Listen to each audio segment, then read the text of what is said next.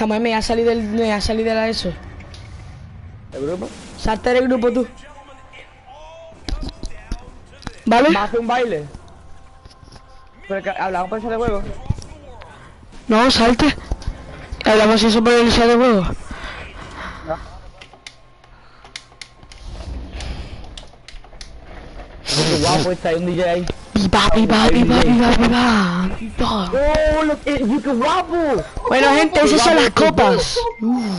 Los trofeos, un par. Un sacódigo. Yo qué sé. Qué guapo, para. Un billete con canciones de Fornite.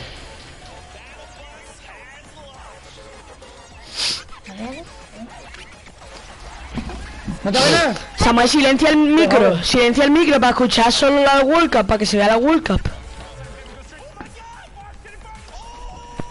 Silencia el...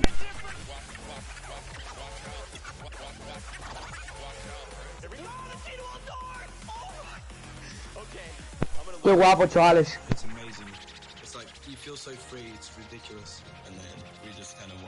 Todo el mundo es preparado, ¿ves?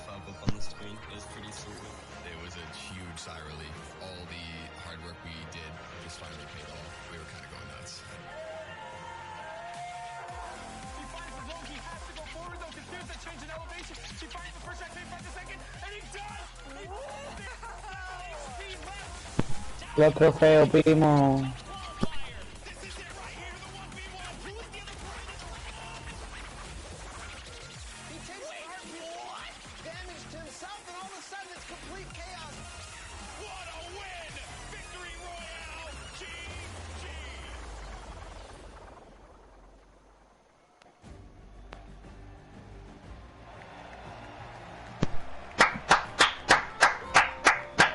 Ahí viene el pro. Gentlemen, this is the Fortnite World Cup Finals live from my hometown, baby, New York City. Where you at? Where you at? Samuel, que yo no te ponga a hablar, cojones. O sí, que pasa muy directo, Posarte de mi... de eso. Oye, tú.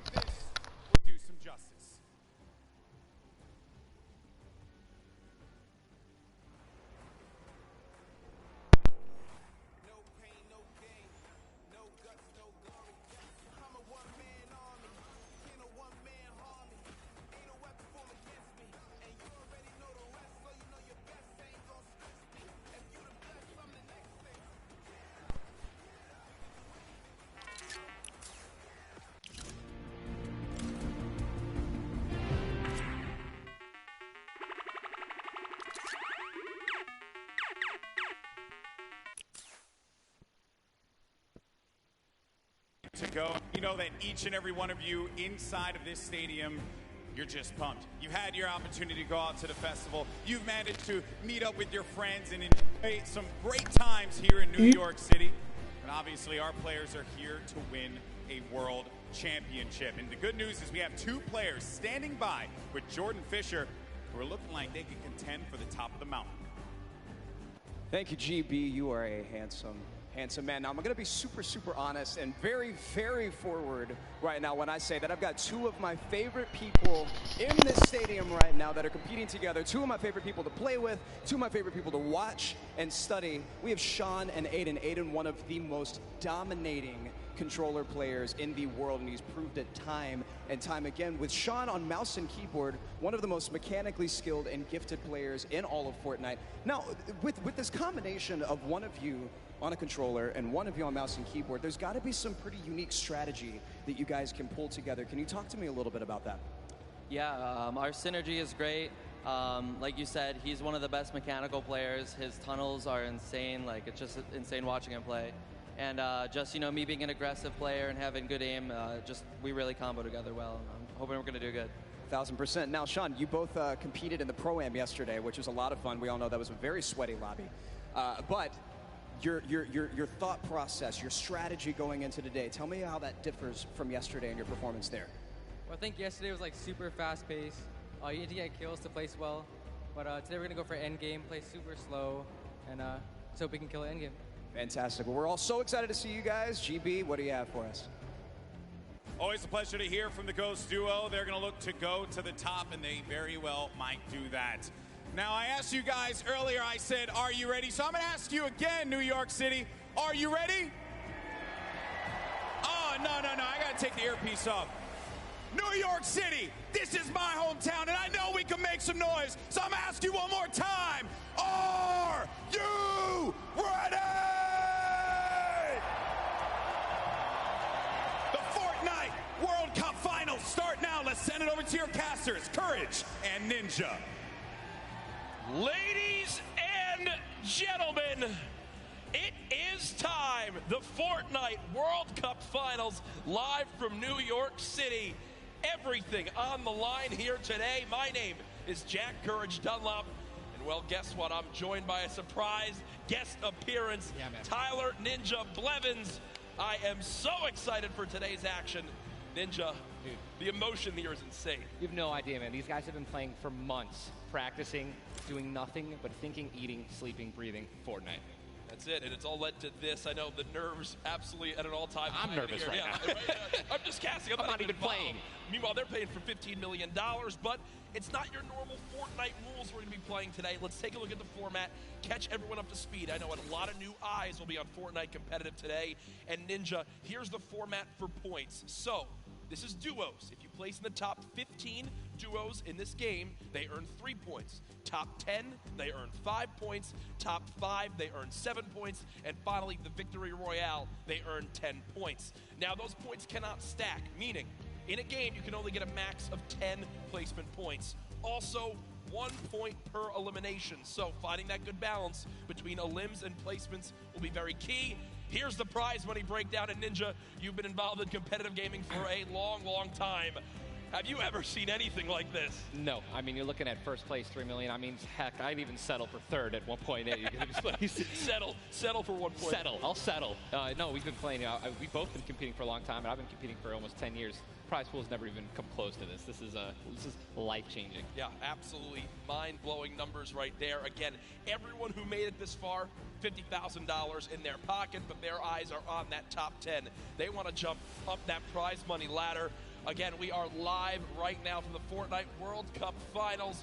There are so many talented players here today from across the world. We want to hear your thoughts on Twitter. Use the hashtag Fortnite World Cup. Really, anywhere you can use hashtags. I know we both have our predictions, though. Oh, absolutely. Who you want to go first? No. You go first. Who for you is your standout that you're looking to see if they can take it home today? Dude, man, I mean, I got to give it up to Mongol and Mitro. I think they're gonna definitely close it out. They've been. I really am just super interested to see how they play. I've been watching a lot of their World Cups after they've already qualified. Hands down, one of the most aggressive duos throughout, the qualifications. But are they going to do that here? Are they going to go for placement, or are they going to still W key like they've always been doing? That's typically been their gameplay of choice. There's a look again at Mongol and Mitro, both qualifying from Europe. You see, last time they played in the week they qualified, their drop of choice was Loot Lake. Yeah. So will that remain the same today? These early game battles, these fights for the different points of interest will be so key. You go with a European duo. Yeah. I'm picking a European duo as well. Another young squad, Mr. Savage M and Benji Fishy. Dude, Mr. Savage M is cold-blooded. Every time I met him, I'm scared of him. They're absolutely insane, as you can see right here on your screen.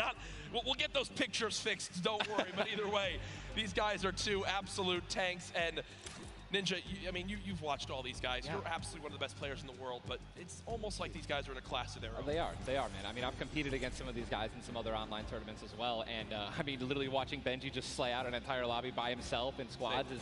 it's art, man. What these guys do, it's art, so enjoy. I know Mr. Savage in a public match got like 40-plus eliminations in Season 9, which is unheard of, all by himself, solo squads. There are so many ways you can watch, though, this weekend. I've been just looking at my phone already. I'm seeing a million-plus of you guys tuning on in. As you guys know, so many ways to watch. You've got Twitch, YouTube, Twitter, everywhere where there's live streams. Also, a new Fortnite.com/watch feature that you can go take a look at. You'll see some different individual feeds there that will be a crazy, unique way to watch Fortnite competitive for the first time. I know everyone at home looking forward to seeing their top players perform. This place now, Ninja, is insane. Oh, it's packed, I mean, man. this is one of the most ridiculous arenas I think I've ever seen for an esports event, and I know people flooding on in from the outside. I just can't wait to get it started. Dude, this is literally what I've been waiting for like 3-4 months. Yeah. The best of the best, all in the same lobby. All right, in the qualifying matches on Sunday, you're playing against, in a lobby, maybe like 4 or 5 of the teams who are actually here right now, but now this is going to be all of them in the same lobby. Every single battle is going to be the best players in the world fighting against one another. I'm excited to watch the early game when they're landing in their spots. I'm excited to watch the mid game during the rotations. I'm going to be taking notes, and you guys should too. Yeah. Also, other things that note to take to bring up. We're going to be playing on siphon settings here, increased material flow. Do you want to explain for everyone at home exactly how that all works? I'd absolutely love to. So unlike normal matches, when you get an elimination, all right, you're going to be granted with 50 health or 50 shield, depending on what you're missing. And that's also going to give you 1 point as well. They also drop 50 mats of each, wood, brick, and metal. So, eliminations are definitely going to pay off early game as you guys can stack up those materials. Yep, and remember, that is when you get a full elimination, not when you knock down an opponent. Correct. So if I knock a player, you'll see in this, a lot more times teams will immediately try to finish that elimination, get the health, go pick up the materials, maybe secure some extra loot. There's a look at the lobby screen, and Ninja, I was laughing with you earlier when the players were warming up earlier today because they got some warm-up games in. Obviously, for many of them, it's their first time in a major LAN event. They wound up going through and they were just sitting at the spawn island like they were right now. I mean, look at the build battles happening on spawn island. They're all editing, they're all aiming. None of them are just sitting still. The nerves running through them insane. The average age in today's tournament, 16 years old. Some of these guys are going to walk away with $1 million+ this weekend. At 16, what would you have spent your money on? I don't even want to know. Why not even ask that? Probably 16, man? Just a bunch of candy and energy drinks, man. I didn't really. So basically the same as today. Exactly. Nothing really would change. Nothing's changed. No, it's so much fun, man. Again, people flowing on into the venue, looking at these duos, looking at these contested areas, right? Loot Lake has been a very hot topic. Yeah, man. Aiden has been landing there throughout all of qualifiers. You see, Mongrel and Mitro. I've been hearing some notes about tilted towers and or neo tilted as it's now called, of where they're going to go. In your opinion, right now you play 6 games. Yep. You know how detrimental it could be to your mental state if you have one where you kind of drop right off spawn and get taken out. Yeah. What is your game plan here? Are you going for it? You don't care how many people land there? You just go and play your game? Or I think you shy away? What do you do? No, man, these guys have been practicing. They know that they're going to be contested. Yeah. They know that, and they're not, if they're intelligent players, they're going to play exactly how they've been practicing the last 10 World Cup qualifiers. They're going to go exactly where they go. They're going to push where they're going to push, and they're not going to care who it's going to be. Now, me, honestly, I'd like to say that that's how I play, but dude, in a situation like this, I think that if I saw someone contesting my drop, I'd definitely defer and try to go somewhere else. Yeah. But you have one bad game, getting over that's going to be a huge mental obstacle, right? You get knocked first. Yeah. That's going to be something that you're going to be thinking about in the second game, the third game. Oh my gosh, should we change our landing spots? And then if you're thinking like that, it's over, dude. Yeah, and I keep seeing you look down. You're like eagerly wanting to talk about this map. We have what the first map is going to be in front of us. But again, guys, there's so many exciting things going on in the world of Fortnite right now. One of the new limited time modes that is actually going on. Prop Hunt, we watched a little bit of it yesterday, but again, made by Stray Kite. It's a fun little hide and go seek game almost, Ninja. Prop Hunt is the greatest thing that Fortnite has created from creative. It is amazing. It is hilarious. I mean, we're literally getting like angry and but also just laughing hysterically right when we're about to make it into the incinerator and get our points. It's just so fun. I mean, you could be a toilet. You want to be anything. You want to be a pink flamingo, a bus. Go for it. Dude. Go for it. Just go for it. Yeah, we've had some fun games of Prop Hunt that we play. But again, right now, live in the gameplay for free, Prop Hunt. A little bit different than the competitive settings. Obviously, Arena, it's been talked about, Ninja. This is the most played in qualifier for a tournament ever in the history of gaming. 40 million competitors, down to the top 200. To be exact, 178 because of the double qualified players. Right. And that is, you can't even put in your head just how insane those numbers are. I think it's just important to show and let everyone know that, man. Just Epic continues to change the game. Making these qualifiers online, it just allowed so many of these kids to be here today because they've been able to play from the comfort and safety of their home instead of traveling across the world just to qualify. Yeah. So I think this is one of the first times we've seen something like this, a qualifying like this. And dude, I'm just excited to watch these kids dominate the next freaking 4 hours, 6 hours. I'm ready to stay here all night. Hey, I'm down to stay here all night. I have no problem with that. I'm sure the arena is as well. When you talk about LAN events, right, you have so much competitive experience. You've been to so many across different games and genres. The one thing that stands out to me, though, it will never feel the exact same as it does as playing at home. So for these guys, what are some tips that you can share you think that they should kind of take into account as they're playing, maybe on LAN for the first time? Well, do what I always tell people when they're saying, you know, hey, Ninja, I'm going to a tournament, any advice, right? You know, it's, dude, do exactly what you do at home, all right? If you wear socks and, you know, no shoes at home, that's what you're going to do. If you don't wear any socks at all, or you wear sandals, you wear that. If you wear nothing but sweats and PJs when you're gaming and practicing, that's exactly what you should be wearing right now when you're competing, right? Yep. Don't try to change anything up. Drink what you normally drink before the games, water, energy drinks, whatever the case may be, or, you know, eat what you're going to eat. Do not change anything up. It's very important to get in that mental state of what you do and how you've been practicing the entire time at home. I've even heard of stuff as far as like don't change your sleep schedule and what you're gonna do for this. Like literally take it like it normally is. Now, again, we talk about how there's $30 million on the line in the Fortnite World Cup Finals across today and tomorrow, but there's already been $3 million in prize money given away this weekend. That happened yesterday at the Creative World Cup Finals. Let's take a look.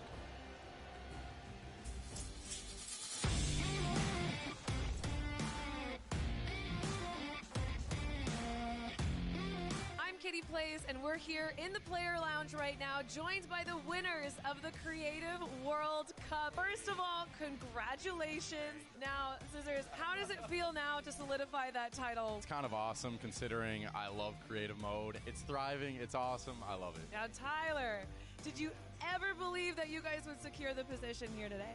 Yeah, I always knew we had it in the bag. You know, we're the week 1 qualifiers. We're the most stacked team. There was no competition. Just when the last map was a death run, I knew we had that in the bag. We got some good players here. I knew Zan would clutch up, and he did just that. You could tell he lifted the finger. He said, we need 1 coin. Just grab this coin right down here. If he can do this without being eliminated. Here it is. The win. Oh, he missed it, but gets it with the trap trigger. You realize that one jump won this group here an extra $1 million. It's unreal. Like, if you want to practice with death runs, you need to, like, do it slow. Don't go in blindly. Like, try and, like, change everything you do every time you fail. Suzu, can you see yourself doing even more with creative? I mean, the success of today. Will you continue to go and play creative maps? I think I would definitely stay consistent with creative because I feel like there's a lot of potential in creative still. And yeah, definitely this is my thing. But I want to go down the line and see what each of you guys plan on doing with that prize. I would probably end up like saving most of the money, maybe like some investments. He's 18 and he just won $336,000. What are you going to do with the prize? Rent? Rent. Yeah, I think rent. I'm going to be responsible. I'm going to save my money. I am going to be responsible and probably just invest most of it and try and get even more money back. All right, guys. Congratulations again. Absolutely outstanding job. Thank you guys so much for tuning in, and I cannot wait to see what the future of Creative Fortnite looks like.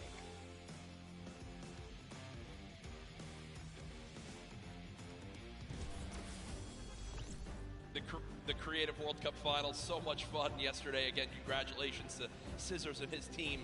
$1.3 million won. I'm going to address the elephant in the room here, and it's not Tim the Tabman. You didn't win that, Tyler.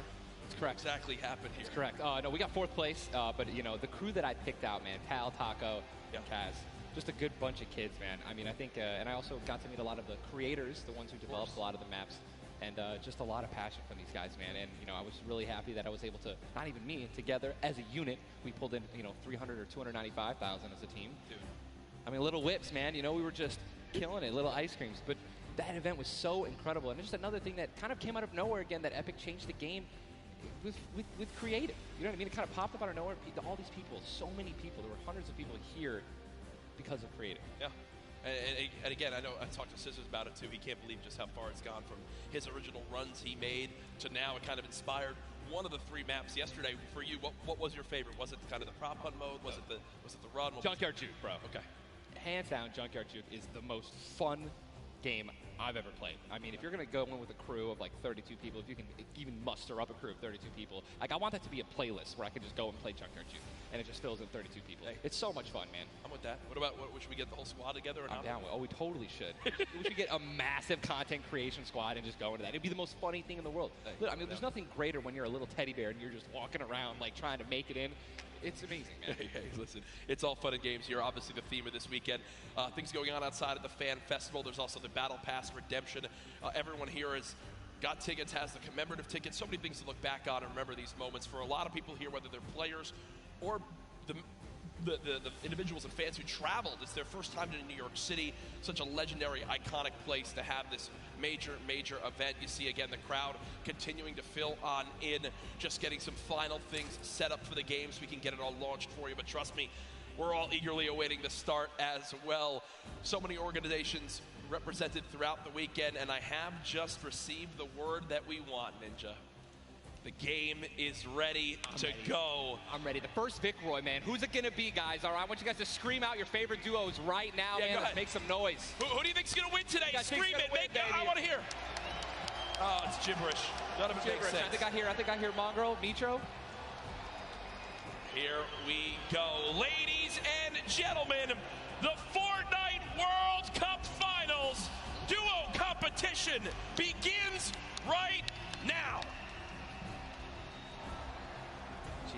This is going to be intense. I mean, there's nothing more, honestly, nerve-wracking than the initial launch.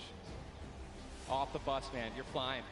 Someone's going to die. Someone's going to be eliminated. Who's going to be the first one? Yep. You don't want to be the first one knocked out in the World Cup. I mean, literally, I knocked him like, it was the first game in the Pro-Am, and that was just amazing. He can't live that down. I don't want to be the first person knocking this. No, for sure. As now we immediately hop on board with my pick to dominate today, Benji Fishy and Mr. Savage, and they're heading right towards Happy Hamlet, a place they've called home so many times, and this is contested. It's already contested. You're flying on into here, Ninja. The early game's so key, and already Benji Fishy trying to put shots down range with that revolver, but area is contested. You see they're kind of split from each other right now. What are their comms like in this exact moment? I mean, I think right now they're just going to be trying to hear exactly where these guys are, footsteps, any type of information they can pass off to one another is going to be very important. They've been practicing this landing. I'm pretty sure I watched these guys play literally every week because they're from EU, so they were before NA qualifiers. Yeah. And yeah, this is exactly where they normally land. Savage and Benji, they don't always land on top of one another. And you're honestly at a disadvantage if you do land in the same house because you're going to be getting less shields of one another, right? Less chances of getting shotguns and things like that. And I'm just interested to see how they're going to play this out. Are they going to be aggressive? Or are they going to back down? Well, we just saw the first zone has been revealed, and it is a northern side zone, so anyone in Happy Hamlet not safe. Polar Peak, Frosty Flights, Paradise Palms, Lucky Landing, all not safe. So we continue to keep an eye on this fight. 98 players remaining right now in this game. Now, we mentioned the increased material farming right now, so you're hitting a couple trees, you're getting 20, 30 materials like it's nothing. Let's shift our focus, though, towards the middle of the map here at Dusty Divot, and it looks like Landjock and Punisher go out very, very early in this first game to Tetra and, on the flip side, the new Rogue members. They're wasting a lot of material right now. You can already see it. You've got only 100 maps left. That's 10 builds. These early game fights are always so detrimental. You have to be very, very, very particular with how many mats you're going to use when you're trying to ramp rush somebody, because if you make it there and they shoot you out and you have no mats, I mean, you're left with literally nothing to protect yourself with. And look at the advantage that you now have. Tetra hasn't had any shields, but because 2 eliminations come on through, he gets both. That's 50 shield per elim, putting him at max HP, and now he can completely change how he takes this fight. It's not like the normal games where you're still stuck at 100 health and you might second guess what you want to do. You might play a little bit more passively. No, because of those early elims, they now have out the Asian duo, pushing towards that top Dusty Divot side of XXM and Mend, and now they're sitting pretty. Divot all to themselves. They've got metal galore here as well as wood. The one material that really be lacking is going to be stone. Yeah, definitely going to be lacking stone. They can get a 500 metal, which is going to be their most valuable asset here, landing in Dusty. What I'm just interested to see is, they have no rotation items when you're looking over there, so hopefully they find something that's going to help them rotate later. There are no balls that spawn in Dusty. So no ballers. It's going to be very difficult to make it to the late game if you guys don't have some sort of crazy rotation, shadow bombs, anything like that. Here's another fight going on towards Fatal Fields, and with how little materials there are, you got to think these players down low who are already just on White HP are in a tough spot, and there it is. Scarlet and his duo, Bell, get the quick elimination onto Brush. And that's going to push back Brush's duo into Fatal Fields to try to hide for a brief moment. Another rough start right there. So much stone in Fatal Fields. I feel like Fatal Fields is a underrated landing spot. I think you can get everything at Fatal Fields. You definitely get wood and brick very quickly, and then there's definitely some metal that you can gather around. You know, there's a bunch of cars and things like that. Some tractors there in the sticks. But listen, man, I'm really curious as to why they're not pushing Sizz. Well, it's kind of a double-edged sword too, because yes, Sizz is by himself, but we've all experienced how easily you can hide in that brush there in the cornfields. And Sizz Lucky, these top players who land Fatal Fields, know how to actually navigate the loot in the corn without breaking the corn. So I need to break the corn every time. Right, same. I'm not good enough to know, but there's a certain path you can go on, and Sizz Lucky will actually be able to go back and pick up Brush's cards. So this is key. You think you should go Reboot for it? Vans, remember, when you get brought back, you only have 100 HP and a common pistol. That will bring a lot of attention over. If you are Scarlet and Bell, are you sprinting back over that fight? I think so. Now across the map, though, an engagement going out between KBB, Yuang, and their duo up against Vinny and Zexro, and there's the knock right there, Ninja. Drum shotgun's very powerful. It's definitely underrated. You can get inside somebody's one-by-one right there. I mean, there's another knock with the drum shotgun, just absolutely wreaking havoc. Yuang trying to take this wall. I think his teammate is not going to be able to stay alive, so it's going to be Zex and Yu. He's got the shield advantage. All he has to do is play this patient. I'm going to be pretty sure that these guys don't have that many materials, so just needs to spray it out and hopefully find a chance to take him down, but he's healing up. Yeah, Zexro has minis as well as big shields, so we'll be able to get back to full shield. And Yuang now in a tough spot. Do I try to go? Zex definitely can interrupt this now. He took too long to start going with the res, but it looks like he's just going to be going for the reloads, taking his time, and he might be dipping out, maybe trying to. He's definitely staying aggressive, but he's going to get the revive off, and now it's a 2-on-1 again. Zexro staying confident though, knowing right now still at over 150 HP, the teammate has to be at 30 health. The wall comes through, trying to spray it, and it's not gonna happen, and you see Zexro right there, hands right to his head, some solid damage done, but Yuang dropped down to 59 HP, but with that elimination, we'll bump back up to over 100. Very, very close right there, Ninja, with the drum shotgun. Very important is checking out the storm right now. A lot of these players, there's a lot, you guys can't see the screen, but there are plenty of people who are outside. They're gonna have to start their rotations in, and this is actually where a lot of very talented players with their aim can clean up a lot of kills. This is actually my teammate and I's reverse. Our strategy was to try to get in those spots where you can beam people who are gonna be flying throughout the sky using a lot of the slipstreams and just taking advantage of, you know, your incredible accuracy. A little update too on Sizz Lucky. They did get the reboot in Fatal, so they're both back in play. Look at how slow this lobby is going, folks. 92 players left, and a definite fan favorite here. Nate Hill and Funk of FaZe Clan currently set on up near Lazy Lagoon. And Ninja, this is your landing spot that you went to with your duo reverse. What are maybe some little tips and tricks for players at home who like to land here? Yeah, all right, so there's, if you go on the boat, on the ship, every single one of the masts is like worth 200 wood. So you definitely want to go for those and easily get max wood in arena in probably less than 10 seconds. And also there are some metal anchors in town that you can get for about 300 metal, which is, you know, like the most valuable material that you can get. I mean, I'm just 91 players. I mean, have we talked about Storm Surge? I mean, we haven't yet. I was going to let that be a bridge when we cross it, but because 91 people left. I mean, how soon is it going to be? We're going to have Storm Surge in every game. Yeah, I mean, it's going to like. This is going to be nuts. If you guys don't know what Storm Surge is, basically the team that has done the least amount of damage is going to start taking damage until they get above the damage threshold. Yes, and it tells the players on their screen what the damage threshold is. If you're used to playing at home, you probably have never experienced Storm Surge in a normal game, but it is very common in competitive because everyone wants to last until late game, earn those extra points, and wind up getting those placement points to come on through.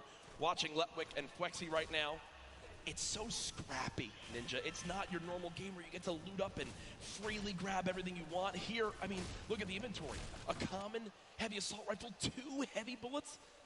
Yeah, I mean, people are not going to be able to loot. They're not going to be able to loot normally. I mean, you have every single spot is definitely going to be contested or have talented players who are surrounding you. You got to be constantly worried about getting sniped from the side. All it takes is 2 seconds of being caught off guard, and you can get dinked twice with an infantry rifle, and boom, there goes, you know, 160 health, man, just like that.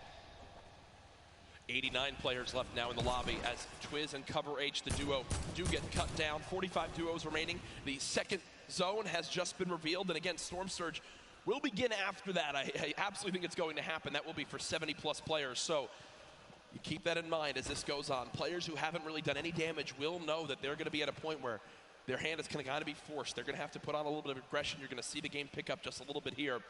There's Snappy and Red Rush already in the next zone. They're more than happy to just farm up this metal structure and claim it as their own. They're actually very centralized as well. Yep. I mean, a really great strategy that you're going to see a lot of people going to be using throughout this weekend in solos and in duos is to just try to get in the dead center of the second zone and honestly just kind of pray that the circle is going to continue to rotate in your favor. I mean, I'm still looking at a lot of these guys' inventories. One guy just gets knocked in front of him. Like, going to try to save his teammate. It's not going to happen. But there's not a lot of rotation items. I haven't seen a lot of shockwave grenades. I haven't seen a lot of shadow bombs. I don't see any launch pads in anyone's inventory. Yeah. It's going to be such a, like, the rotations late game are going to be nuts. People are going to get lasered out of the sky. And Letwick now all by himself in a 1 versus 2 as his teammate did go down. You see Parpy and Volks still quite healthy between the two of them. Over 140 HP for both of them. Parpy still playing the slow ground, trying to spray out the opponent. And look at the material count for Volks. 135 total builds. It does look like Letwick just kind of ran away, but I don't believe Letwick was able to grab his teammate's reboot card. So will basically be by himself the rest of this game. You know, it's going to be almost impossible to perform alone when your teammate is knocked. And there's the Storm Surge warning. These guys are 106 above it. You guys can see that, which means that there's somebody who has 106 damage less than them that is currently below the threshold, and they are going to need to hit some people, deal some damage. And that's actually the beauty of Storm Surge, right? You don't necessarily only want people kind of just lingering around in their one-by-ones, praying that the circle moves to them. You're gonna see some fights that are gonna be forced to break out because players need to get above that, or they're gonna die. They're not gonna be able to make it. Now moving towards the Dusty Divot Diner. You see Clicks I didn't even know you could farm this. Yeah, the very young duo from NA East, and you just said yourself, I didn't even know you could farm this. Didn't even know you could get down there. This is the beauty of it, right? These are the top players in the world showing off the little things that they know that really no one else can pick up on. Many teams already stacking here as there's so many materials to be farmed up. And for a lot of players, Ninja, once they get max, they don't just stop there. They keep farming to have an excess for more if they need to expend a lot of materials quickly. Yes. On the bottom right of your screen, you see a fight going down in Salty Springs. A lot of grenades being thrown right there. That's going to be Serpent and Hype. Serpent and Hype in a pretty decent spot. You're seeing, if you guys can look on the mini-map that we're staring at, every single team is now in the safe zone. Everyone is safe in the next circle. It is moving in. And double heavy sniper is in play. For those of you guys who do not know, a heavy sniper will take out a metal wall. It'll take out pretty much anything. It does 1,500 damage to structures. So if you have two teammates who have double heavy snipers, they can see a team, line up a shot of somebody hiding in a 1-by-1 and be able to take them out. And that changes the game completely. Once you hear double heavy, you can no longer sit still ever. Or if you know where they're at, you have to make sure you have at least 2 walls of cover on that side to protect you from the inevitable double snipe. And when we say double snipe, it's as far as 1, 2, 3, shoot. And they both fire at the same time and catch you off guard. There's absolutely zero time to react. And one thing you guys we've talked about are the rotation items. We got 6 shadows for this guy, and they have a baller, so they're sitting pretty. I think these guys are in a great spot. Absolutely. And you see the zone did just update towards the northern side of this current storm. Storm Surge is now in play, so players beginning to drop. 80 players in total in this game. They will just rotate on out of here. Hype and Serpent don't want the fight. And that's Jay now quite weak. With Storm Surge beginning to tick in. Quentin and Lanouf now having to push a fight as Storm Surge is affecting them as well. And you see it just kind of smites them down from the heavens, and there they go, getting dropped by Storm Surge. Unfortunate for them, but again, with not enough damage done, they do fall below that threshold. Jeez, man, Storm Surge really does just force people into some pretty tricky situations. But again, man, it just goes to show a lot of aggressiveness is going to pay off for teams, man. You don't want to be put in that situation where, you know, you have to desperate and push. Maybe a duo that's better than you in combat. You know what I mean? And Airwax and Nikov just... That's a replay. Was that a replay? They just went down. Airwax and Nikov are winners. Well, Airwax at least are back-to-back winner of the Pro-Am. Does go down. Airwax double qualified as well. Tough first game for them as they do go out quite early on. 71 players left in this game. 38 duos. Again, it's a slow crawl as everyone begins to drop. Have you ever seen anything like this in competitive? No, I think that the only time that we saw numbers like this were when the circles they didn't really chunk that much, and they were more centralized in the beginning of competitive. So really no one had to rotate that much and no one had to fight. So now that these circles are really just kind of moving around the map, you can't really predict them. I mean, you're getting these players who have, again, the great aim, and they're just beaming people who are focusing on trying to rotate in the circle. Now look, there's so many people coming from the south right now. And it's just free kills if you guys are in a top position with solid aim, man. You're going to Texture right now, already getting beamed. He's spamming the spacebar, trying to make it as difficult as possible to hit. He sees a lot of, look at it, already trying to figure out right now, where's he going to land? Look at all these people who are already boxed up. They're already creating these tunnels. More shots coming down. And he's going to be able to make it. 8 grenades. So that's going to be, I mean, if he can get in a position where some players are already getting focused on the outside, 8 grenades, he might be able to clean up those kills too. Yep, that's right there. They do box up in time. Did take some shield damage, but thankfully they have some minis to replenish that in just a few brief moments, as there's Eclipse now using them. He's got his teammate right next door as well. Medkit, so they're going to pop that too. Every little bit of HP matters. Saving the campfire for the late game, it appears. Definitely got to save the campfire. In the elimination feed right there. Here's a look at Mongrel earlier with his duo, Mitro. They're set up currently in this zone. 68 players left.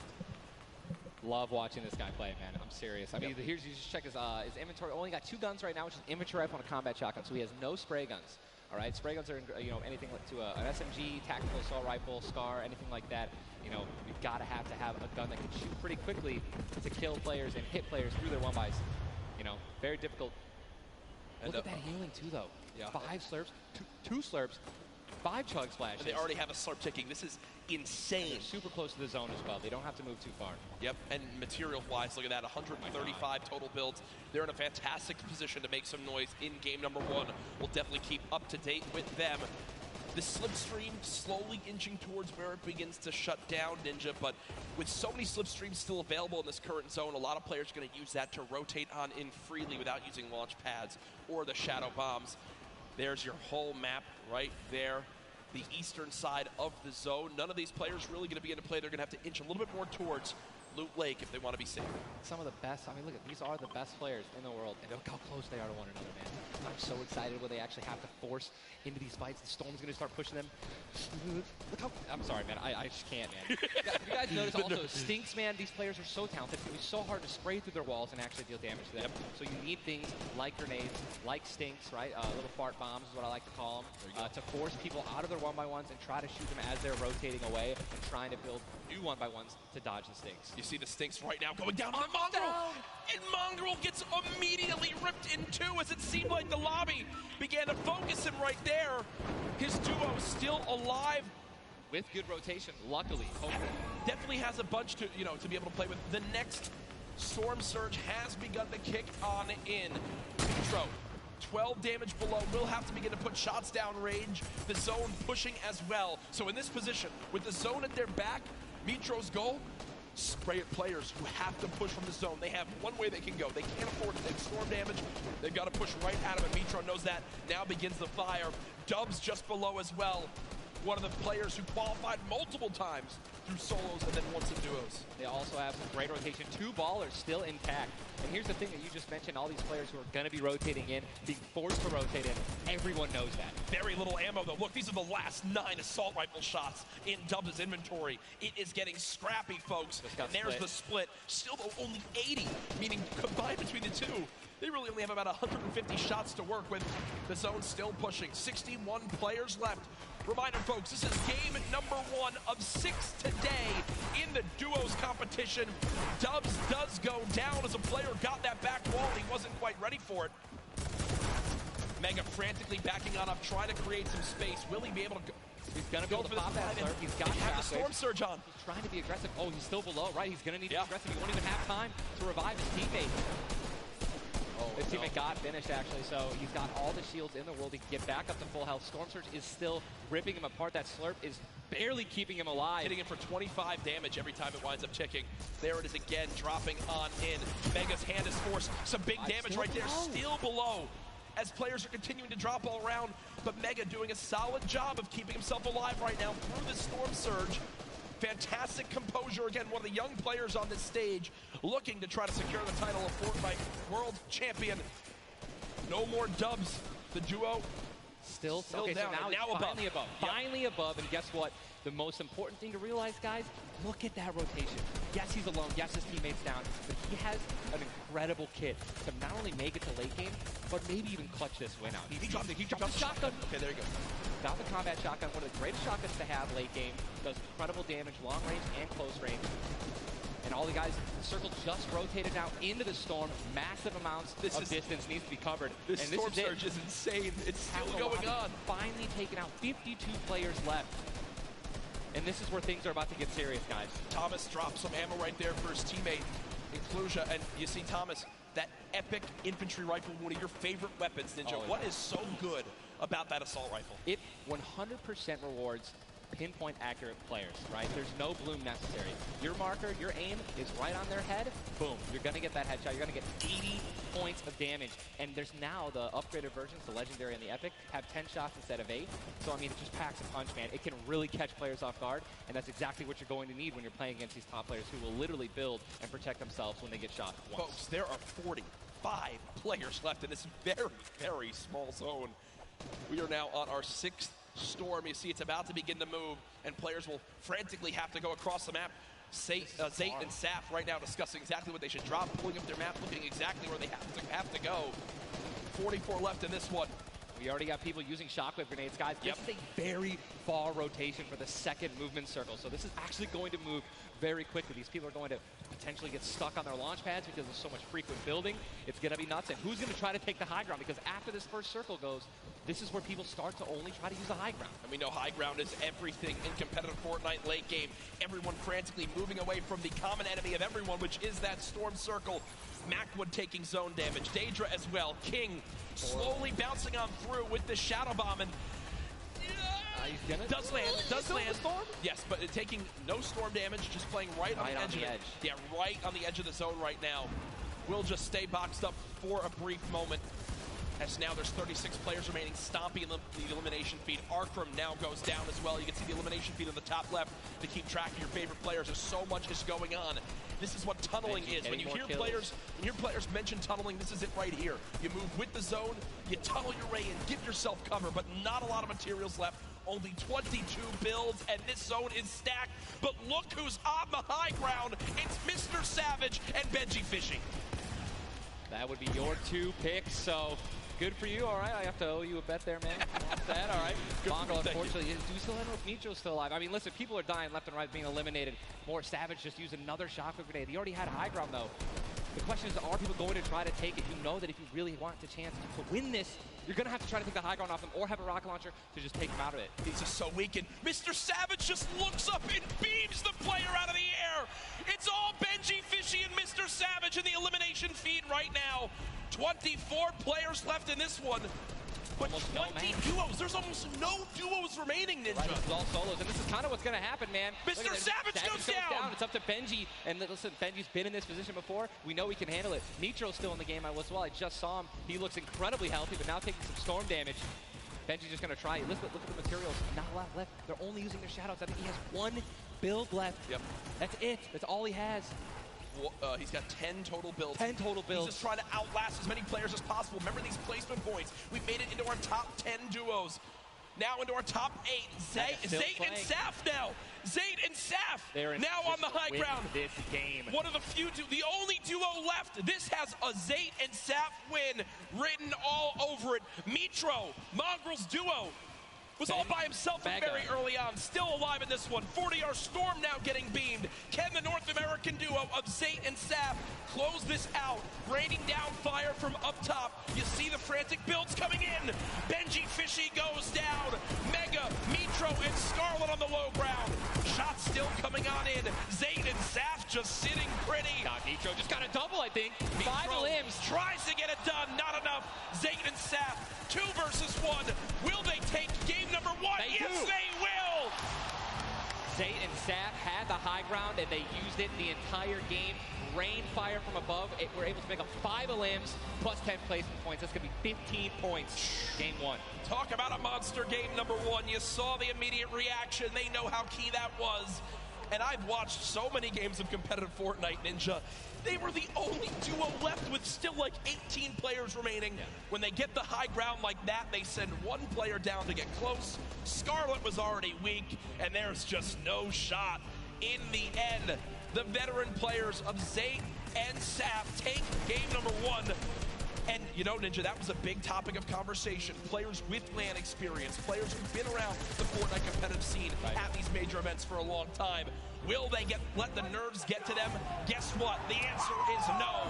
Zate and Saf take game number 1. Kept their composure. It was absolutely incredible to watch, man. And seriously, these guys have been absolutely dominant in the World Cup qualifiers online. And it's only fair that they continue to show their dominance here at the actual World Cup stage. Brilliant performance. You know that their game plan is always last as long as possible. Absolutely. But the fact that they made it through those storm surges, even with them not getting very aggressive, they had 0 elims down to those final few moments. Mr. Savage and Benji Fisher, we have to talk about them for a second as well. The European young duo, they were on the high ground. It was looking good, Ninja, but so many players focusing them, the shockwave grenades as well, and they had no healing left. It's unfortunate, man. We have a group full of these players who are literally the best in the world. They know exactly how to win, right? So if they don't have the high ground, they know that whenever there is a moment that they have to shoot the high ground out with rockets, shockwave grenades. I think that's actually what happened. I think someone shockwaved up and knocked them off the high ground. Yep. But when you have shield like Zate and Napdate at the end there, and that high ground, I mean, it's over, man. What a sigh of relief Incredible, for those two. Incredible first game. And we're only just getting started. We're only just getting started. Remember, 6 games being played today in the duos competition, in which $15 million will be rewarded. Tomorrow, we do it all over again, except with solos. So you want to stay glued to the streams here for the Fortnite World Cup Finals live from New York City. Use the hashtag Fortnite World Cup. Get involved in the conversation. Send to Ninja and I your thoughts after game number 1. Who surprised you? What are you looking forward to in games 2 through 6? For me, other things I noticed, man, you've got to be on your A game. When it comes down to taking note of where you are with the storm surge, those were longer storm surges that have lasted than I've ever seen before. I've honestly never seen Storm Surge affect the game so much. Yep. Because here we are having 80 people left after the second circle. So you know what I mean? Like, and these guys, they're not going to let you hit them. You know what I mean? And if you want to put shots on these guys, it's going to be when they're flying in the air, rotating, which you also expose yourself to a sniper shot. You know. Absolutely. High risk, high reward, man. Right? It's Let's see how these guys change. I wonder if the guys who did get hurt a lot by the Storm Surge, are they going to make changes in the second game? Are they going to be a little bit more aggressive and trying to deal some damage as they rotate? That's what I want to know. That's a great way to think of it. I know there were so many people that want to give their thoughts on these games, but over at Unreal Island, we've got our very own Sundown with his thoughts on Game 1. Thank you so much, Courage and Ninja. And the first match of the duos competition is over in the Victor Royales. Well, experience wins out. We talked about Energy Zate and Ghost Saf and how they've been playing so long together, and that endgame was a prime example of textbook Zate and Saf. We're going to re-roll it one more time, and we're going to break down kind of how they were able to keep the control. Now, pay attention right away. You can see on the backside, Saf has one angle while Zate is going forward, and they're moving back over the tarps they've already established, but the angles they take make sure they're covering everything. They hear the shots below, they're putting the fire down towards them, and Scarlet is able to pick up Mitro, but doesn't have enough to get out. Zate and Saf, 5 eliminations, Victory Royale, 15 points, showing that their competitive experience, their experience on stage and at major LAN events is winning out right now. They say nerves, what nerves? We might as well be playing at home on our own stations because they are just that good. Match 1 is over. Time to get back over the stage for match 2. Ninja and Courage, take it away. Thank you very much, Sundown. Great stuff as always there from Unreal Island outside of the venue, enjoying the event themselves. But again, game number 1 in the books. Obviously, so many updates to see exactly where we stack up. In the end, those final moments can be so hectic. So before we hop into game 2, we will have a standings update for you all at home. Who do you think's up top of it right now? Well, guess what? Zate. It's Saf and Zate, but... And Benji, Mr. Savage, man. Just incredibly clutch solo moves and plays. Both of our predictions. Both of our predictions. And they're still up there. Guess what? Imagine when they're healthy.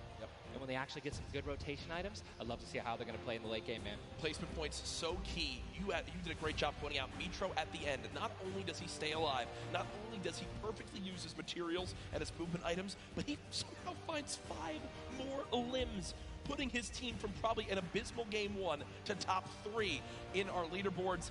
Again, here are your standings from game number 1. Dubs and Mega, they wound up making it through as well, and that's because of Mega staying alive too. Absolutely, incredibly talented duo, man. Honestly, I'm looking forward to seeing what Aiden can do, and Sean, so hopefully they step it up in this next game. Game 2 is about to get on its way, man. Are you ready? I am ready. Ladies and gentlemen, in this sold-out arena, are you guys ready for game number 2? Oh yeah, they are.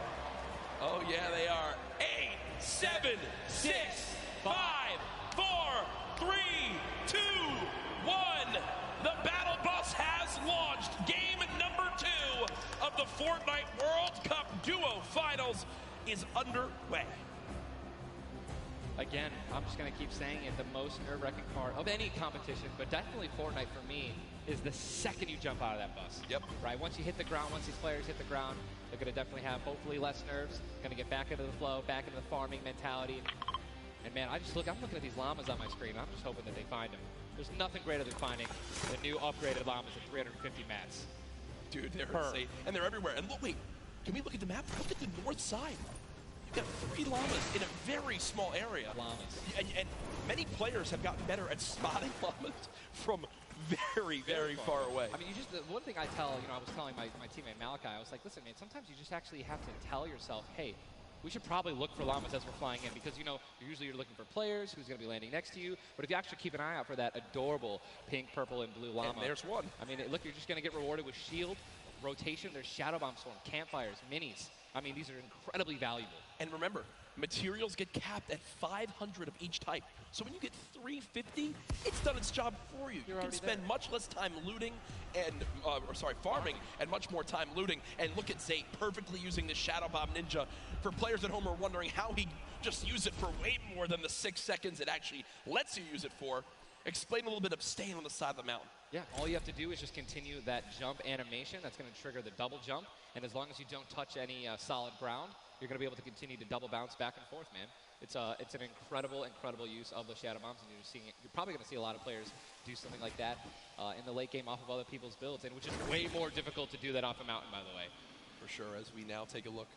That storm is landing side of the map, and this storm is very far. Great point to bring up there.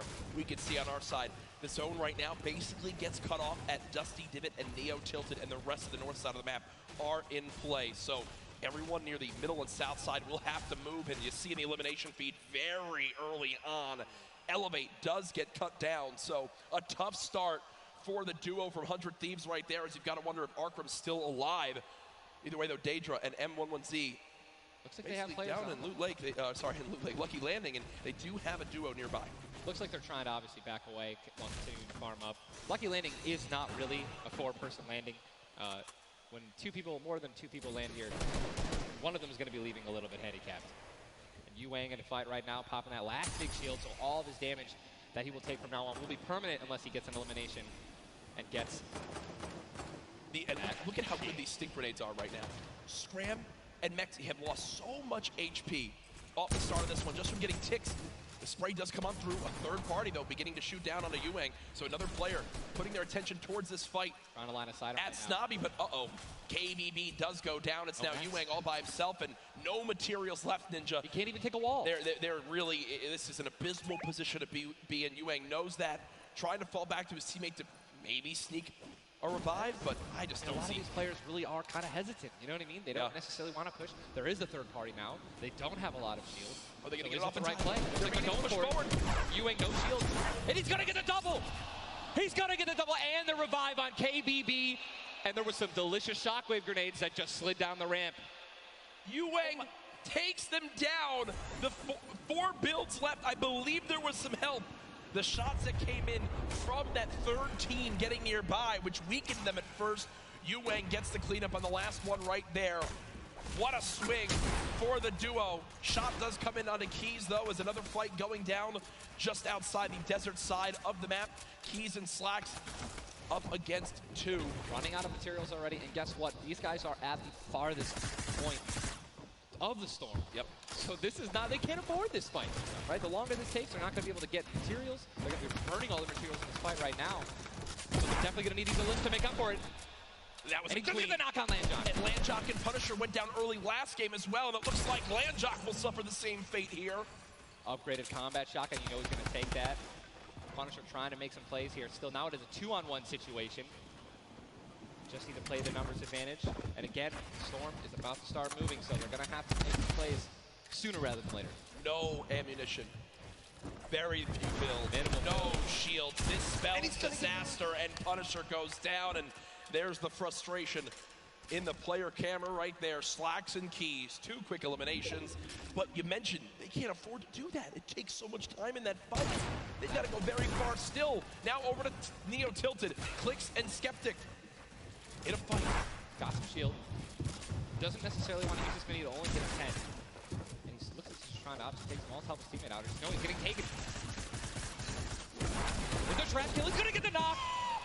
Unbelievable, incredible plays. Bad Sniper goes down, and now he's continuing to branch out. When you guys are in fights like this, you always want to do exactly what he's doing right now, which is branch out, continue to build these little 1x1s with pyramids, try to confuse your opponents of where you actually are healing up.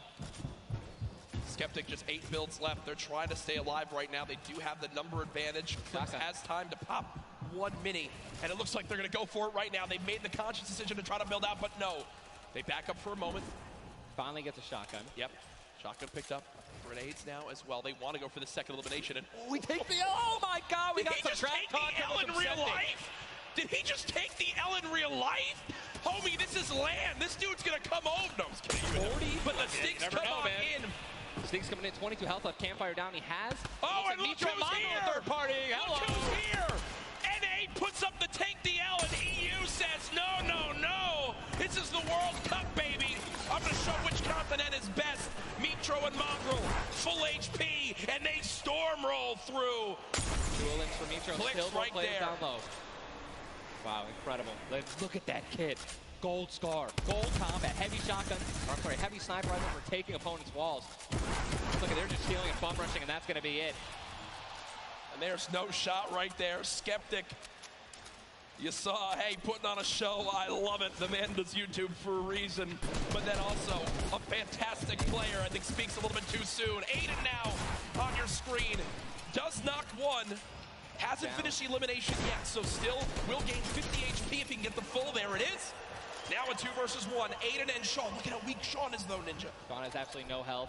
A little bit of shield. Hopefully we're going to drop some minis here. Aiden being the good team that he is. I'm sure he's calling it out right now. But it is also a 2-on-1, and they don't know, we don't know how weak this guy is right now, but if he is weak, they're going to look to try to trade. And there's a double shotgun shot for over 21 white. Players no shield left. They're going to try to put the pressure on. Sean has health, and look how aggressive they're being. They're both one hit. They could actually grab. They're going for it. They're saying, no, you would have thrown the trap down by now. And there it is. And look at the take from Aiden. The jump out to the side, and they'll be rewarded with shields, with materials. And look, Aiden actually, there was 2 big shields. Yeah. Aiden's got the full health. That's incredible, man. You see the stats so far in this game. Aiden has done 434 damage, has taken 312, and he's near backup to max health. I know Aiden is a crowd favorite here. Every time the camera goes on, there's a big cheer from this sold-out arena. For those of you guys who do not know, the Storm Circle is about to update right now. We just saw our second one, forcing everyone out of the north and east side of the map. And also, guess what? Every single llama was found. Yep. All 5 llamas have been found, so we have some probably high material players right now. A lot of rotation. Oh my god, I can't even. Freaking out, man. You're getting into it. Looks right like a now. lot of people. I love it. Yeah, we're looking around. They're all gone. There's only 1 airdrop that's left, which means a lot of players. It's very difficult, man. Going for airdrops is super risky, but it looks like everyone at the World Cup here is taking their chances. And what's kind of funny with this zone, as you see it on the bottom right side of your map, the slipstreams are there to basically help everyone get from the southeast, east, and south side of the map easily into this zone. So if you kind of sit outside and wait for players to move in from the slipstream, you might be able to deal a lot of damage. And remember, you might think, oh, well, there's no way you're going to get that elimination. I'm not even talking about that. I'm saying free damage for Storm Surge when that comes into play, because it is going to happen very, very soon here. We're about a minute away. It literally looks like we've been watching that action. But there's 84 teams, 84 players left still. Yep. I guess that's a testament to our observers backstage. Great stuff to them. Sizlucky does take a bit of storm damage right there. Chug splashes in the inventory. And Ninja, like a dolphin. Chug splashes have came into this game and they've completely taken competitive by storm.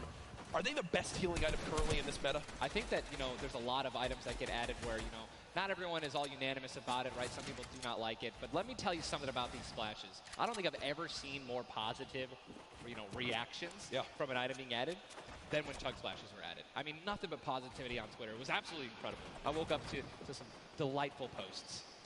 Delightful, just some delightful posts. Yeah. Those of you guys who don't know what they are, each one splash, they come in packs of 2. You can stack up to 6. They give you 20 health or shield, whatever you're missing. And they're instant. You throw them down the ground, and they can be used to heal you and your teammates around you, as well as, if you really want to be a troll, your enemies that you knocked. Here are Mongrel and Mitro in the zone, and you talked about this inventory. I'm going to come out and say it right now. There is no way someone in this lobby has a better inventory than what Mongrel has right now. And when you come into this, they were already in your top 3. So they're in a position right now, Ninja, where they have a pop-off performance right here. With only 6 games being played after the first 2, they could be your leaders. Absolutely. I mean, they were only 2 points away from first. Yep. They didn't even win the game. And Mongrel went down early before placing points were even rewarded. So Sean in another fight with Quentin and his squad. Sean trying to take some walls here. And he's out of light ammo. Out of materials. And he's out of materials.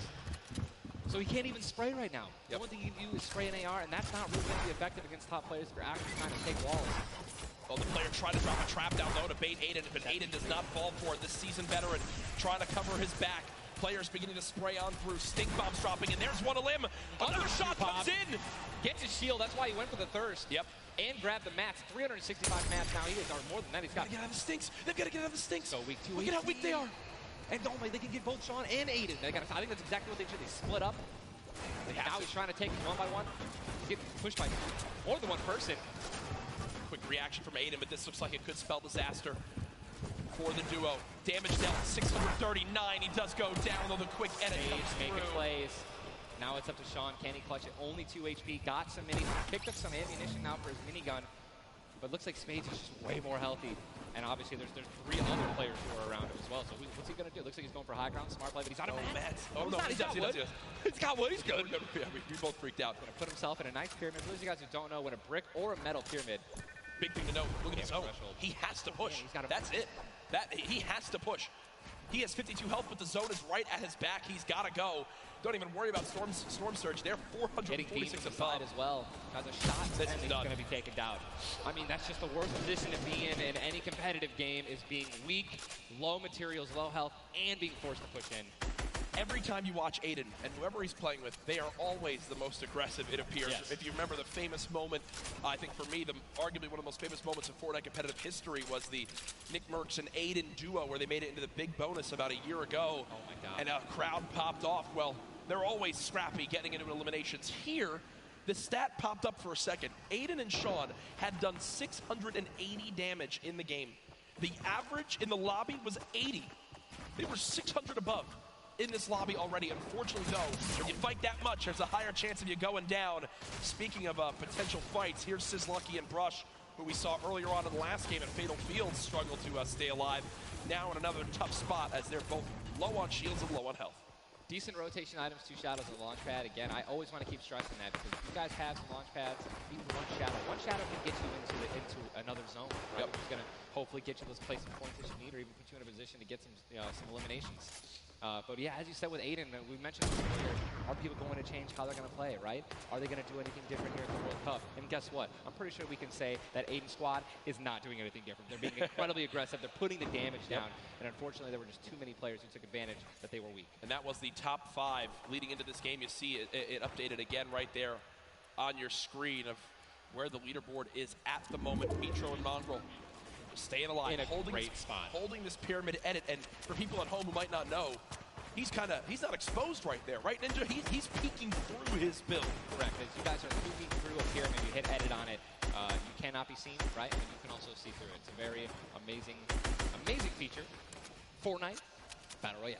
What a Battle Royale, the ultimate Battle Royale experience. Ultimate Battle Royale experience, man. Blue T is in the storm, taking damage, a lot of damage, and he's still going to be rotating. Rogue taking damage as well. Thomas going to have to make some plays. And there goes Road. He actually just got knocked. 66 players remain, and this storm is kind of moving a little bit away from Pleasant Park. But it's once you have a high ground mountain in play, I mean, I'm wondering if it's going to go north. There's 3 high ground mountains in play, and really mixes it up late game. A drone ship. that people can wind up going on top of, and those are brilliant to use. Oh, absolutely. If you guys can get up on top of those, guess what? You have ultimate high ground on the map without having to place any mats. Yep. It's incredible. You can't get sniped from above, and you can deal as much damage as you want. Also, it's incredibly difficult to shoot players that are up there. 100%. But it's important to know that after the 5th circle closes in, those air vents will stop working. So if you don't have any rotation to get down, glide or redeploy, anything like that, yikes. That's a massive yikes. So you have to pray that someone puts a launch pad down underneath it somehow. Yep. And go for it. Yeah, just risk it all. Most of these teams won't mess that up. Now, we talked about our Game 1 winners, the team that took home the Victory Royale, which is, again, 10 placement points, the max you can get for placement in these games. It was Zayt and Saf, and they're currently set on up in this zone for the moment. Did they just get the zone as well? Are they the yellow team in the minimap? I mean, they're close enough for sure. I can see. I think, no, actually, no, they got to rotate a little bit, but look, they got 4 shockwave grenades. Yep. And they'll be all right. They'll be able to make it happen. Airwax and Decomp, man. Here we go. They have to rotate the farthest. Look how many stack players are on this side of the lobby right now, and they're all going to have to move very soon. Yeah. Arkram and Falcon are having a tough rotation ahead. Slacks and Keys. Watch them fight a little bit earlier on against Landjock and pop Punisher. those heals till his teammate comes in. Yep. No, he missed one. He did miss. No, his teammate's full. Teammate's full. Don't Okay, worry. doesn't matter. Geez. Teammate's full. You know, I was playing with Myth the other day, and he was using a lot of chug splashes without me, so, you know, I'm really sensitive on it. I'm still really sensitive. We'll let you and Myth handle that one. As, again, it seems like some tension there, but we continue to move on in this fight. This is game 2 of 6, folks. The matches will be going on throughout the day. 62 players left in this one, 35 duos. And you see Arkram and Falconer. It looks like they did a duo shockwave to try to fly across the map together. Good teamwork. As the frantic rotation begins to move on in, more Storm Surge will soon begin to come into play as well. Jack, I have a question for you, man. Yes.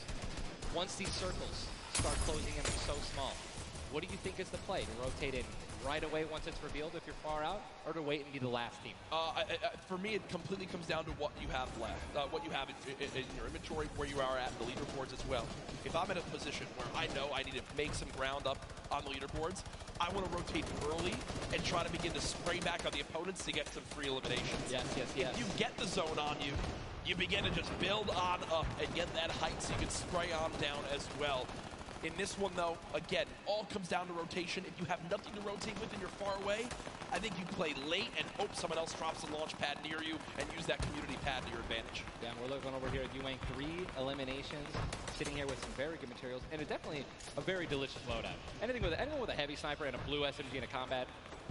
And remember, he started the game in Snobby Shores with that clutch when KBB did go down, so they're still in this one because he still has that beautiful blue combat where he clutched it with, man. Yes, he does, and all the materials you could ever ask for it. Nearly 100 builds in this one. You see they're marking right now. I think they have a double heavy sniper combo.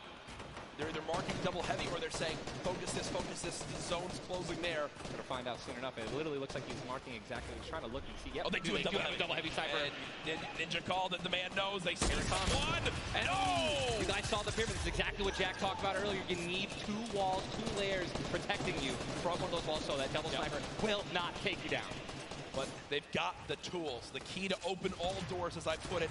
And this zone, Ninja, it just moved over a mountain, man. It just moved onto the side of the mountain, so high ground will be in play. But at the same time, Ninja, half of the low ground still in play, so it's not as bad a position for the low ground players. Here's a look at Mongrel and Mitro. Remember, Mongrel did go down early on in the last game. He's got to back on up because he's burning through materials very, very quickly. They're far above this Storm Surge, so they're good for the moment, and there's the replenish from his teammate in Mitro. 64 total builds left. Always see them doing this. They always split half and half match with one another, and then they go and collect the others, and it's just a perfect way of making sure that you guys have equal material. Look at how weak Saf is. Saf just sneaking up through with that shadow bomb. The spray coming in from Mongrel. Stink bomb is hit as well. Everyone focusing these players on the outside. They've got the minigun firing too. The lobby now picking up quick as we move into our pit zone. The storm is closing in, and that's going to be forcing everyone to get into where the safe zone is right now. It is moving in towards Pleasant Park. Guys, this is absolutely insane. 51 players still remain, by the way, in a circle this small. They're just trying to get as many limbs possible as people are rotating in. Mitro on the bottom right of your screen with that minigun has 631 bullets to spray down with Mongrel in a fight. Gets 1 player weak, but does have to back up. Didn't get the clutch. Someone else stole the kill from him. Mitro gets chucked as well. Still have a launch pad, but again, when you're in a situation like this, low ground, they're getting sprayed with nothing but grenade launcher shots and frag grenades, and they're both going to be eliminated. And Mongrel also, sorry, Airwax just went down as well. And you see Cease in the elimination feed. Does look like, you remember early on, Elevate did go down. There's loot looks so delicious. Zane, go for it. Zane and Sap, do they do it? Do you go for it? There's a launch pad there and so many materials. This is game-changing loot right now. They've got the builds to go for it if they want. They're going to do it. They're going to make the play. A gold combat shotgun too, man. Zane and Sap, uncontested. That's one of those risk versus reward plays that can help set them up for 2 victory royales in a row. Mongrel and Mitro's loot too, man. Oh, that was making a statement. And we know that was juicy loot. They're making a statement saying, listen, we're from NA, we're here to play. Taking out the Evil, they didn't know they took them out, but they're definitely taking their loot. Yeah, for sure, as they are still above this still great rotation items too. They both each have a launch pad, both have 2 shotgun grenades, and they're gonna go. He didn't get it though, they try to get both at the same time. Gonna be flying, and this is it, another massive rotation going to be taken to the center of Pleasant Park. They're 167 damage above the threshold, so they're looking pretty good right now. The question is, are they going to keep mid-ground, go for low ground, high ground? What's the play? They didn't get the full launch pad. He might have to use his own. Yes, he does again, and that actually works out. He hits his head on something, which takes him down from having to, fly all the way up and get beamed. They're going to challenge high ground right now. Zayt and Sap looking to do what many would think was impossible, which is win back-to-back games in the stack lobby. Just saw Falconer in the feed as well. Arkram with an elimination too. 19 duos left as we're moving towards the placement points, Ninja, and these duos know exactly that. 3 points if you make it in the top 15, which could be the difference between first and dead last. What are they going to do? Are they going to prioritize rotation in and not taking damage, or are they going to try to play it a little risky and go for the elims? If you're going to be going for elims, definitely open up to a lot of spray, shotgun shots, AR shots, someone suddenly taking the high ground on you. So it all depends on how their play style can unfold, man. Many more duos remaining in this game, unlike the last one. Zayt with another elimination right there on a KBB. You got Snappy and Red Rush on the high ground, and Sap over the play. The high ground goes to the high ground. Take, will he get it? He's gonna get it. He has it. Zayt's got high ground. Zayt has high ground as they go to try to push for 2 victory royales in a row. Sap is there as well, but Snappy just appeared right behind Sap and shotgunned him down right there. Zayt right now is going to have to concede to the high ground, giving it to Snappy. And he's just going to have to stay alive as long as possible, try to get some placement points. He is obviously a talented player, top player. He can definitely make something happen, and I'm interested to see what he's going to do. Cease has been by himself since the first moment of this game when Elevate went down at 98 players remaining, and he's somehow still alive. There goes Mega. You've got Darox and Item on the low ground. Vorwin getting chopped down as well. Zayt with about 100 HP. Uh-oh. Here comes Vinny and Zexro. They're trying to challenge for the high ground. Keys right now being held in the storm with 5 elims. He's going to be eliminated from the back. Zayt taken down as well. Snappy still with the high ground. Zex and Vinny and TSM crew looking good, and they're going to take it. They just took high ground. Snappy gave it to him. And they just got the high ground. Great use of the shockwave as well. Vinny as well as Zexro on hype for the moment. 5 eliminations so far. They're putting their names in the hat for potential victory royale in this game. Go down, right? They want those elims. Vorwin now with eliminations back to back. 4 players left in this one. Zexro and Vinny spraying from the high ground. It's a 2 versus 1. The player right on the edge of the zone. The shockwave into the air. And he's going to drop on down to hype for the moment. The spray coming on in. It's not enough. Zexro and Vinny. TSM takes game 2 with style. Both alive. You love to see it. The victory royale and 7 eliminations. Look at that. Vinny's hyped, and Zexro looks like he was stunned. They forgot his fries on a fast food order. Why am I thinking about food? Oh my, Jack, it's pretty expected at this point. But God, it's unreal. 2 NA teams have taken game 1 and game 2, and honestly, I think that we can all say that the teams hyped up the most have been even. Guess what? Mongrel and Mitro, man, they've also been performing well. They still have so many points from eliminations. Yep. Oh man, what a great shotgun shot. They were perfectly in sync. They're even jumping and shotgunning at the same time. Vinny, pop off, man. You love the pop off. So hyped. Zexro's about to start cranking 90s or default dancing in the lobby. Like he's trying to talk about literally what are they going to do in the next game. Yeah. Like that's what that focus is. That reminds me, I've been in this situation before. He grabbed his hand and took it for himself, man. That's a top teammate, man. Great synergy. What a start to today's competition. The energy in here is insane. I am looking around and there are thousands and thousands of people filling up the Arthur Ashe Stadium live from New York City. Again, my name Jack Courage Dunlop, joined by Tyler Ninja Blevins for what is the first ever Fortnite World Cup Finals. $30 million on the line this weekend. Millions will be tuning on in from across the world. There's so many ways to watch, and we're just 1/3 of the way done with today's action, and it's already been fantastic. Don't even want it to end, man. I could be here all night. These games are incredible. Yep. And just listen, if you guys are watching at home, you guys want to be here, right? You guys want to be competing. Take notes. Yeah. Watch these players. Watch how they build. Watch the fights that they take, the way they rotate. And we'll see you guys here next year, man. Well, guess what? Game number 2 ended with style with the North American duo of Vinny and Zexro taking it there on the floor with none other than Jordan Fisher. Thank you so much, Courage. I appreciate that. NA showing up and taking care of business. Games 1 and 2, Vinny and Zexro with a fantastic in, both together, which is an incredible thing, right? Walk me through the just in-game for you guys. So the comp's kind of hectic because of the noise, but we're just really good at playing together.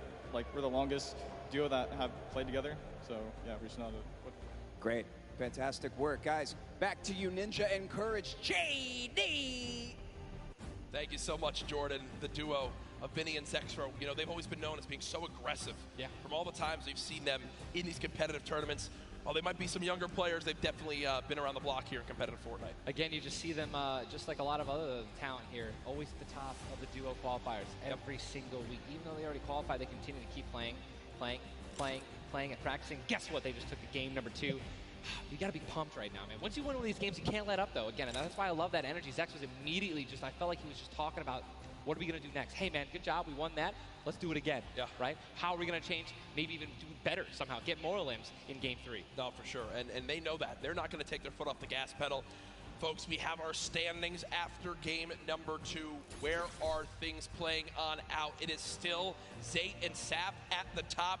Dubs and Mega at 18 points in second. Zexro and Vinny, with that performance, go from 0 points up to 17, Ninja. And that is the beauty of how this plays on out. Anyone can have a pop-off game and come right back.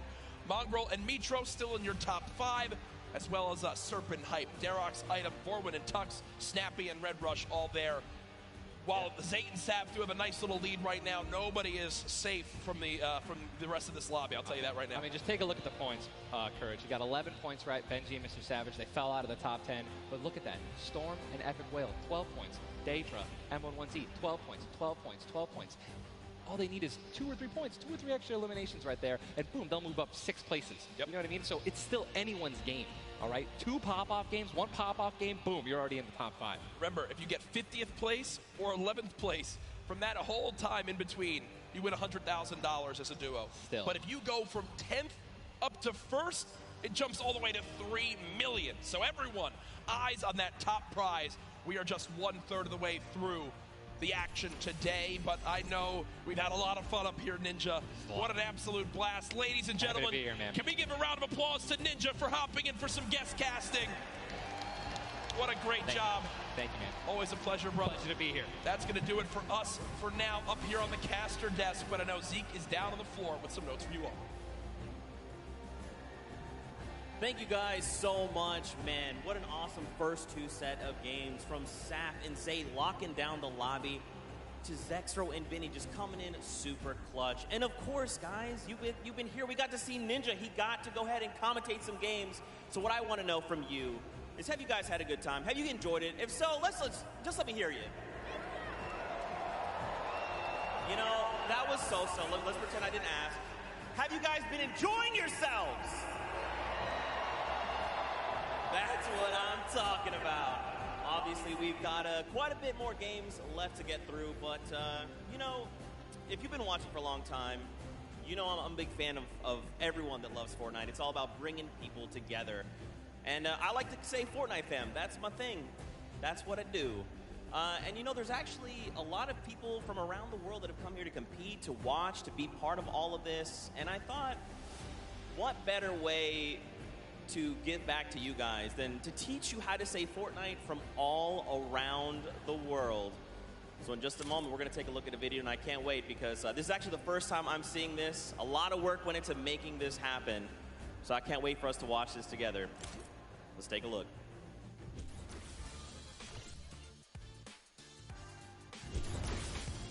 Hello Fortnite fam. 포트나이트 팬 여러분들 안녕하세요. Привет, Fortnite team. Jag åkte till Torio. Vad kära Fortnite-folk. Jag är fan du Fortnite. What's up Fortnite fam? 포트나이트 팬 여러분들 안녕하세요. What's up Fortnite fam? Hey, 저는 Fortnite fan. What's up, Fortnite fam? Was geht, Fortnite-Freunde? 冠军等着我们。 What's up, Fortnite fam? Yo, what's up Fortnite fam? Are you trying to do the floss? Sorry, I'm texting. What's up, Fortnite fam? What's up, Fortnite fam? What's up Fortnite fam? What's up, Fortnite fam? E aí, galera do Fortnite? What's up, Fortnite fam? G'day, Fortnite fam. Bonjour, comment ça va les fans de Fortnite? G'day Fortnite fam. Cheer up, Fortnite fam. What up, boys?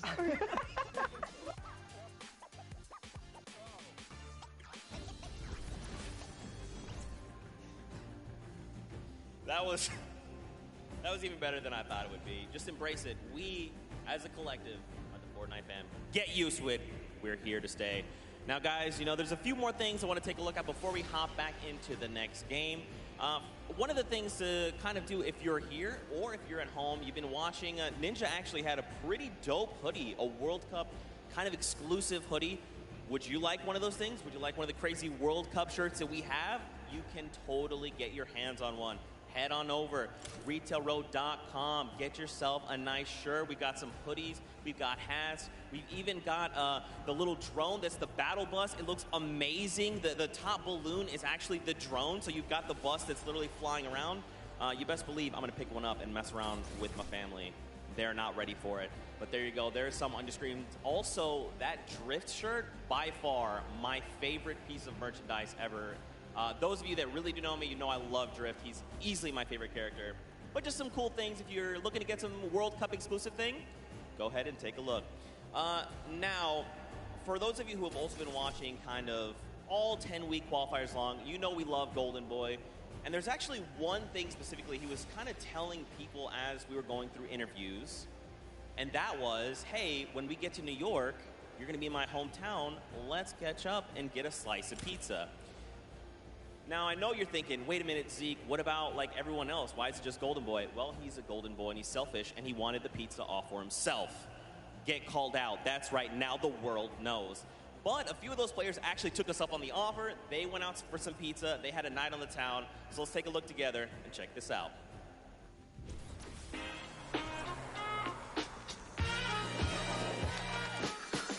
New York City. We got the Statue of Liberty, Central Park, the Empire State Building, and the first ever Fortnite World Cup Finals. I couldn't be more excited about the greatest Fortnite players from around the world coming to my hometown to duke it out.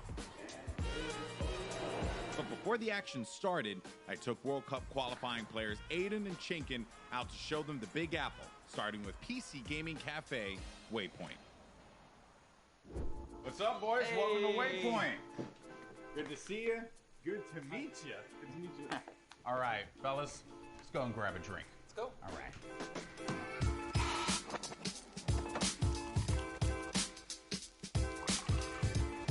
All right, gentlemen, thank you so much for joining me here in my hometown, New York City.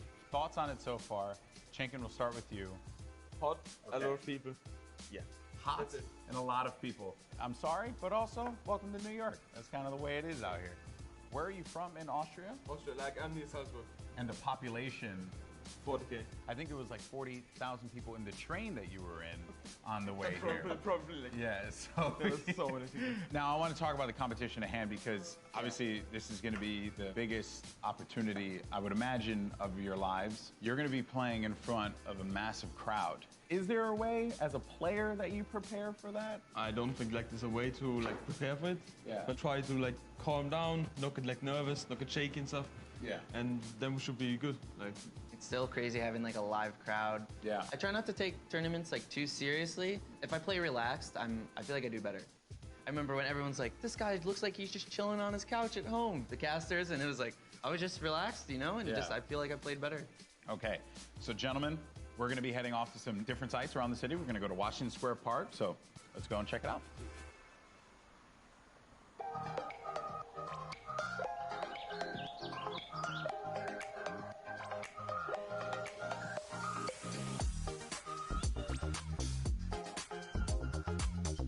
All right, so now here we are in Washington Square Park, gentlemen. And I love the fact that we've conveniently set this up. I don't know what these pieces would symbolize. I don't know. I'm not too sure. Is it like king or queen? While we have this here, let's talk about competition. You guys are potentially going to be facing off against each other. Have you thought about that now? I don't know. I just don't want to feel the L2 spam like. Oh, you don't want to feel the L2 spam?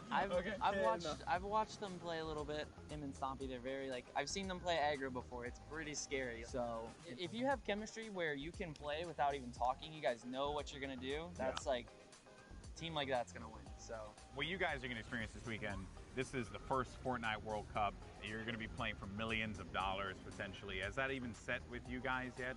even if it's not me, I'm thinking there's gonna be millionaires after this tournament. Yeah. There's gonna be millionaires. Life-changing money. I try not to be, I'm not greedy about it or anything. It's really nice to see people that nobody know about and they could just blow up off of this. All right, I'm gonna dive more into that, but I think it's time to get a slice of pizza.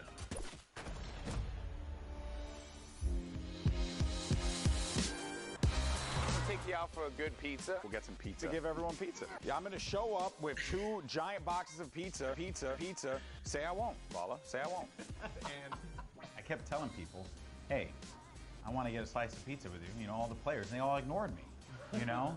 So thank you guys so much for coming out. I really appreciate it. Obviously, this has been an incredible journey for you all. You're now on the precipice of one of the biggest events in the history of all competitive gaming. I'm happy that it was a fair chance for everybody, you know, open qualifiers. Yeah. You could have no exposure, but if you're good, you get in the tournament. So yeah, I'm just really thankful to be here, and I'm gonna enjoy my time here. Yeah, we just try to make our fans happy. I'm really looking forward to play on the stage in front of 100,000 people. Do you feel like the fans and how they've been supporting you all on this road to this, do you feel like that adds a little bit to this pressure? Honestly, it gives just more support for me. I feel more happy to be here when there's all these people, whether they're rooting for me or other players. Fortnite's grown so much, and I just can't wait to see all the crowd, and I know it's gonna get bigger and bigger every event, so. Fellas, best of luck at the Fortnite World Cup this weekend. Seriously, nothing but the best for you, but we're in the thick of things here in New York. So I think we got to get some more pizza. You guys down? All right, let's do it. New York's got everything. And this weekend, most importantly, it's got the Fortnite World Cup. Now that these two have had their slice, let's see how they handle the competition.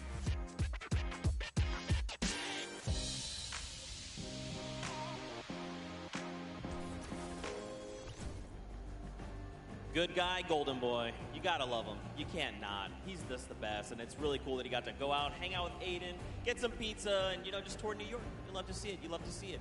Now, guys, there is actually a dynamic duo that we want to talk to. We actually have Jordan Fisher standing by. He's going to be chatting with Nyx and PF Zin. These guys qualified back from the Brazilian region, and they've got some things to say. So, Jordan, let's go over to you. Thank you, my friend. I've got Nyx and PF Zin here. Nyx, you have been absolutely dominating in the last few weeks, especially where the solos and the duos are concerned, being the first Brazilian player to qualify for the World Cup. Can you talk to me a little bit about the dynamic that the two of you share as partners? Nyx, você estava dominando nas últimas semanas, principalmente para os qualifiers da World Cup. Você pode falar pouco sobre a dinâmica de vocês? Eu e o PFzinho costuma jogar bem agressivo e tentar pegar o máximo de eliminações possível. PFZ and I, we try to play as aggressively as possible and get as many eliminations as we can. As you should in the name of Battle Royale. Right now, PF Zin, you seem to balance out the fiery kind of loose cannon nature of Nyx, who is obviously a dominant player, kind of helping him set up for a solid end game. What's it been like to work with such a young and fiery player like Nyx? PFzinho, você parece que você consegue contrabalançar o estilo bem incendiante do Nyx. Então, como é que é isso para você fazer esse lado mais balanceado da dupla? Basicamente eu tenho uma role de suporte, então eu meio que fico nas backlines e ele vai na frente. Quando a gente tem o high ground, por exemplo, ele tem a função de ficar embaixo matando todo mundo e eu controlando o high ground. Basicamente é um lado mais estratégico, enquanto ele é o lado mais agressivo. Basically, I have more of a support role.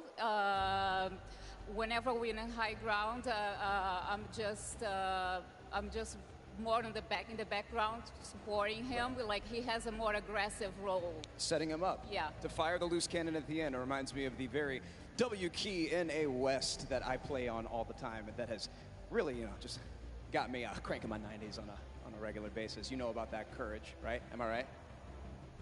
Back to you. Whoa. Jordan, it's back to me. Come on, courage. He's just found the chicken parmesan. Someone whispered the word and he went running. You hate to see it. Also, big shout out to Nix and PFZen. I actually chatted with Nix very quickly. He walked up and was like, "Hi, I'm Nix." And I'm thinking, this guy knows how to talk. So I talked a bunch of stuff, told him how much I loved him. Turns out he didn't understand any of it. So I had to get a translator and tell him that I love him. But that's how things go. Now, of course, guys, I know what you want. You want more games. We have 4 more on deck. So I think for now, we're going to send it back up to Golden Boy and Monster. They're going to get us into these games. So how's CJ Mike Realm? Play us in.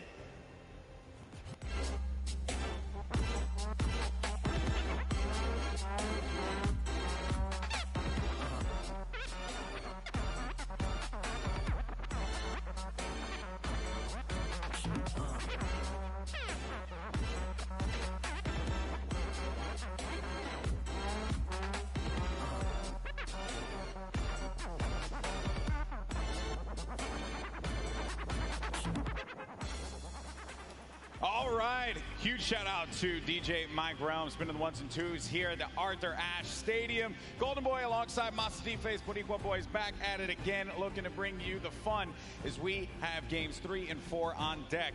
And so far, this has been one of the most exciting events I've ever been to. That game 1 was ridiculous. Game 2 did not disappoint as well, Monster. No, it didn't. I thought for a second there we're going to see back-to-back performances from Zayt and Sap. And I mean, we honestly did. Everyone that was in the top 10 contestant, even Miz and Deidre, they were performing. We saw them cut it all the way through. And it's that level of consistency that's going to cut the difference in making it all the way through the top 10 and being a World Cup winner. What I've loved seeing is that standings page, top 10. International through and through. You got the Japanese players popping off, European players popping off, players from New Zealand. Everyone's putting in every little bit they can. But folks, it's now time for game number 3. The players are all loaded up in the battle bus, and we are about to take off. Let's see who's going to get that much closer to raising the trophy and being your Fortnite World Champions of Duos. Here we go. Keep it going, Golden Boy, because we are jumping into game 3 as these cameras populate. Your favorite competitors are here. They've made it this far. It's the duo competition. If you were nervous before, hopefully they kicked the bucket over this little break here, and they're back, and they're recuperating. I know I practically kicked the bucket after Vinny and Zetro won game 2, man. I was feeling it, man. It was nuts. And there they are on your screen. So the drop for the bus here, it's going to be a north to south one going right over that ice biome. It's going to cut pretty much center of the map there. And Vinny and Zextro, I'm very happy that they're performing this well, Monster. This is a duo that had so much success. Even going into the World Cup qualifiers, we all were like, yeah, this is a duo that definitely should make it. This is a duo that, hey, they could even win the whole thing. Yeah. And then tragedy struck as Zextro had a few problems with arthritis and different things with his hands. And I'm make sure I'm getting that right. And I'm just bummed out about that. Good to see them here showing up, man. That's huge. I mean, that's what you expect of our competitive veterans, specifically Zextro, Vinny. They go back to as many of the LAN tournaments that we've seen, as does Zayt and Sap. But anyways, in here we have UN KBB. He's going to take down Mexi. Is Scram close by? Is he close enough? And this is a battle going down in Snobby Shores. So off the rip here, we have players getting dropped. That's actually going to be our first elimination. Lucky for us to catch that one. But there's shots coming in from the Viking Island right up above. And he just kind of turns the corner, sweeps him up, catches that full elim there. So that's his now. We got a little toe-to-toe action here, Golden Boy. Very rough situation to be in here, but Zexro now looking to engage in this one. Potentially here's gonna have, we're gonna go over to his POV now. Kind of get, it's a little wild, man. It's like just getting the bearings all together here, I think, for the players as well. That moment where they can just have that conversation. What are they gonna do? How are they gonna just implement their strategy going into the next game? What is that strategy going to be? Do you mix it up? Do you change your drop spots? These are things that are going to be so important for these players. The time that they can take to just communicate with one another. Now Scram looking to be potentially in a world of hurt here. We heard from Nyx, PF Zin earlier on. This is the Brazilian duo. I don't think they know that. Yes, Scram, they're going to be on the hunt for him. So they know that he's around here. They're just trying to sniff him out. Yeah, and if you were in the players' lounge, you could feel the tension, specifically when we brought up the Brazilian duos, the Brazilian players. These guys qualified, and they qualified with heavy elimination. Nyx especially being one of our only players to, like, literally qualify as hard as you can in the, for the weekend. He was at it each and every week. You constantly saw him at the top every single time. It was so impressive, and also qualified for solo, so we'll be seeing Nyx tomorrow. And then you got Scram. He's got 2 eliminations, but he's just hiding this one out. He hears them making all that ruckus, all the noise around him, and Scram just does not want to give up his position. Perhaps he grabbed his teammate's reboot card. He's maybe looking for that play. But Nyx and PF Zin, they have to have an idea of where he's going to be located here. Yeah, he does not want to give up his position here. He's actually just hiding in the basement right now, hoping that these guys just kind of blow by like dust in the wind right here. As Nyx and PF Zin, they think it's clear. They think it's all good because they came in and they just wrapped up one of the other players. They actually didn't initiate the battle against Mexi and Scram here. So Scram might just get lucky and be able to kind of sneak on by as he hears this powerhouse duo, this Brazilian duo, kind of loot their way through and make their way to the zone soon. And loot they definitely will, because they're getting a lot of resources out of this. Scram over in the distance, he's going to be out of there, but now we're making our way over to the action. It's happening with 7SSK7. Got Spades and Crims now looking to push on for this fight here, potentially. Got some shots going off. Crims is going to play that overlook position, getting challenged there, and trying to use that advantage from the download, a little bit of that right hand, right? Just see if you can get a peek in there. Does get tagged up, Crims. Guy does back away there, does manage to build out. And Spades is going to force him out. There you go. So they're just right now playing for that positioning, and I like the fact that they're using these, the natural high grounds, right? Get to the top, hold it down. Don't really focus too much on just trying to get in their face quite yet. Give yourself that moment of opportunity and really get a lay of the land, and then going for the engagement. Yeah, absolutely. The best duos will try their best to isolate their opponents, really force them into, very weird situations like this, force the 1v1s, and hopefully get those free shots and then pursue the push here. So again, look at how now they're split up again. So Spades and Crims are doing a great job here pressuring and isolating their opponents right now. And so far, they're definitely dictating the pace of battle here. Yeah, that's what they want to continue to do. They're suffocating them. Plain and simple, right? Not let them get any kind of movement there. I mean, Jamside and 7SSK7, they're having a conversation of what the play is. What is the movement going to be? But Crims and Spades are not going to allow them that opportunity to breathe. That's going to be the down there. Crims managing to knock down Jamside. He's looking for 7SSK7 around the corner, and that's going to be the elimination registered. Both players are going to be out of there. And a big win there for Crimson Spades. What a clean push right there. Crimson Spades have so much to prove here, because when they qualified, they were kind of looked down on, like, wait a second, was it luck? Was it not? No, they're here to show it off and show why they're at the World Cup Finals. But now, hopping back with Miz and Daedra, we saw them have a great game one, came out top 10, and they're still in the running. They're in about the top 10 right now as well, based off of eliminations. Not necessarily picking up too many placement points. They're heavily dependent on just wiping up these players at these points of interest. And looks like Lucky Landers is theirs right now. And they'll have that, but let's see. Miz and Daedra. They linger about it. I love the fact that you go to this hot spot here, so there is going to be a bunch of free items that you're going to be able to pick up on. Also, you're going to have that circle advantage. It's right there, so you don't got to worry too much. You can continue to focus on looting. High ground has been lost, though. Miz needs to be careful. Where's Daedra at? He's going to be right next to him, trying to get these angles. So what they have to do, they have to stick together. looking for the sound cues right here. Can they find their opponent, catch a nice little low ground peek right here? Low ground is definitely underrated. If you can just kind of peek out, catch a big shot, you're almost guaranteed a headshot, which is a big multiplier. Yeah, players don't really think about that, right? Like you always see Fortnite players go after the high ground. That's the bread and butter for a lot of players that play this game. But you know better than most that the low ground can pay dividends for you if you know how to take advantage of that positioning, and maybe some overzealous players to try and get aggressive on you. You got Gustavo along with Wishy. I'm actually very interested to see if Gustavo's going to lead this push here, because specifically between these two players right here, this duo, this Brazilian duo, Gustavo doesn't necessarily lead the pushes. It's Wishy. Wishy's the aggressive one here. So he has the ultimate high. He's always looking for the shot. What are they going to do? It's just a nice standoff. Yeah, and that's this whole event, right? Players have just been very cautious about what they want to do. They are not trying to get too aggressive in these fights. They know what's on the line here. Millions in prizing is on the line. You do not want to make a bad decision. Be one of those teams that are eliminated out early on. But Gustavo's going to be putting shots down. Focusing this player, forcing him to actually build up. He has no builds to work with as well. 19 HP remaining, and just a hope and a prayer, but unfortunately for him, that was not going to be enough there. Gustavo's out. Wishy isn't going to happen for him either. And Miz, he's feeling it. That's going to be 2 elims for this duo. You gotta love the snarky little smirk right there on his face when you get those 2 points. Smirky. Feels so good. It's really good. It feels really good. And then Volks and Parpy. And look at this. Parpy actually dealing with this battle. And this other player that actually got the high ground against him was focus firing on Volks. Parpy pushing back here.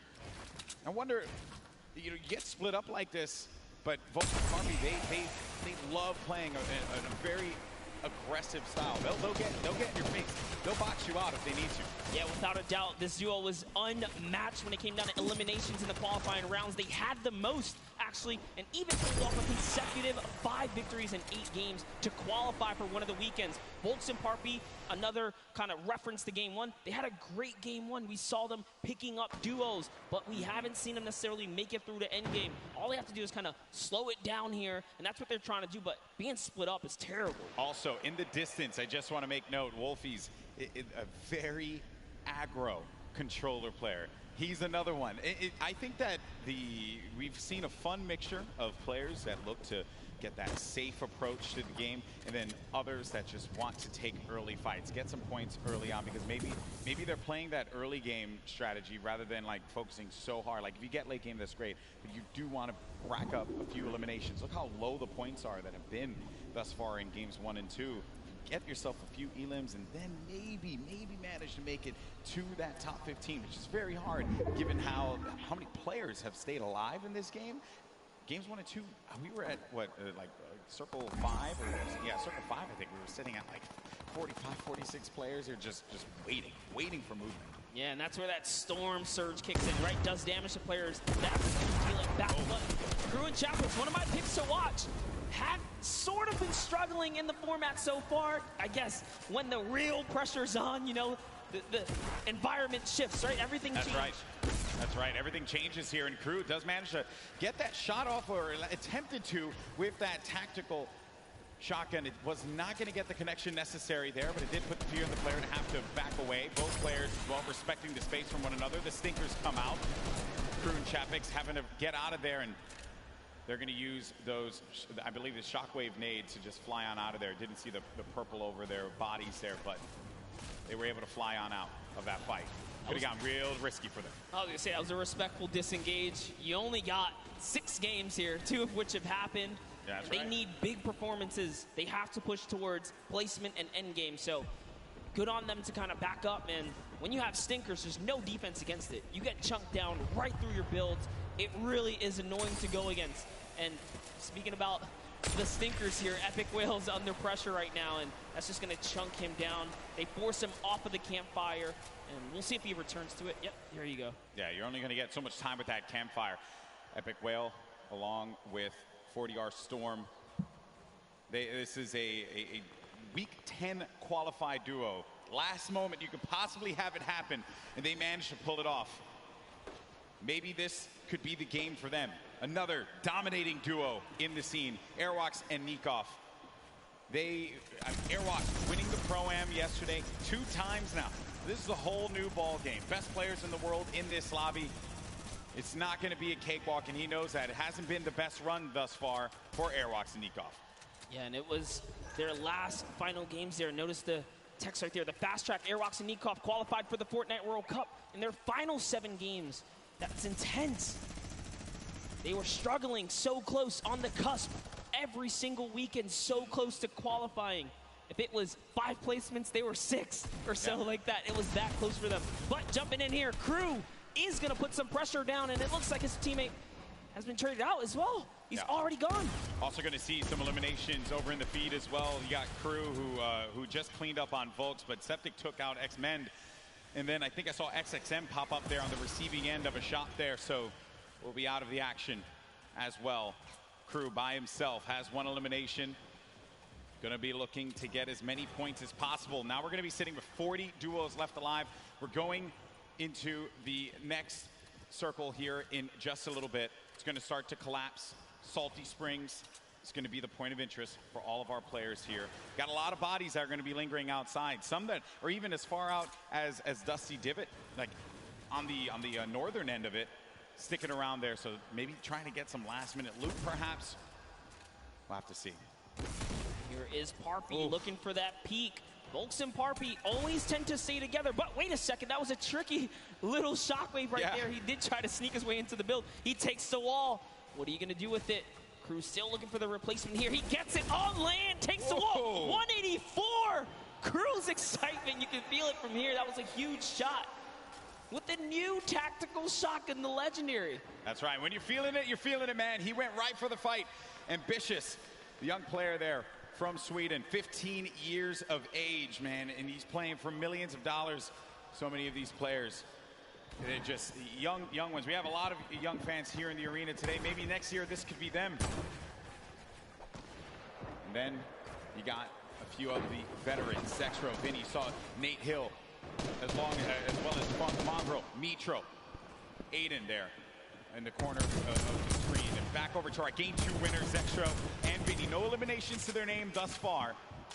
I mentioned Wolfie's aggro controller player. He went right for Nyx and just take him out on that one. Yeah, I definitely want to see Wolfie hopefully catch some more highlights before the weekend's over. Touch base with him. He's a great kid, definitely enthusiastic about being here at the World Cup, and he feels totally prepared. He's ready to represent. He's one of the few controller players to actually qualify for this weekend. This is a big weekend for a lot of players, obviously, clearly.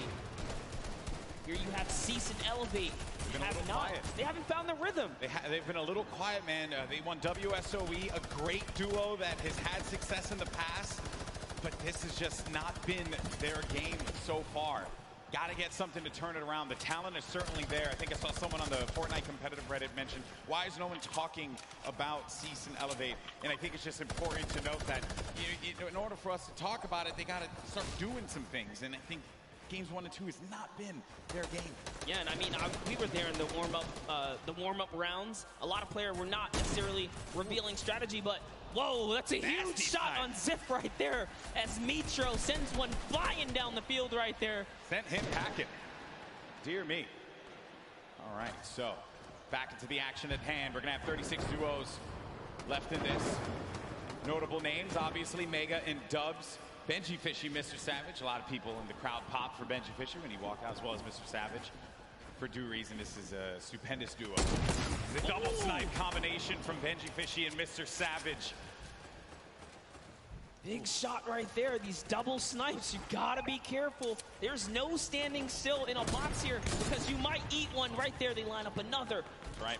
Not quite successful that time around, but hey, all damage matters. Storm Surge, you want to be dealing damage. You cannot stay idle. There are no free passes at the World Cup. Look what happened in Game 1, man. The Storm Surge claimed a lot of victims. You have to be engaging in fights. You cannot stay still. There's Fwexy and Letwick on the move. Nyrox right behind him. Cooler organization. Benji Fishy's going to be down. Just saw that one off on the side. Mr. Savage now having to deal with a player that had engaged on him. Going to get built above. He's just needs to wait this one out here, but Benji does get cleaned up. Yeah, that was going to be Fwexy. And that was such a sneaky ambush right there. He used the shadow bomb, pushed up. Notice Benji was kind of over-peeking, harassing players with that sniper. You cannot hold down scope right there. He ate a shotgun to the face, and that's why Benji goes down. And I love what Savage did here. He just went for high ground. He had to immediately get out of there and leave his duo behind. So what can Mr. Savage do? One of the best mechanical players here today. What can he do by himself? Not going to be easy, not with a lobby like this. At this point in time, he's really just looking to play the keep away game. Maybe can pick off a player with that heavy sniper, get an elimination for himself. They only have 1 point right now, and they're nowhere near getting the placement points currently.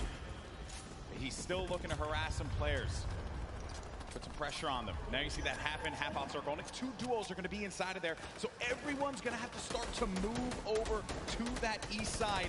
It's going to be a struggle for so many players. They're starting to make the moves right now. They want to try and gatekeep, prevent these players from getting inside. This is a team we want to watch right now during this rotation. Mongrel and Mitro, they are masters at executing, especially when they have mobility like this to cut across the field. They are on the hunt right now, and there's no reason for them to rush. Once they spot out someone, they're gonna pounce. They're gonna jump on that target. Yeah, they're gonna wait for you to make that mistake. And with the nerves at an all-time high here, players are certainly gonna make that error in judgment. Saw it happen in scrims when we were looking at players just getting warmed up. So much at stake here, but there's the launch pad. It's going to go out now. Need to be wary of getting beamed in the sky. So many times you think that you're just going to be sailing away with no problem, not a care in the world, and then you just end up losing all of your shields, all of your HP, and then that's it. You're done. I've seen it countless number of times. People tweet out, you know, you fly across, you get taken out the sky, but it's all about timing. Neither Mitro nor Mongrel were shot once on that rotation, and it was masterfully done right there. And whoa, it looks like they're tracking so beautifully. Catches someone trying to just kind of rotate on by in a shadow bomb, but that was not enough. You are not safe from the shadows there, buddy. Another thing, too, was that when they were out of position for a brief moment, the way that they were able to just get back together, right? That patience with one another, the communication, you need to have it when you're getting down to these final moments. 25 duos are going to still be standing here. You got Calculator and Macwood. They're going to have that high ground up above. They shouldn't be comfortable just yet, because anything can happen here. Look at where that next circle is going to be going. Moves need to be made. With that RPG, I mean, they can basically take high ground at any given moment that they want nor choose. Calculator looking around, already on 4 eliminations for Macwood. Macwood did say he's the fragger of the duo. We'll see if Calculator can keep up right now. I am just poking good fun because Calculator loves to talk a big game on the social medias. He really does, man. He's a character without a doubt. But right now, there is no fun and games to be had. This is Game 3 of the Fortnite World Cup Finals. It's time to put up or shut up for a lot of these players. And look at that, wasting no extra mats. They do not waste more than they have to. This was earlier on. An elimination onto Mongrel and Mitro. There you have it. Out of the game once again. That duo, European powerhouse, gonna pay there to Dubs and Mega. So far, so good. Macwood, again, just holding this positioning right here. He is gonna get blocked out of his teammate accidentally, but it's all good. This is still his ground to control right now. They have clear control of the skies here. And they have a ton of builds to work with as well, Monster. 4 eliminations for Macwood.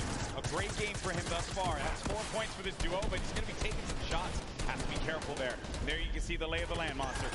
Yes, the placement thresholds will be divvied out soon. There goes the Storm Surge already ringing down on players. Jay has to make a big move. Doesn't matter. Zate is going to wrap up right here as Keys goes down as well. And the shots are flying. And you can just look at the overhead, the chaos that's going on in the mid-ground specifically. And look who's still in this, Saf. They're going to be in first place. If they keep this going, another dominant game for them, another high-placing game could be the difference maker to keep them in that first place position. Up on the high ground, Calculator and Macwood putting down shots shots yet again, not giving players any moment to be comfortable whatsoever. Look at the names that are here, though. The Rockets now starting to fly by Wolfies. Wolfies having to defend himself. Zate's going to be out of this one, so now it's going to be up to Saf. And Saf, he had to see his teammate go down, but his back's going to be to the storm there. Now looking at Mega, who's waiting this one out. He knows on the right side of your screen, you can see it down low, that these players, they're going to try and force their way into his box, so he has to play defense. He has to disengage. And there's Saf, who just lost his teammate Zafe. Now he's going to be running this one solo. And then up above, it's Macwood and Calculator. This whole time, they picked up 3 eliminations from that whole exchange, Monster. That's exactly where you want to be. They're still putting this pressure down. And Zaf is looking for one, but it's Vinny who's going to take him out right there. So Vinny's going to find his first elimination, and he has so much health. He is in the game right now, although by himself because Zexro is down. And now Oslo, Bad Sniper, one of the few duos that are still left in this game right here. Arkham somehow, with a masterful rotation, he's still in as well. Bad Snipers at 11 eliminations with Oslo here.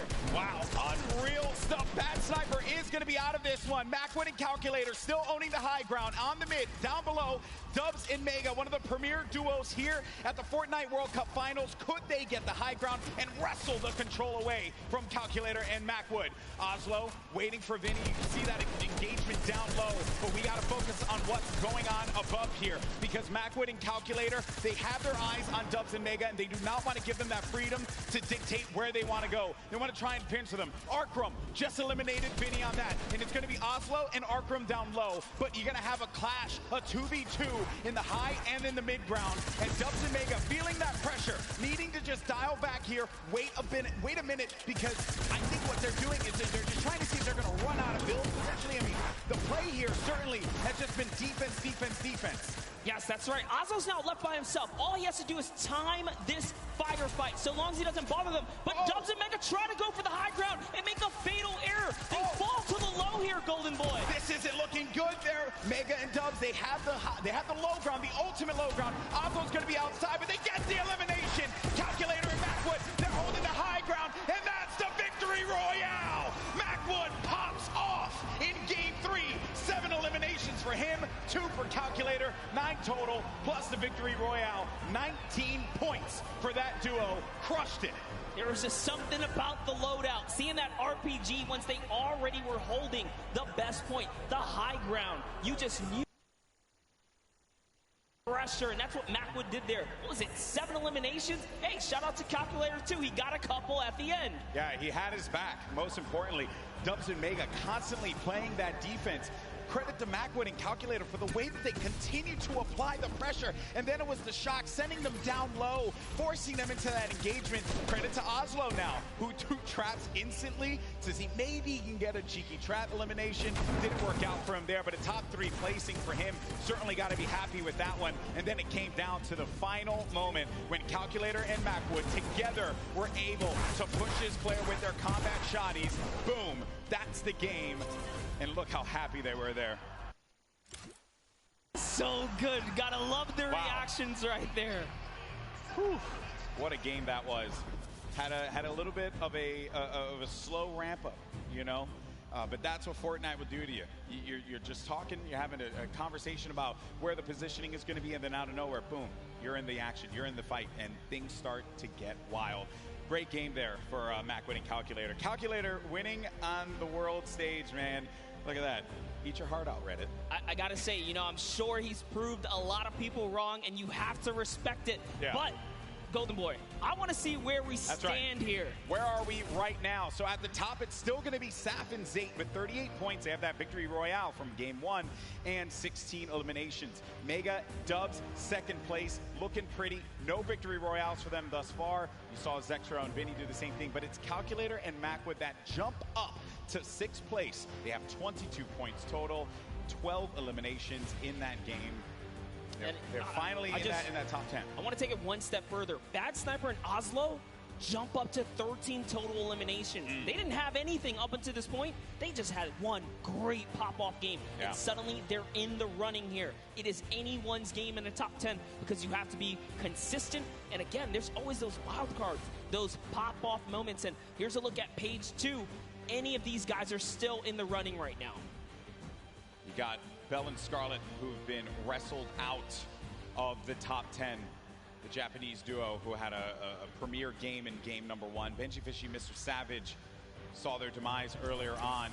They're going to have 13 points there, but you saw the standings, and we're in game 3. And these games are going to be so critical. Games 3 and 4 really set that tone, because once you get into like game 5, a lot of players are going to be down low. Like, there's opportunity for you to try and get your way into that top 20, which is where you're really going to start to get a lot in the prizing.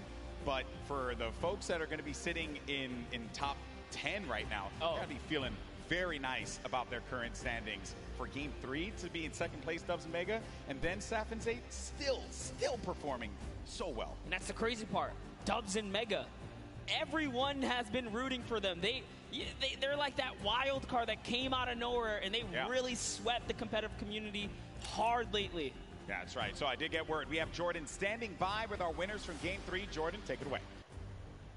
NA really showing up and showing off today. It's amazing, seemingly tapping in that nail on the coffin. Such a please pardon the pun, I have to say, calculated game here from Calculator and Macwood. Guys, well matted, well utilized. You dominated high ground, seemingly all of that in-game there. Walk me through that process of getting that high ground, attaining, and then dominating for the rest of the game. Well, we were able to pick up 2 lucky eliminations on that outer circle of 4th zone, I think it is, and we were able to use our mats to build up. We were lucky enough to get half and half, and we were able to just beam people out of the air, hold high, and got lucky with a couple zones. Amazing. Well, I mean, again, you had 3 games left to go. The strategy, is it going to continue to shift around a little bit, or are you guys going to maintain what you've been working on thus far? I didn't hear the question. Thus far, you guys have a very calculated and very patient game, seemingly leading all the way up to the end of the end game. Right. Walk me through your strategy for the end of the next 3 games. Shoot them in the head. Shoot them in the head. You heard it here first. Back to you, GV and Monster.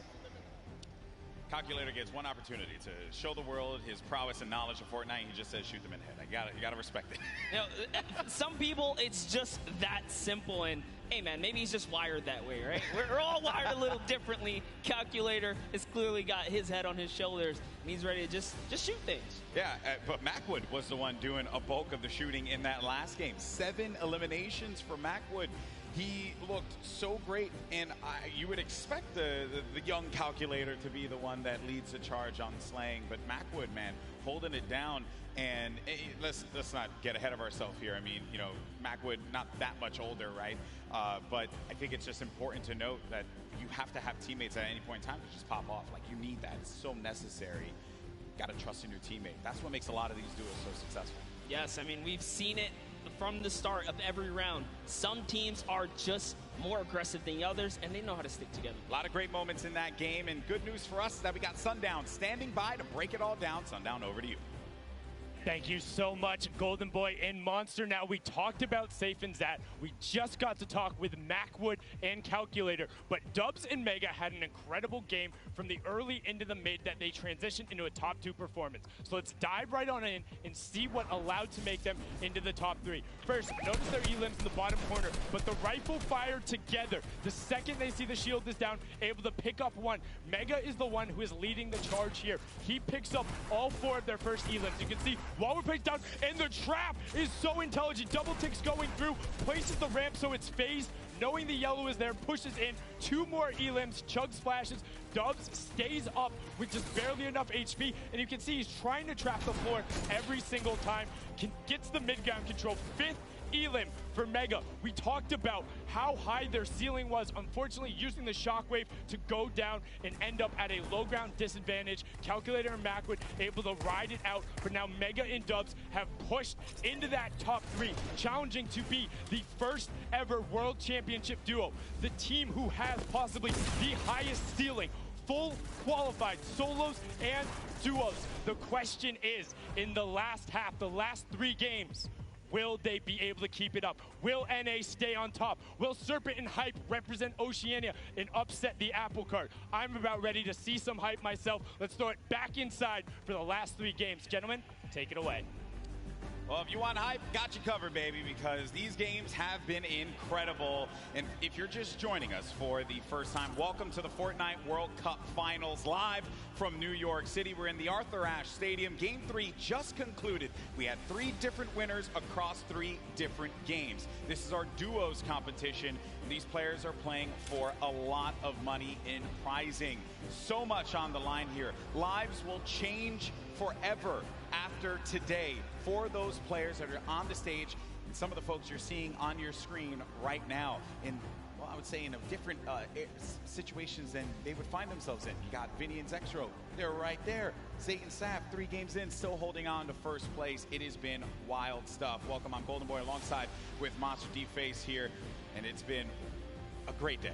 Really, there's nothing more that you could possibly say about it. And as I had mentioned before, the prizing, the money that these guys are battling it out for, this is it. First place will take home $3 million. Second place gets $2.2 million. Like, that's just absurd. You get in the, where is this here? 4 millionaires, 4 millionaire duos before the weekend is over. Not to mention all the fame and clout that comes with it. So I think you'll be pretty well off at that point. But everyone's a winner here. We're here to celebrate all of the competitors that made it this far to the Fortnite World Cup final stage, because those 10 weekends of qualifications were not easy. Yeah, when you get into 10th place, that's where you really start to rack up the coin. But Game 4 now about to begin.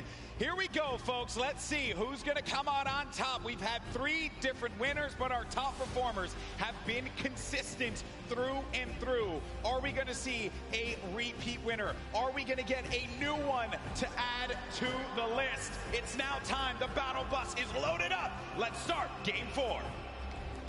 And you know what? Every game so far, we've seen a new winner. I love that. Same thing with the Pro-Am. There was always some new duo showing that, hey, we've been playing this game. We're ready to take a victory. Everyone here has the potential to come out on top, and you see it unfold in those final moments. Throughout the weekend, we've been doing interviews, meeting with fans, and talking to people, and a lot of folks have asked, who do you think is going to win? And I know it sounds like a cop-out answer, but I'll be very real with you all. I have no freaking idea because it truly is up. It's up in the air.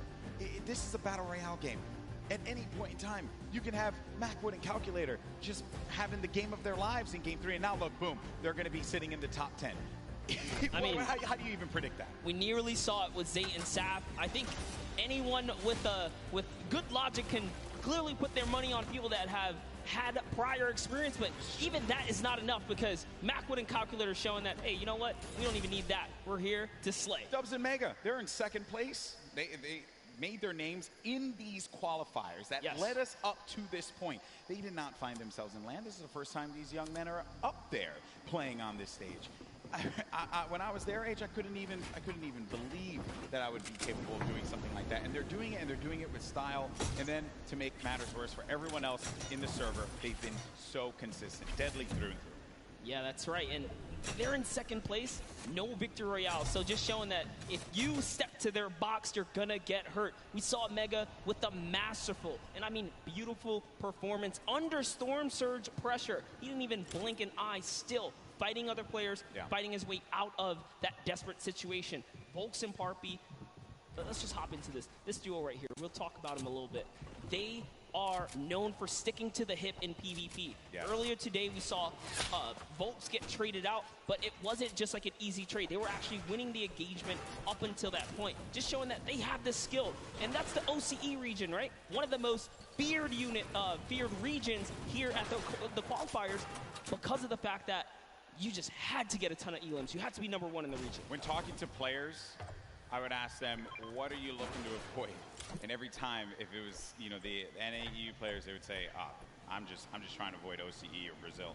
I don't want to have to deal with that, because they play the hyper aggro style, and they just don't care who you are. They're going to go for the fight. I mean, you saw Scarlet and Bell in that first game. I truly thought they were going to take the whole thing. It was so close. Even Sinnoh in the Pro-Am yesterday, another top player he finished second. Region, finished second. And he was just, I know it's a Pro-Am, obviously a different competition there, but he was just going into boxes. He didn't care. Not a care in the world for them. Now, Volks and Parpy, you find a player above here, right by the jet stream. And he hit him once for whites already, so that means there is no shield on that player. You can have up to 100 effective shield. That player's dangerously weak, and folks just keeping an eye on him. He doesn't know if he's slipped out already, and he says, you know what, I'm going to go back to my teammate. It's a little too risky getting split up here. Play for the mid to late game in this situation now, but 7SSK is going to be dealing once again with Spades and Crimson. It seems like just a constant for them. They cannot seem to win out on this fight. Crimson's going to be down though, so the advantage could be going in the favor of Jamside and 7SSK. Spades going to have the high ground, now having to deal with a 1v2. Does he have what it takes to pull this one off? He doesn't own that wall. He has no more builds to work with as well. They're going to push out, and Spades couldn't deal with it, and that's going to be the win there for those two. You would think for Jamside and SSK, like, hey, you know, we've been landing here, haven't been successful. Do you mix it up? They say, nah, I'm going to stick to my guns here, because everyone's a winner, regardless. The VP boys coming out on top. Week 6 qualifiers for them, and they just need that game, that one game. So many of these players get that one game that catapults them into the top 10.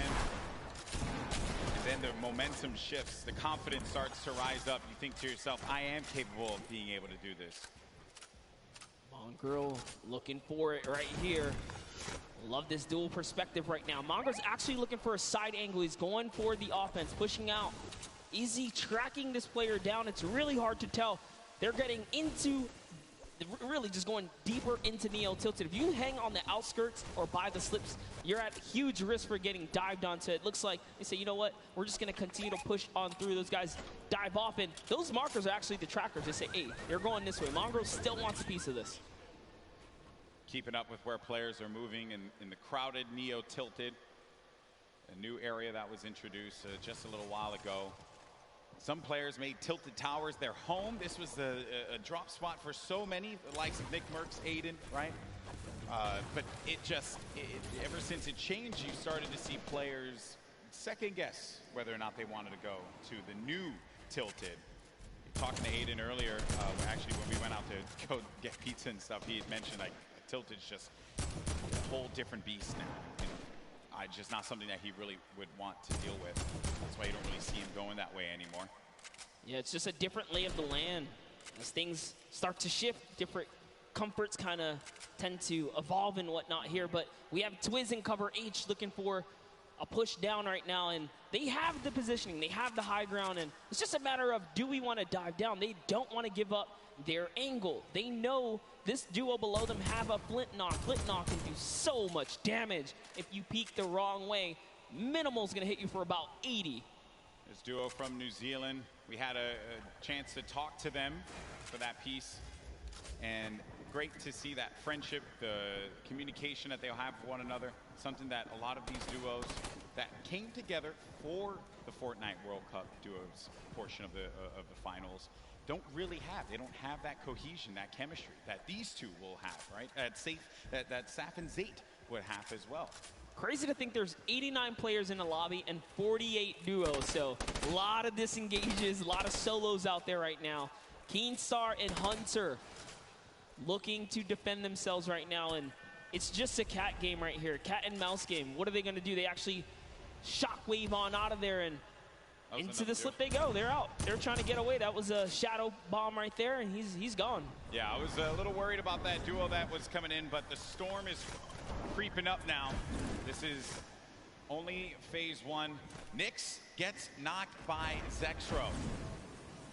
Saw that in the elimination feed just a second ago. Item and Derox out in the wide open.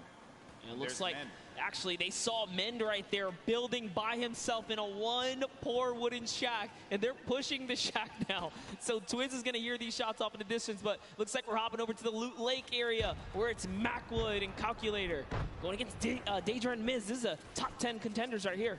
The Game 3 winners now having to deal with Daedra and Miz. Shots as well, snipe shot. You just heard that one squeak by Daedra. Need to be careful there. There's some more shots being laid out.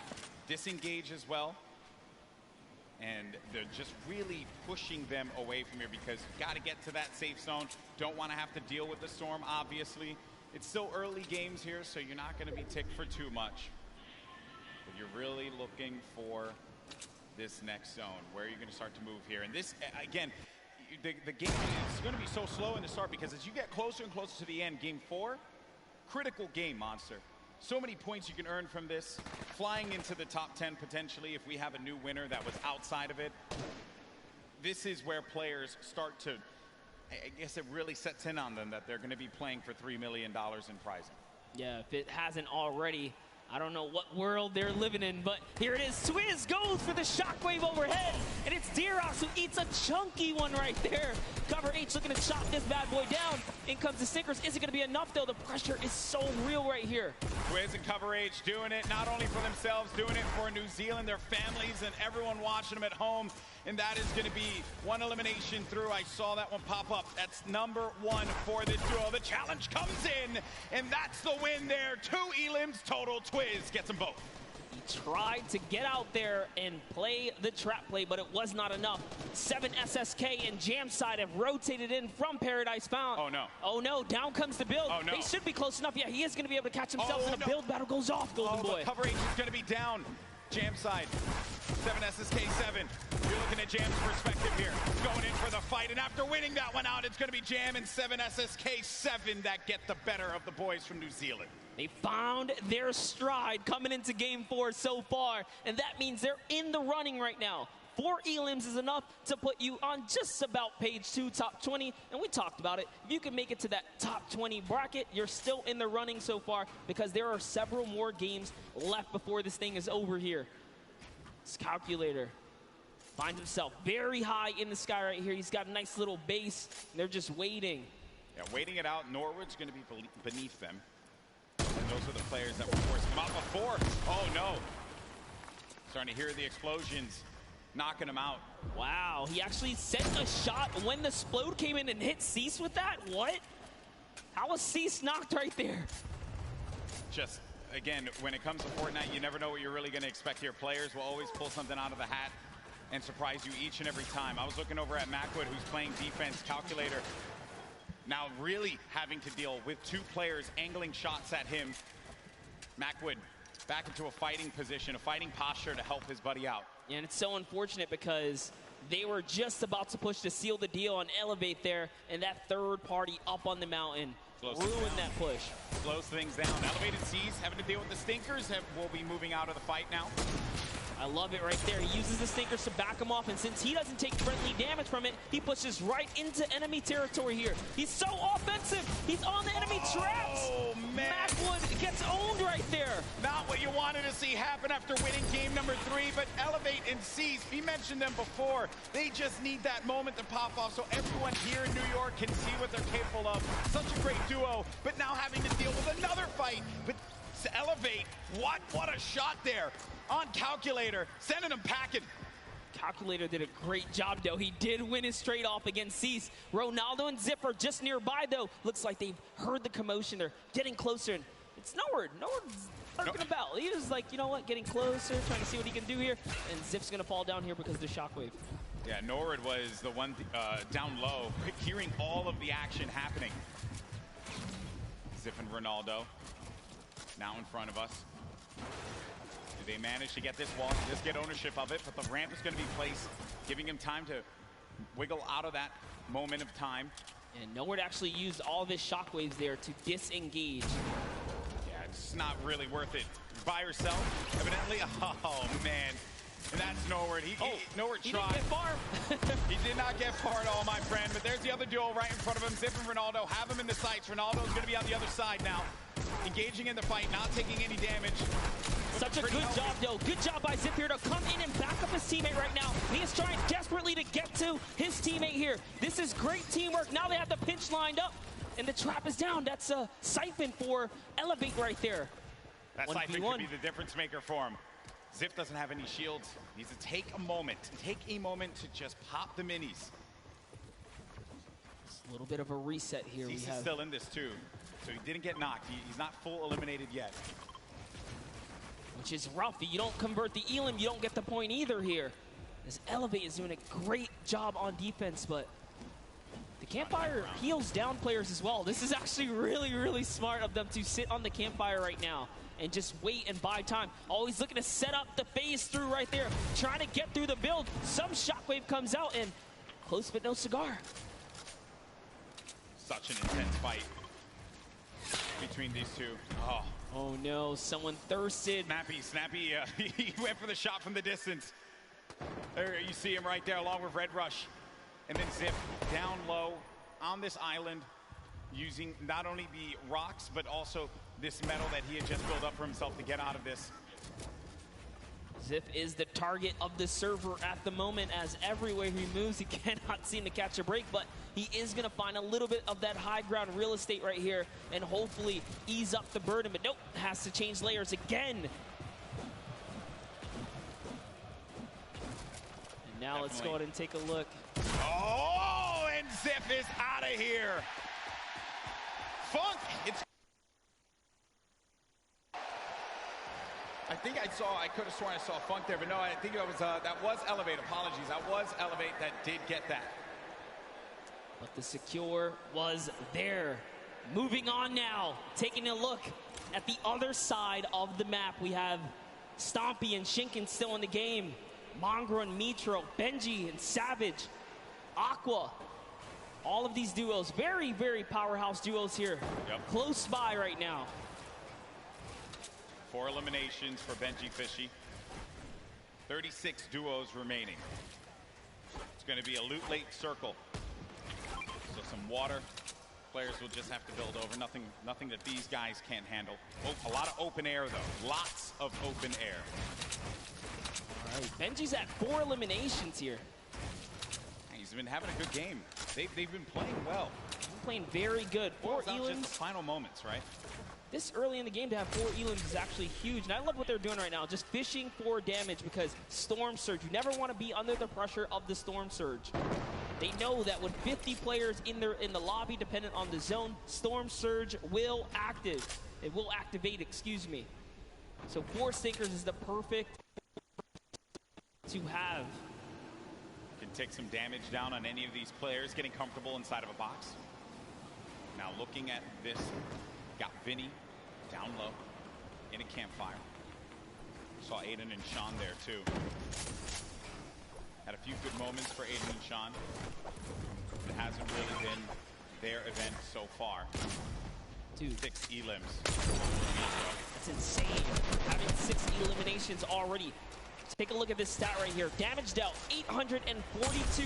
The match average, every other player on average, 176. That's not even enough to take out a player with shield and health. So they're doing a lot of work on this lobby right now, and they are here to play. Looks like they're going to find themselves another spot. This is actually an interesting spot, but it's all good because they have launch pads. They can get up and over this cliff lip right here, and they're backside safe, so all they have to do is protect their forward angles. I understand we did get some moments of Mongrel earlier on as he's trying to see where players are going to start to make some moves. Let's go ahead and take a look at that, and we'll come back and see where they are currently.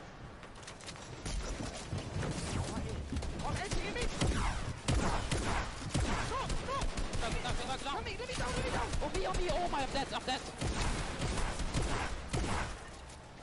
Nice! Nice! Oh my god, nice!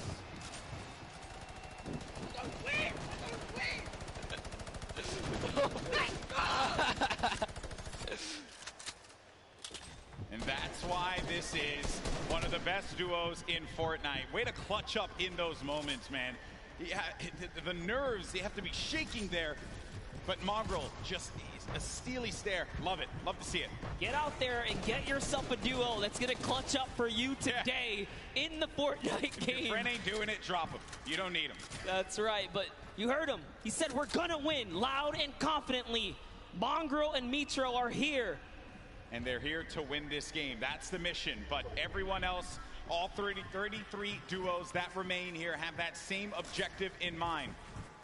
Luckily for them, I think that circle does work out for them just a tad. And there it is, Storm Surge. It's now live. And it's going to hurt some people. You either have to do damage or less than 50 players have to be in the lobby. So 6 individual players right now are under it. Yep, that's it. Gustavo gets owned right there. Is Wishy going to be able to do something about it? Storm Surge in effect. Dubs and Mega once again. They're in second place in the leaderboards. 3 games have worked out very, very well for them. And they can see that effect. You can see the Storm Surge around you. 51 players. Only 1 player needs to be eliminated, and that will be it. Says, you know what? We ballin'. They out. They're going. They're trying to get that zone flame for placement right now. And do you blame them? Why not? They're in the lead right now. All they have to do is consistently skate through. They've gotten through the hardest part, the beginning. They're warmed up. As Mega is trying to fish around here and get a good spot in. Looks like they get themselves a little bit more real estate, but the pressure is in because the baller players come in. Right in front of them, too. More defense having to be played here. It's kind of shades of game 3 when they were in a similar spot, but this was from the high ground. This time, they'll be right in front of them. The action has cooled, though. They can take a moment to reset. Definitely did cost a fair amount of metal right there. Mega now on 300 metals, trying to inch his way to that fence nearby. Just doing a little bit of a material swap right there. Back to Mr. Savage and Benji Fishy with the minigun. The minigun's so good for pressure plays. Spread out a few of those materials. Get ready for the potential movement. Snaking is what you would hear players often mention. They tunnel out, give themselves some coverage. You need a lot of materials for that. Then the artillery strike from up above, a new item that was added. You can build around and give yourself some defense, so really it's just waiting it out rather than having to move out of the blast area. 5 elims for Mr. Savage and Benji Fishy. 6 for Mitra and Mongrel. This has certainly been a dominant game for EU thus far. Yeah, for sure. As Yuang takes out Rote right there, EU player is going to go down. Rote gets the trade out, though. Must have been the zone here as we are cutting across here. Mitra's trying to find some real estate here. Is he going to be able to set up? He's going for the high ground. A little bit of a build-up, but Mongrel's got it under control. He's got the high. Who's putting some pressure down? Yeah, he's getting the shot straight across here, Golden. Yeah, there was a duo right on the other side there that Mitra was concerned about. So he goes low. Then really, wherever you go, there are going to be players looking right at you. And sometimes you just manage to incur the wrath of the entire server. Luckily for Mitra, that did not happen quite yet. Saf, I just saw Saf get dropped. Zate's going to be separated from his teammate there across the side. And that is the circle creeping on forward. It's going to be open air, open space for them. So the ballers will have space to move around and try to survive here. This is it. It's coming down to the final moments, Monster, for a lot of these players. The pressure's on. Yeah, Saf has already been taken out, so Zate is left to fend for himself here. Can he play for placement? We already know Mongrel Mitro were split up. Can they find themselves amongst the chaos here? Aqua and Nyrox are holding up the high ground here as well, and that's a scary duo way up top, uncontested. Not someone that you want to have up above you. Mitro, 6 builds remaining. After this, doesn't really have much left to work with, and the builds go away pretty much instantly. Zate gets eliminated, so that's going to be the end of the duo that's currently in first place in the standings, but Mega and Dubs. Dubs is out as well. 4 eliminations for the duo, the bottom right of your screen. Mega very capable of being able to clutch this out by himself, but it will not be easy. Yeah, Mongrel actually just slips into the low ground too right now, so he is trying to stay alive here. Jumps into someone's box. It's Voron who gets taken out right there by Mongrel, so he's still in the running. Mega goes up and gets traded as well. Vinny's still here too. So many solos remain right now, but there are still several duos in the game here, Golden. And the scariest duo is going to be up above. It's Aqua and Nyrox. They're tarping this up, and they're putting down shots wherever they can. If they can get a few more eliminations, a few more points, that will jettison them up the leaderboards. Elevate has 7 elims as well right now. He has 7 already. Rojo jumps out of the box. Wolfie's still in the game. Controller player. Talking to our boy Christian earlier, he mentioned he loves to get in the faces of players, and it has worked out for him thus far. Elevate is out of the game. 7 eliminations for him, 7 points, not bad at all, and you're going to get the placements to boot. Still, Aqua and Nyrox up above. Then you got Benji Fishy in the game. 5 eliminations for him, 6 total with Mr. Savage's 1. Oh, there's a player in front of him. He pops up in front of him. Oh, that's so scary there, but Benji Fishy is eliminated by Sky. Sky has been around the competitive scene for a long time, and for good reason right there. Nyrox now owning from the high ground, putting that pressure down. A shockwave was initiated right there, but it's not going to be enough. This is their map to control right here in the final moments. They're the only duo standing, Golden Boy. This is their game to win. The cooler duo. Is this going to happen? As they're putting the pressure on these players down low, they're synergized, they're communicating, and they're ready to pick up this victory royale in Game 4. He only has 10 builds, though. This is very intense. Both of them don't have much here. He's going to put all the splashes down. Is that the decision right there to commit? Looks like the shockwave is going to cause an eruption in the high ground. And now they're in the zone here. What's going to happen here? This is so close. 5 players remaining. Few left as the shockwave is going to send him all the way up. Nyrox takes out Falconer down low, and he's wrestling with everyone. But Nyrox is out. Oh no, he does manage to get the elimination, and in the storm, he gets the victory royale. 7 eliminations for the duo. A big, big win for Nyrox and Aqua. Huge shockwave play in the final moments right there. It's going to propel him to the high ground and allow him to work top down. But not only that, it chucked everyone into the zone for a couple of seconds right there. So it truly was the ultimate disruption right there. The shockwave, the end of the game, will just change everything. The complexion of it all. And just everything that had happened right at the end here. Look at Nyrox. He just went down low. He wanted to get scrappy with him. He goes down. That's Sky and Chapix. And then it's Aqua who follows it up. Flew up right into the sky there. That was actually cool. I also like looking at the player's face at these moments because the focus that he has. Oh, man. To hit your shots. You must hit your shots. Look at that. Stompy, Shinken have talked about Aqua and Nyrox as players to look out for. They're scary competitors on the scene, and good to see them take a victory royale. Yeah, in EU, right? So we've had 2 NA, 2 EU now. You know, getting a little scrappy out there. Spicy. I like to see it, right? Everyone's like, EU, where you at? NA, where you at, right? But hey, that is the game, right? You never know what you're gonna get. Saf and Zayt still hold on to first place, but it's only gonna be by 2 points. Dubs and Mega, they're looking for that victory royale. If they're able to get it, hey, they could find themselves in first. Vinny and Zexro in 3rd place currently with 35 points, 5 shy of first place. Saf and Zayt have to hold on to their title as the kings of the mountain. And in that last game, they just could not put it together. These last few games for this duo is going to be critical given how close this gap is between all of the players in the top 10. That's right, and take a look at your next page here. We saw plenty of Spades and Crims winning that Paradise Palms kind of early interaction, but one loss sets them way back to the second page now because you have to continue to accrue points here. But look, Epic Whale still here as well. There's a lot of players in the running. Yeah. Wild stuff from game 4, excuse me, as we've had the EU duo, the cooler duo, managing to get their win on the world stage. I know that we're going to have Jordan in a little bit with the winners. He's getting everything together. I want to hear from these players, and good news is we are going to do just that. So let's send it on over to Jordan, who has our winners standing by. A massive shift for EU here. We all know that shockwave grenades can absolutely shift the balance of in-game, especially allowing you to propel yourself up and work your way top down to dominate and control what was the most exciting final moments of in-game here today. What is your plan going into these next couple of games? There's a lot kind of hanging in the balance here, right? There's a big momentum shift for you, and you have the opportunity to kind of go any direction that you want. What's your plan? Our plan is just to keep going what we're doing right now, just landing our spot and going for consistent placement points. Consistent placement points, that's key and can absolutely take the Vic Roy home, as you saw just now. Back to you, GB and Monster.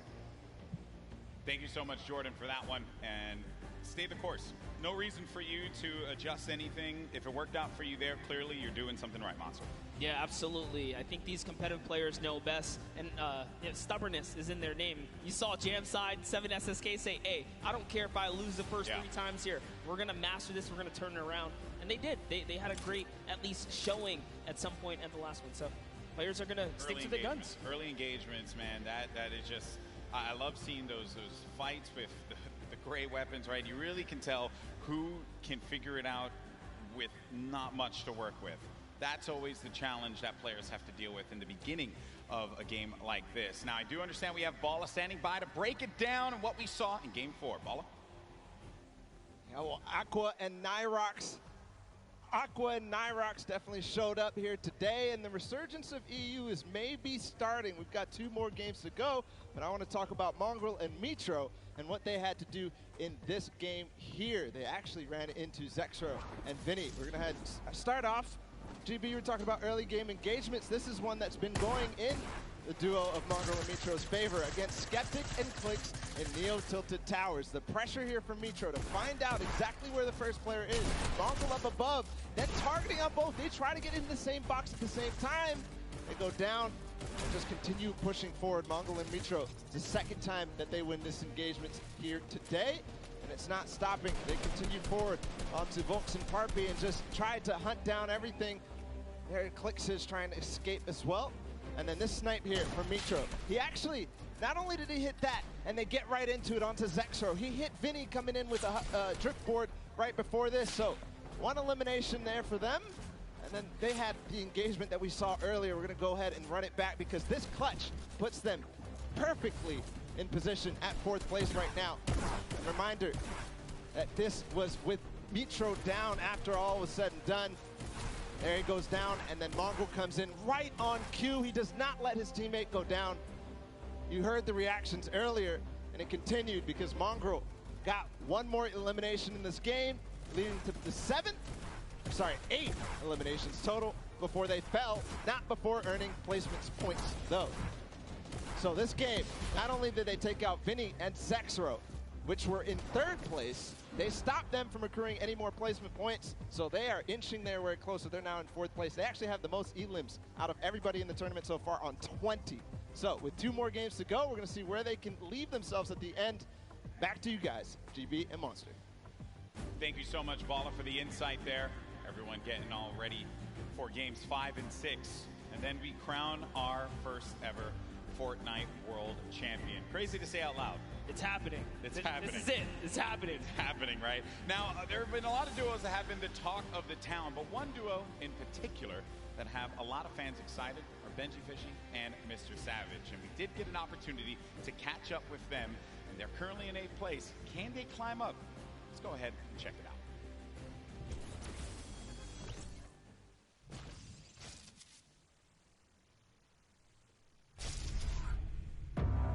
This is a scary duo. Benji Fishy and Mr. Savage. Our communication is probably the best in the world. I'm gonna rift us. Yeah, go. I just think we're on another level. Behind you. Double RPG, 3, 2, 1, go. Absolute destruction there. This dual partnership has changed our lives. We've been able to accomplish so much more together. Let's go! He encourages me, I encourage him. We're best friends, we're duo partners, and it makes me smile. Yeah, it's a good feeling. Check me again, bro. We're savage. We're Benji Fishy, bro. My name is Martin Foss Anderson, and I go by the name Mr. Savage. My name is Benji Fish, and my in-game name is Benji Fishy. One of the most terrifying duos coming out of Europe, period.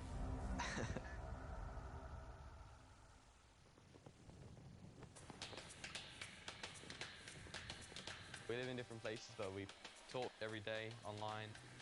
I live in Oslo in Norway, and Benji lives... I live in Surrey in the UK. And I travel to England to meet him, see how he's doing here. He has my back. If I ask him something, he'll help me out. We don't actually just play Fortnite. We play other games when we just want to have fun. We have a lot of the same interests. He's always really humble. I love his personality. Yeah, we're great friends. Oh, shoot. All right, yeah. Shoot. All right. I'm too good for you. Oh, there's a guy northwest of me. He has an RPG on north. The reason why we're so good at playing duos is because we both have super good mechanical skills, good chemistry, and communication. Okay, 120. Knocked 1. Let's go, dude! Everybody knew in the community that Savage was one of the best players in the world. He knows the game really well, so he makes really good calls. Benji's just so insane at just eliminating people. Benji Fishy is dialed in right now. He just follows me perfectly. He fills in the gaps that I can't fill in. You'd think a fish out of water would be harmless. Not this fishy. Not today. People were definitely scared if they see some fishes running around Happy Hamlet. You'd think fishes weren't really that scary, but Fortnite, it's quite the opposite. We're in a really good state right now as a duo. Let's just cross New League. I think there's people on the other side. We're playing super well. Players, they continue to go down like flies. We've been practicing.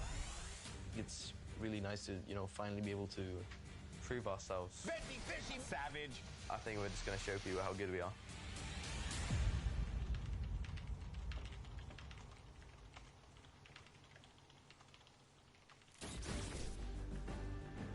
Hey, look at that right there. Some fans of Mr. Savage and Benji Fishy. They were diabolical in the online qualifiers. And maybe, just maybe, with these last two games, they could pull it up and get themselves into top 3, maybe even first place. How crazy would that be?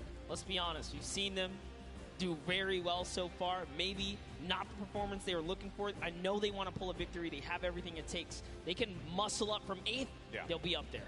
It's going to be a challenge for not them, but every single player. But we're going to go to a quick break. When we come back, games 5 and 6, and then we crown our first ever Fortnite World Champions. We'll see you on the other side.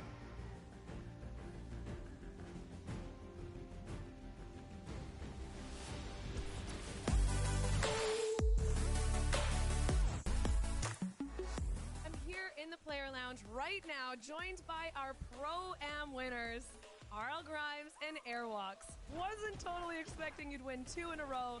Can you walk me through those final moments? It felt really good. I don't think I would have won if I didn't have him. Now, RL Grime, you were holding your own, you were keeping up, you were staying alive, you were getting eliminations. How did you change your playstyle from last Pro-Am to this Pro-Am? I think we learned a lot from the last one. Just that you focus on late game a little bit, and I just sort of let him lead the way and made it happen. How did it feel to play with a potential World Cup duo winner? It's amazing. I'm actually going to come tomorrow and sit in the stands and cheer for my man Airwalks, yeah. Maybe make an Airwalks sign and wave it in the air? Maybe a 98 bot sign. I'll hold it up. Good luck on the event tomorrow. Congratulations on winning. Congratulations on winning. Incredible, incredible gameplay throughout Fortnite World Cup Pro-Am.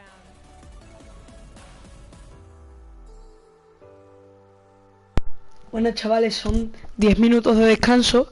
Aquí los dejaré. No terminaré el directo. Ahora cuando vuelvan, seguiremos.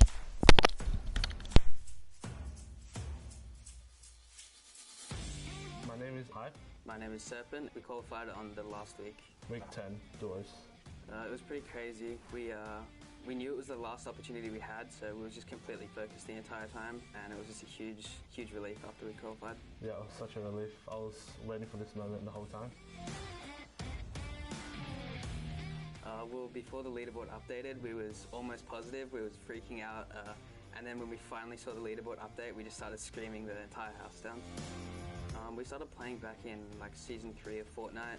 We just found each other through a Discord community and joined a squad team together. And we just stuck with each other ever since. Yeah, pretty much.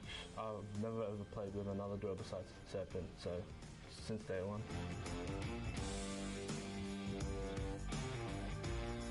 We both make calls. Yeah, we both have things we're a little bit better at, but we try to take the roles like evenly. I'm just really excited to play with everyone from all the regions. Yeah, I would say from what we've seen, OCE is a lot more aggressive play style because we go for a lot higher point games, whereas yeah, NA and EU, they have like way more passive play style than us, I think. It's a dream come true, to be honest. It's all I've wanted to do is just play games, and to have a huge opportunity like this is amazing. Yeah, it's pretty much the same, but yeah, just crazy opportunity to be able to play against the best players around the world.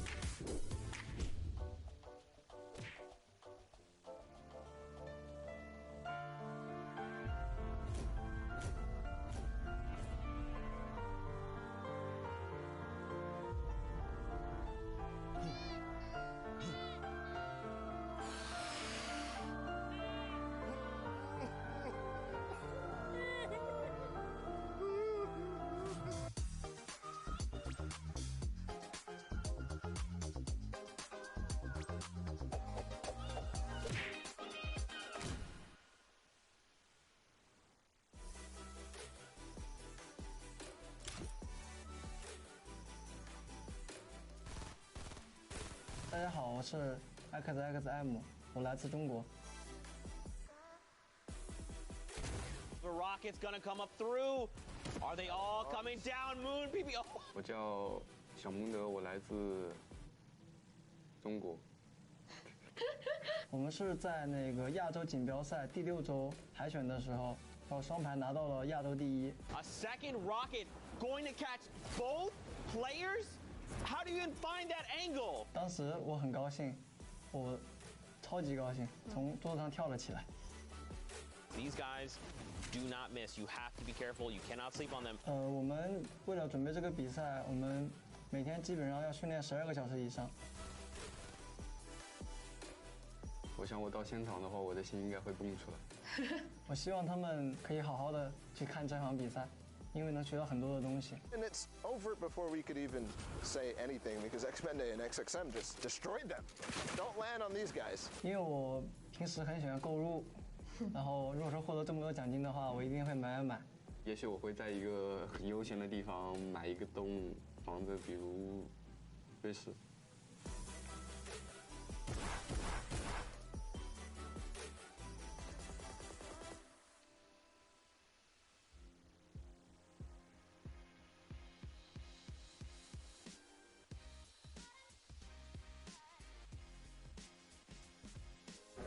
There you go, bro. Nice to meet you. Enjoy your weekend, okay? Thank you. Profound respect. Let's see you guys play us for the first time. Yeah. A lot of skills. Good fun. It's Yeah, really yeah. good It's fun. pretty cool, man. Very impressive. Hey, man. How you doing? Nice to meet you. I've been following you for so long. Thank you so much. It's crazy I'm here. I can't believe it, man.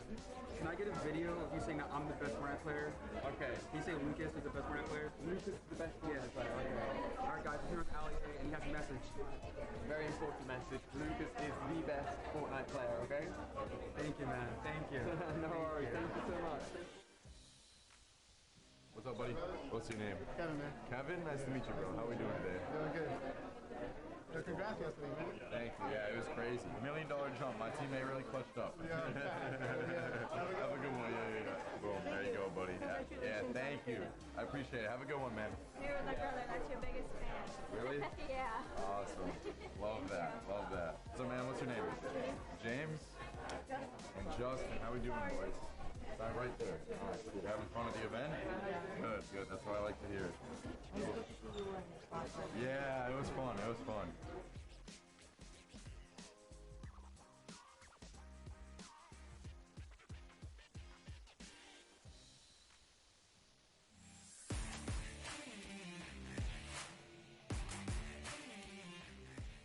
What's up, guys? It's Clicks. And it's Skeptic. And we qualified for NA East.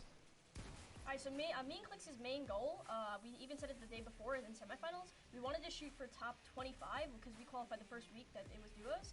So we wanted to shoot for top 25 and we just blew out our expectations of how we played that day. This is my first LAN event ever. I'm 14, so before this, the required LAN age was 16. So this is a life-changing event that Epic gave me. It's mind-blowing and it's a good journey. So one of my friends back in December recommended me to play with Clicks. So I tried playing with him once. We played a few games. We didn't do amazing. Well, we played pretty good. But I had to do a partner at the time, so I was good. But after he started competing high levels and Share the Love, he got first place and all that. I hit him up and we decided the game. And then the first week, we probably played for 3 days, and that week we qualified. Yeah. So we had 3 days of practice and somehow qualified.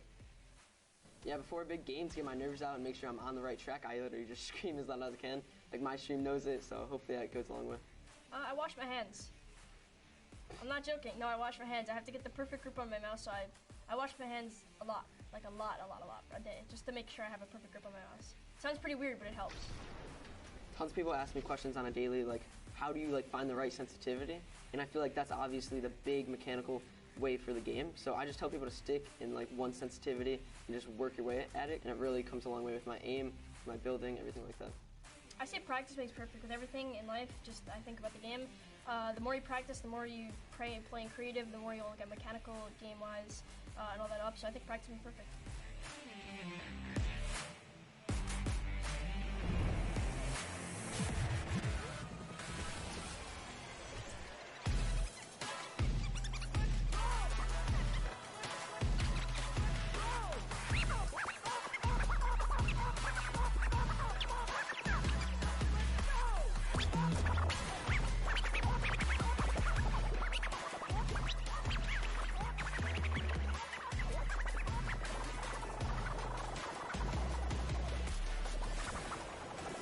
Ladies and gentlemen, welcome back. The World Cup Finals Duos competition. My name is Dr. Lupo, and I missed you dearly.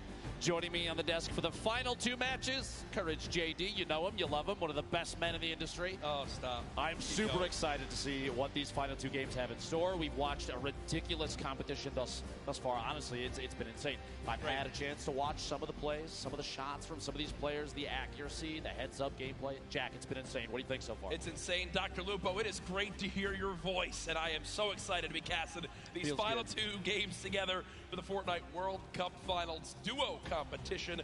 We are 2 games away from crowning our first ever Fortnite World Champions, who will win a combined $3 million US. That is a lot of money if you don't know how much US dollars is worth, because this is the World Cup, as you know. But Ben, I'm so excited. It's insane. The $3 million for first place. It's not the only position on the leaderboard that takes home 7 figures. And to look at that leaderboard, we're going to throw it over to Sundown just to see where everybody stands thus far. Thank you so much, Lupo and Courage. And what we have here is the current top 10 on the board. Now, we talked about this being the World Cup representation coming out in the top 20 from all of the regions in there. You can see NA currently sitting on top, but EU just behind them with representation from Mitro and Mongrel, Rojo and Wolfies. And then during the break, we got to talk to Hype and Serpent, who have also made a great play. Let's not forget about our most recent victory royale out of Nyrox and Aqua, climbing them into the top 10. Now, what we want to take into account, 2 matches are left. The highest elim totals we've seen out of a pairing is 12. We've seen it twice. What we have seen on the Victory Royale end, we've seen a 9 elimination, but more commonly, it's right around 5 or 6. So what does that mean? We can expect about 2 of the winners to come out with 15 to 16 points. If you look at that top 10 right now, the spread is 17 points. With 2 games remaining, everyone who is on this board has the ability to challenge for the top spot to be the first ever Duos World Champion at the Fortnite World Cup. No one is out of it. The Chinese pair is just off the page as well. Anybody can make a play. 2 matches are left. Let's head back inside, back into the action. Lupo and Courage, take it away. Sundan, thank you so much for your analysis of the board thus far. And you're right. Looking at the board, the limited spread between first and 10th, 17 points is incredibly close, but that's not even the beginning of it. You have to realize that across all 50 duos, just 2 games, these last 2 could push any duo all the way up into the top. That top 10 taking a crazy amount of prizing home, Jack. Yep. It is a life-changing amount of money, to say the least.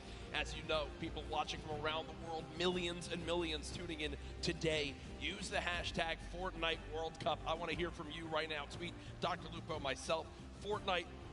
Which region will come out on top? Will NA remain up top? Will EU surge back? You heard some of the Asia, Oceanic, Brazil region still trying to push on through.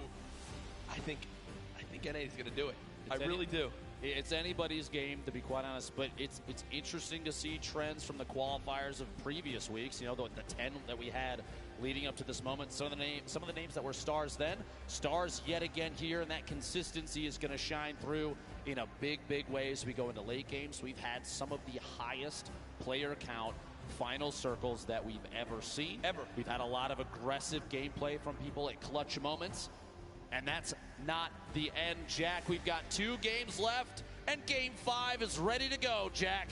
Ladies and gentlemen, this crowd has been incredible live here at the Art Thrash Tennis Arena in New York City. Which region will reign supreme? 5, 4, 3, 2, 1. The battle bus has launched. Game 5 is underway.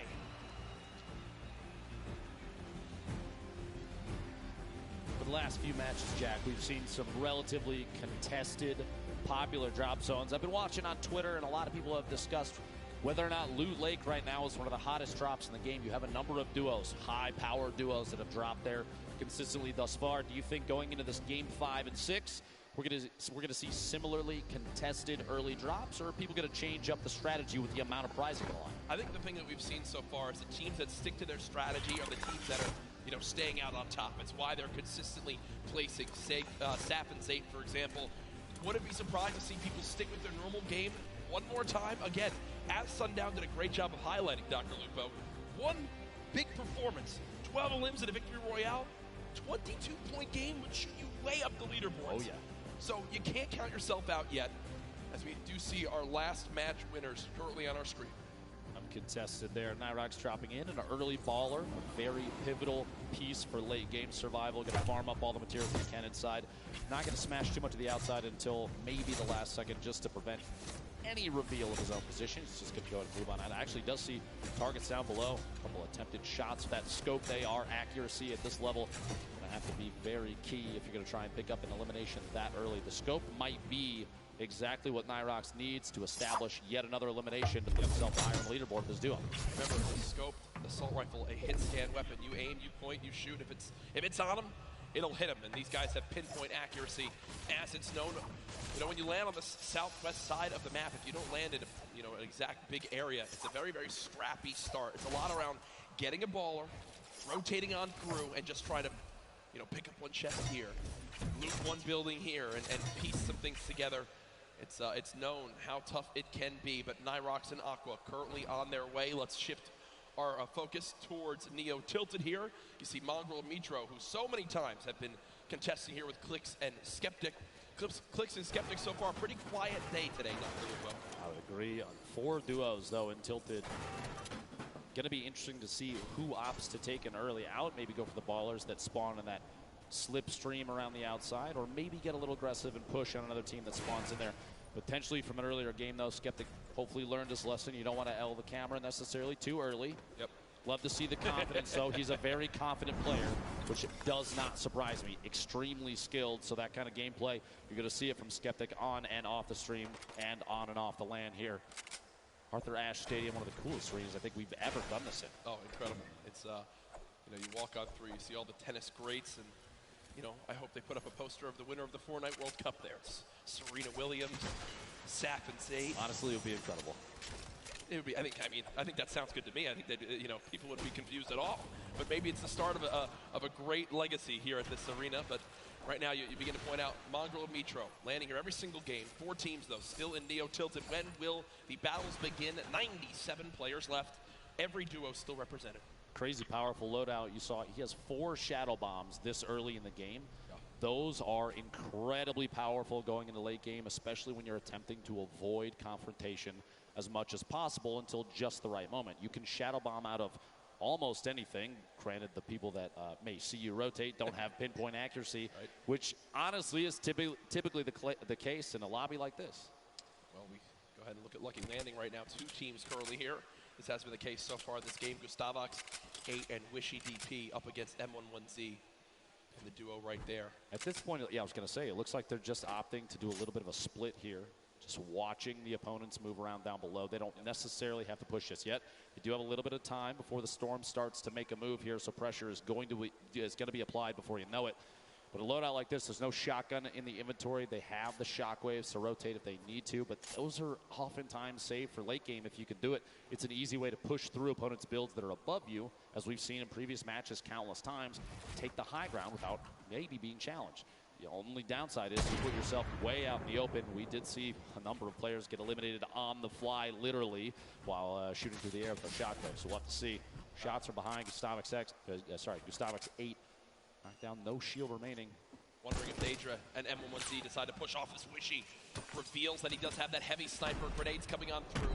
Quick little reaction right there to box up for a brief moment. But remember, when you get that shield broken, there is a unique animation and sound effect. So Daedra and M11Z know that Gustavox up top has no shield left, and that heavy sniper rips through the wood right there. Good coordination to get some damage done on this player. Saw Daedra holding that edit, that pyramid at the top, so we can look through, and shots from the duo up above, Wishy and Gustavox, well coordinated. No push yet. This is kind of a stalemate at this point, which for all 4 of these players may end up fighting them in the back. That being said, Wishy, the fly in right there, pushing up, trying to get past, moving over to this brick pig, make their way into maybe a little bit of side cover. Shrine made for me on the map is. Now Wishy will go ahead and loot that chest alongside Gustavox, who are both out of shields. Looks like Daedra And M1Z did what they wanted to, which is to push them out of Lucky Landing. Not sure if they're going to continue to pursue this. It doesn't appear so right now. And all things considered, I don't think they need to, right? They can go back now, farm up this whole area, check for the certain loot spots that may have been missed, and continue to get materials now. Moving towards Dusty Divot.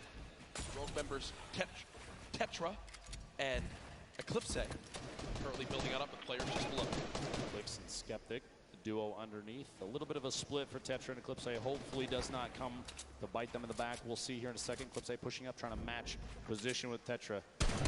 Shots on the baller. You don't want to see those things last too long. Nobody was in it. It was just rolling down the hill. And this could be really useful, Ben, because the players down low that are going to get by this airstrike, I believe it's Clix and Skeptic, are only building with Wood, and Wood gets shredded on through. And Skeptic, because of that, now down to just 25 HP, and that might be the green light for this duo to push on forward. One player challenging up top. Eclipse has him trapped in the box. Does take a little bit more damage. It will be a build battle for height. Eclipse with a ton of materials, but look at the elimination feed. Tetra with the elim on to Skeptic, so it's a 2 versus 1. Clix all by himself. Even if there's a sacrifice to the 2v1, that 1v1 afterwards and the pickup, the revive your teammate might be the best play. We'll see here in a second. Pressure from above, not yet. Clix all on his all by himself right there. To take just a second and heal up. Any chance you can get to get a little bit of HP might be the key to staying alive. And this is where I believe adjustments need to begin to be made, right? Eclipse and Tetra, as they push on forward. Clix now all by himself, trying to force him to happen. There's no shot right there as he goes down. The day of struggles for Skeptic and Clix continue. But the point I was going to make right there is now you're getting to a point where you need to go and push for those elims if you want to make the climb back up that leaderboard. Eclipse and Tetra obviously still have some work to do. In that 2 versus 1, before another team can begin to push on in and try to steal that last elimination, they have to force the 2v1. Thankfully, Clix does it for them. They get the free limb and win that fight at Dusty Divot. Meanwhile, Saf and Zate, first game winners, current leader. Saf beat from above. Oh my gosh, the heavy snipe to knock the pyramid and immediately capitalizing on Saf being exposed, leaves Zate in a 1v2. A little bit of a panic, and the Shadow Bomb may or may not be enough. Right into the slip to try and sneak away. Run down in some previous builds. That's a quick pick off there from 4ZR and nowhere. And that's the second time we've seen that today. The player with the heavy sniper, they can see that the pyramid is being edited on through and peeked through. So they immediately call that out. They time the shot alongside AR shots, or that one, I believe it was actually shotguns. And Saf is eliminated before he can even build a single wall. As right now, it's Zate all by himself. Now moving towards the northeastern side of the map near Pressure Plant. Our mech friend no longer there, but Nyx just took a ton of damage. Close by, I believe. Did he get sniped? I think he got sniped. I believe he did. Sitting on quite a bit of healing, though. The slurp, minis, that campfire, all going to be big there. You see he's waiting for the campfire to finish. He's going to pop that slurp, get back to 100, 100. Meanwhile, Airwax, Nikov owning the top of the ship here. Just taking shots at anybody that rotates. That high ground advantage, even early game. We look at it a lot. Late game. Yep. A lot of the build fights and late game rotations are capitalized by players that have the high ground advantage. But even early game, high ground gives the ability to scout. Aiden, Sean goes down. Aiden, an attempt to push on through and try and pick up the elimination on his opponent. Quinton inside the box there, does knock the wall out, picks up the materials, and can't quite grab the card of his teammate. I was going to say, I think that the teammate was knocked, so it is a 1 versus 1 in this fight. Aiden at max HP. Gets the high ground for the moment. Quinton, absolute the health disadvantage. Aiden most likely knows this. Continues to push for this elimination. Wants to clean this up as quickly as possible. Wondering if Quinton has any traps to be used right here. Doesn't appear so as of right now. That edit was just missed by Quinton as he tried to go push back up to the high ground. Just get above. Aiden pushes on in. Spraying. Unfortunately not able to connect. Takes 44 damage right there. Quinton, a masterful fight so far. Aiden's health advantage now gone as they're about 15 HP between each other. But Aiden has the chug splashes, and Dr. Lupo, they show off just how good they are right there.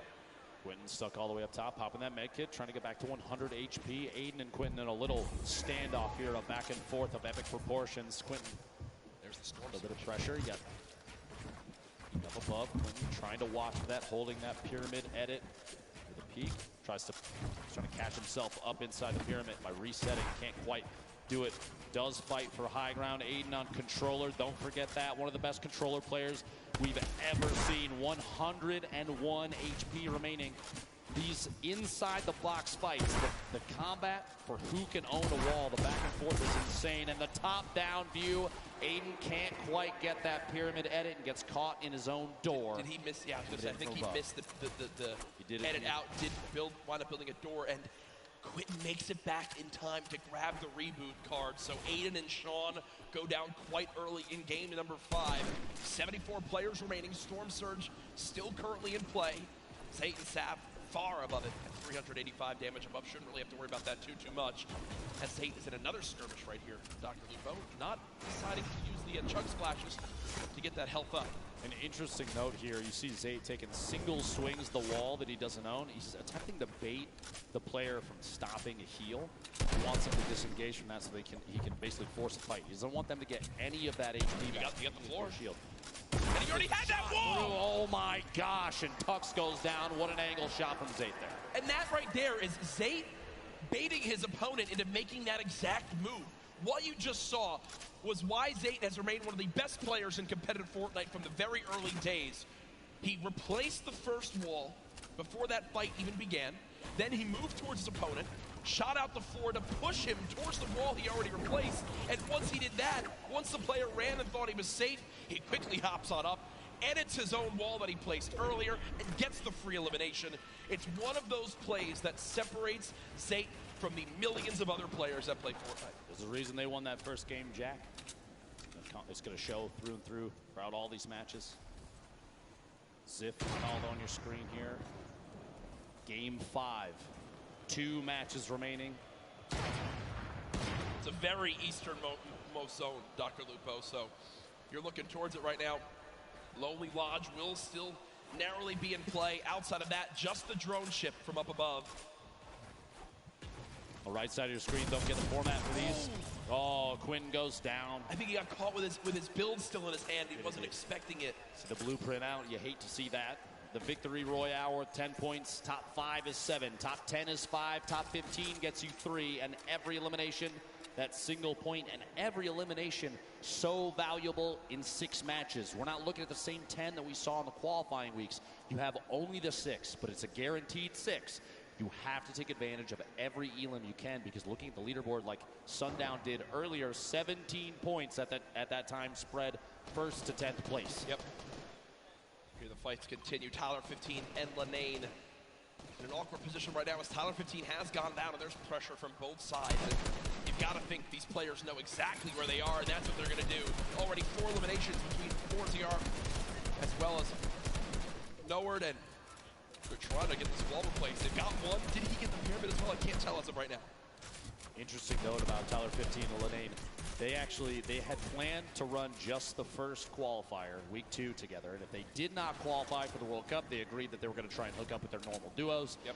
And lo and behold, they qualified for the World Cup. So here they are. They have not spent a whole lot of time together. And it's amazing to say that, because the cohesion between those two, oftentimes when we watch them, they're on top of each other's game the entire time. Yep.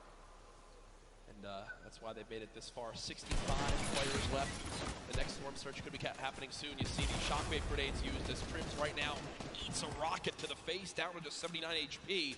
Thankfully, if you're a Crims fan, he does have 5 minis to pop, 2 big shields. I'm sure Spades. Oh no, Spades is full health, so I was going to say, I'm sure Spades, if he needs some shields, they are good to go. They are good to go. Spades just needed more AR ammo to keep shooting, Dr. Lupo. Exactly. Hold down that left click and see what you can get. Especially in situations like this. We even saw that kind of thing happen in the Pro-Am. I think Tim the Tatman faced attacks from multiple sides while in the box. It happens. A number of players know how that feels, and so the ammunition does get chewed through quite quickly. Absolutely is. You see where all these players are stacked up. Rote DW and Blue T taking over that main lodge right now. Sis Lucky. Don't see the duo anywhere, so Sis Lucky might be all by himself at the moment. 62 players left. Zayt, remember, by himself. Saf did get cut down earlier on, and it looks like Vinny also all alone. Maybe Zexor dropped earlier on in this game too. Going into these late games, Jack. Yeah. Especially when we're on the second to last. Pressure is at an all-time high for some of these players, especially the ones that have never experienced a LAN event like this. And this is the biggest one that Fortnite has ever had. Do you think they're going to be able to capitalize on that, take advantage of their own nerves, and use that to climb the leaderboard? I mean, or is it going to get the best of them? I'm just really, I can't even speak from experience on this. I mean, yeah, sure, I played at a few pro-ams and sure outplaced you, Tim, Ninja, well, basically everyone yesterday as I got top 8, and that was an incredible performance that I'm truly proud of. Jack, you outplaced us in both winnings and wake. But as we take a look at this again, I actually forget what I was going for with this because I was complimenting myself so much. But Nate Hill and Funk Bomb, two players who've had a very quiet day so far, up 4 points up to this game. They've matched that in this one alone, so they're at 8 overall. And well, that's that moment we're talking about. With the shield broken, the entire lobby has decided you are the player we're going to shoot at. And Nate Hill is burning through materials. This is looking like it's going to end right here for this FaZe Clan duo. Nate trying to make it through. Just a frantic flint knock shot. At that point, it's desperation. 6 total builds, no healing, only 34 HP. Imagine if Nate had caught Wade. Did tag him. And no. Dots from the other side. He's caught between multiple teams. Players rotating into the zone. Players that were originally taking shots. A tough break there in Game 5 for Nate Hill and Funk Bomb. Keenstar and Hunter do wind up finishing off that elimination with the help of Serpent and crew. 57 players left now. This zone, Ben, is in the middle of basically a forest, but most trees are now gone. I'm looking at the minimap right now. This is a pretty central zone where everything's remaining. So players on the outside will need to move in from all areas. The zone pushing forward. Here are Mitro and Mongol. A quiet game so far. 0 eliminations up to this point. The question remains, will EU climb up into the top 3? They're just on the outside right now. I know this is NA home turf, but I know the hundreds of thousands of European members of the Fortnite community are out there rooting for duos like Mongol and Mitro to pop on up. And unfortunately, when I mentioned EU duos, I just saw Benji Fishy and Mr. Savage go down to the duo of Arkram and Falconer as they continue to perform well, a team also in the top 6. Not out of this just yet. 1 game still remaining. This circle, a east-southeast push. This is the 50-50 where you're going to see a number of players sit inside the next safe zone and take advantage of that ability to watch people rotate in. That's where a lot of the eliminations mid-game happen, is people trying to get into the next position, and players like Mongrel, Mitro, they are in spots to take advantage of that. That being said, Ronaldo does take out Mitro on the feet, picks up that elimination for the duo. 28 duos remaining. We're not even close to placement points yet. That happens at 15, Jack. Yeah, and Mongrel knows this. When you look at his inventory right now, no combat shotgun, still this epic tactical shotgun, quite good. The big question for me, 2 shadow bombs, all the movement, how exactly does he play this? Mongrel looking for an elimination. Shot comes on in. Does get a small little shield tag, but not too much to begin to push that. Good job at least getting up this layer of height. Remember, it's so tough in elevation here when there's so many builds. Bottom right of your screen, another solo still remaining. It's Zayd, who still has, I believe, 3 shadow bombs left, Dr. Lupo, to make plays in the late game. 2 of the biggest players we've watched thus far. A lot of people just waiting to see how things are going to play out. Mongrel holding this edit. He's waiting for that opportunity to pop up with that purple tag. See if he can do enough damage to pick up an elimination or at least a knock, especially as we get into the circles where movement of the entire zone is going to happen. A knock will translate into a full elimination. The siphon will kick into the HP or shield. Those last second elims before things start to move, those are huge. They give you that little boost you might need to engage another fight on the move. Falconer, Arkram sitting in a great spot right now, kind of smack dab in the middle of the current safe zone. Yeah. You have 21 seconds before the circle starts to move. I mean, I feel like this duo hasn't been spoken about a ton so far today. They're currently top 5, Dr. Lupo, in another place where... Incredible players. Yeah, they can absolutely make some noise right here in this one if they can finish strong. Remember, other teams in the top 5, though, still have representation. With Zayd still in this one. Falconer and Arkram. Arkram quite weak at the moment, though. About 120 HP in total. 27 duos left. If you're keeping in mind the format of this game, it's top 15, and they're going to go ahead and shockwave across. They both use one shockwave together, and now the push begins. Falconer slowly inching towards this zone. He's being pressured by some stinks at the moment. Only 7 total builds left. He's got to follow up his teammate, and that's a great recovery by this duo. He's made it back to Arkram, but look at the high ground, folks. The battle begins now. Aqua and Nyrox are winners from last game, already back on height, and high ground has been the key to victory so far today. Just underneath Airwax, the back-to-back Pro-Am winner, and his duo Nikov below. Previous game winner sitting all the way up on top. Cease and Elevate rotating across the very front of the circle. You see players flying across the current safe zone. The shockwave grenades so key in movement late game right now in the current meta. Players on bottom fighting it out. Only a few ballers left in play right now, and they're most likely, if not already, going to be eliminated very quickly. 19 duos left. Aqua on the top. He'll come floating back down here in just a second. Battle still going. Nyrox and Aqua off the high ground. No one challenging for it as of yet. You got Elevate and C still on the low ground. Punisher there as well. Mongrel still making plays happen without any movement items left. We are one team away from placement points being earned, and there it is. We are now in our top 15. Zay getting caught off guard from behind. Linane drops in. He wound up dropping in 16th. It's just outside of placement points. Zay and Saf will not earn placement points this game. The lobby beginning to drop like flies, and look on the high ground still, folks. It's Nyrox and Aqua setting themselves up for a great spot at the end of this game. 2 players still left in ballers. Somehow, Mongrel is, oh no, he goes down right there. 11 players left, Dr. Lupo. Players all the way to the high ground. Still Aqua and Nyrox. They have absolute ownership of everything underneath them so long as they stay on top of their material count. They don't get overzealous with those builds. You have to savor those because right now there's nothing left unless you pick it up from a player that gets eliminated. Item at the edge of the zone goes down. Spray from that minigun from Aqua. He is not letting anybody move unchallenged right now. So powerful. 2 duos left. It's Aqua and Nyrox, Cease and Elevate. The rest are all solos down low. Clusia with the elimination on the Chapix. Cease and Elevate deciding to drop down low because I believe they're out of builds. They've just got to go brawler mode right now. Cease getting chunked by this minigun of Aqua as he continues to rain down fire. Down goes Cease. Elevate now weak as well.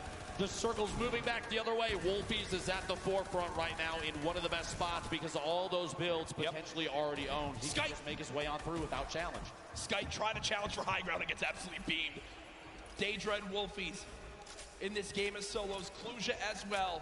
Aqua and Nyrox. Could they get another victory royale? Currently at 5 eliminations this game. Aqua. Stink grenades from above. Still riding the minigun. Still 250 small ammunition remaining. And this thing is so punishing from above. You have that high ground advantage. You have the shots on Wolfies from above the elimination, a 3v2 situation. Aqua, Nyrox looking to pick up the first World Cup back-to-back victory royale, Jack.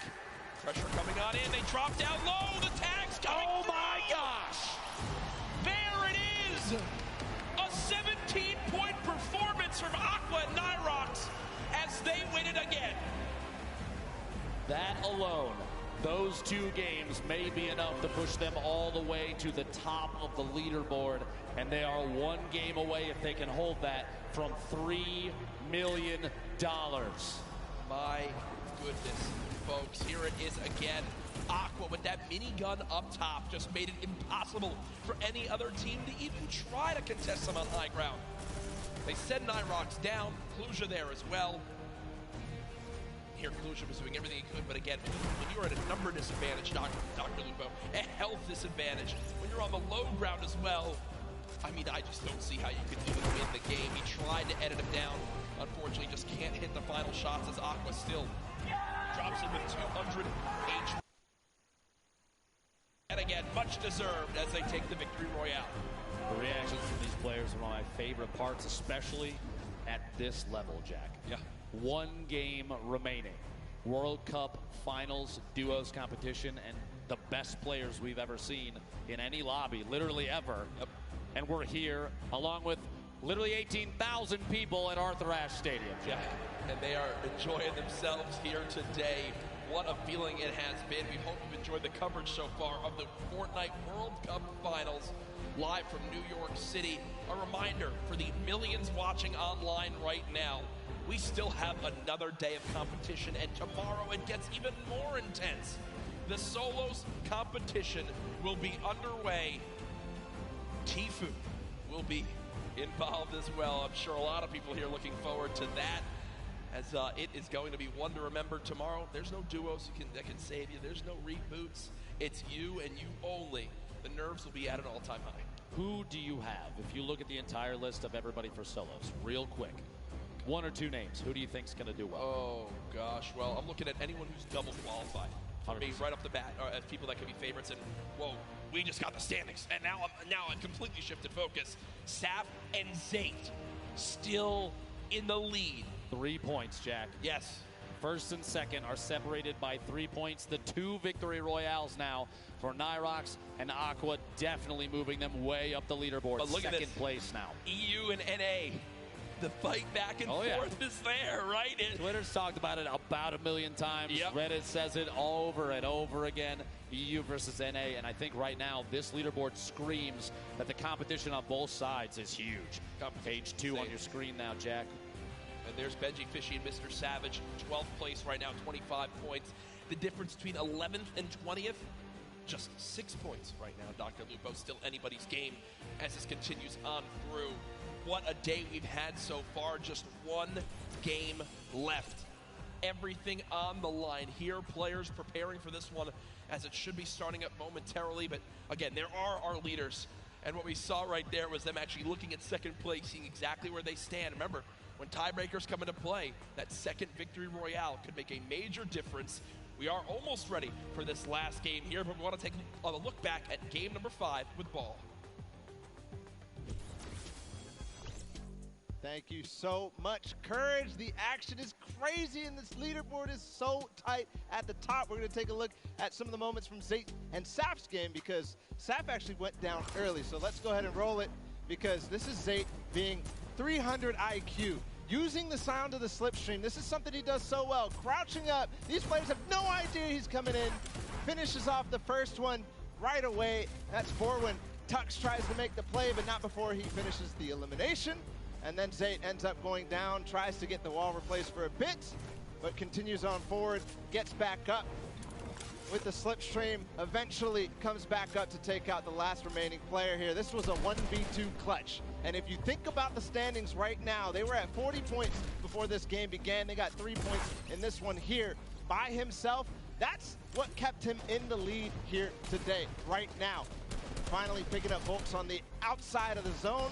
That's perfect play from Zate. Didn't get quite top 15, but he did get this one last elimination, and that is what is keeping them in the game right now. You have to remember, they did not play too well in the last game. They accrued a little bit of points, and they're doing it again. They have to have a strong game here. But when you think about the rest of them too, Mongrel and Mitro, they had only Mongrel for a little while. Vinny and Zexro, they only went down to Zexro as well. So clutch is all up. I mean, literally, it comes down to one per player's performance. I can't wait to see this last game. Gentlemen, please, if you don't mind, close us out. Thank you, Ball. Great stuff as always. And whoa, there. Okay. Marshmallow joining us on the cast. Yeah, I think that's basically exactly how it works. Now we have a little bit of special announcement for everyone live in the venue right now. Pay attention, Fortnite World Cup attendees, to celebrate the 1 p.m. Marshmallow live performance on Sunday, tomorrow, the first 2,500 fans to enter the Arthur Ashe Stadium will receive a Marshmallow cosplay helmet to wear during the performance. The first 400 fans to enter the stadium will also receive the Marshmallow supply drop codes. These special codes contain the Marshmallow outfit, the Mellow Rider glider, the all-new Mellow Mallets pickaxe, and 1,000 V-Bucks. Also, the first 10,000 fans to enter the stadium will receive Fortnite-themed thunder axes to make noise while cheering on their favorite players during the Fortnite World Cup Finals. Doors to the Arthur Ashe Stadium open at 11:30 a.m. tomorrow, so you want to make sure you get here early to make sure you get your seat. I'm looking forward to that. Can you show me the axes, please? I mean, look at this. You know how loud it's going to be in here tomorrow when you're banging these around, and you can annoy your siblings with these when you end up going home with them. I don't want to give everyone any more ideas, but I'm ready for that performance. It's going to be an absolute blast. I know, I'm sure everyone here looking forward to that as well. Marshmallow, so much fun to watch live, but this is it. Dr. Lupo, at the end of this game, we will crown the first ever Fortnite World Champions. I cannot believe we made it here. Ladies and gentlemen, make some noise. $15 million on the line here. 3, 2, 1. Jack, 10 weeks of practice, the qualifiers, constant hours of scrimmaging against each other. These players know each other's strategies. They know where they're going to drop.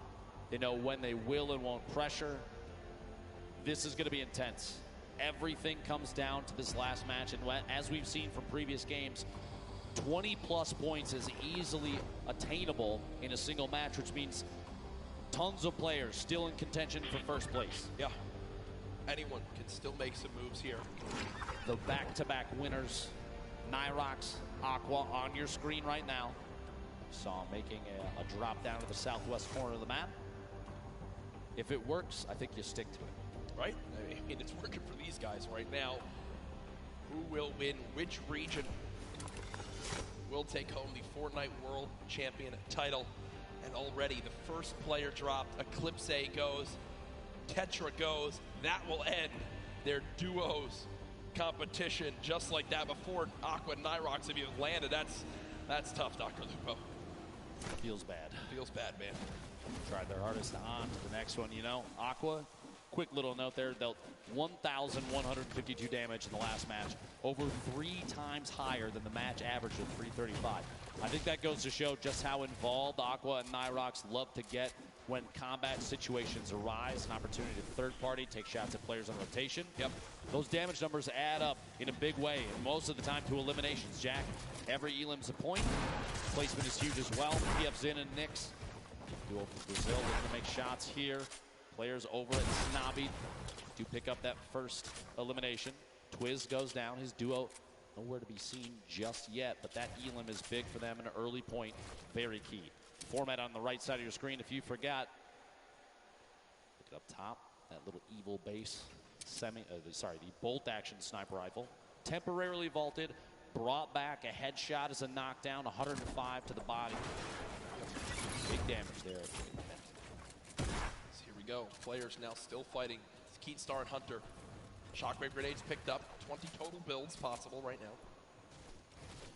200 HP, so they have all the shields they could ever want. Wondering if they've done any damage yet to their opponents. Looks like they'll just go ahead and be happy with backing on them for now. Don't want their final game to end super, super early.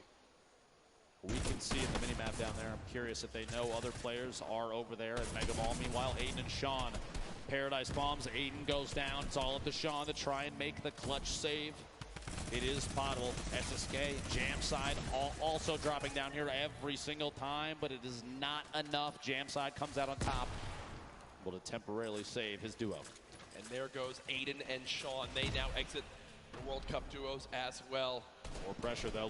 Jay and Little also dropping here at Paradise. These highly contested, very important POIs are big. Oh my gosh, the aggression. Shockwaves in, stink grenades deployed, and there it goes. The elimination comes on through as they got the scent of blood and like sharks in the water chase down their opponent. You can't really blame them either in situations like this, though, especially at the World Cup. If you get a knockdown, if you're in a 2v1, you're even willing to sacrifice your teammate potentially in a situation like that to try and get another. Already, people are dropping much quicker this game. Oh, 100%. Already down to 7 duos eliminated from this one. 84 players left in total. And you might think, that's not a lot in Fortnite, but no, trust me, right now in a lobby like this, they're going quick. And I will say this duo of Daedra and M11Z, if they can make it to late game with the assault rifles they have a legendary assault rifle, Dr. Lupo, and an epic infantry rifle. Both of those can shred. And as we know, editing out windows, finding opponents who are rotating, maybe hitting a slipstream or in shadow form, some well-timed AR shots can mean quick damage and eliminations. We're going to have to see going into the late game if this aggressive gameplay continues. 30 seconds until the circle moves. Meanwhile, over at Neo Tilted, we've seen this 2v2 so many times. Clicks and Skeptic versus Mongrel and Mitro. The high ground taken all the way up top. Pressure from above. Clicks looking to see if he can hit a shot through his quick edit. 103 from Mongrel from underneath. Gonna edit out and try and take the high ground. At this point, no shield on Clicks inside the box. Trying to get the edit, can't quite get it just yet. Here we go, opting to maybe fake a rotation away, maybe using the shadow to climb all the way up the high ground. Can't quite get it. He's gonna have to jump all the way to the bottom so he can back out of the fight. Hits from underneath. He's gonna box up just a little bit and rotate for a better angle at this point. Meanwhile, Mitro in the baller, bottom of the building. They're paired up together at this point. Mongrel actually, they're shifted buildings away from each other. And Clicks and Skeptic have the ultimate high ground from above on this fight. Beaming that baller. Can't quite see if they got the break just yet.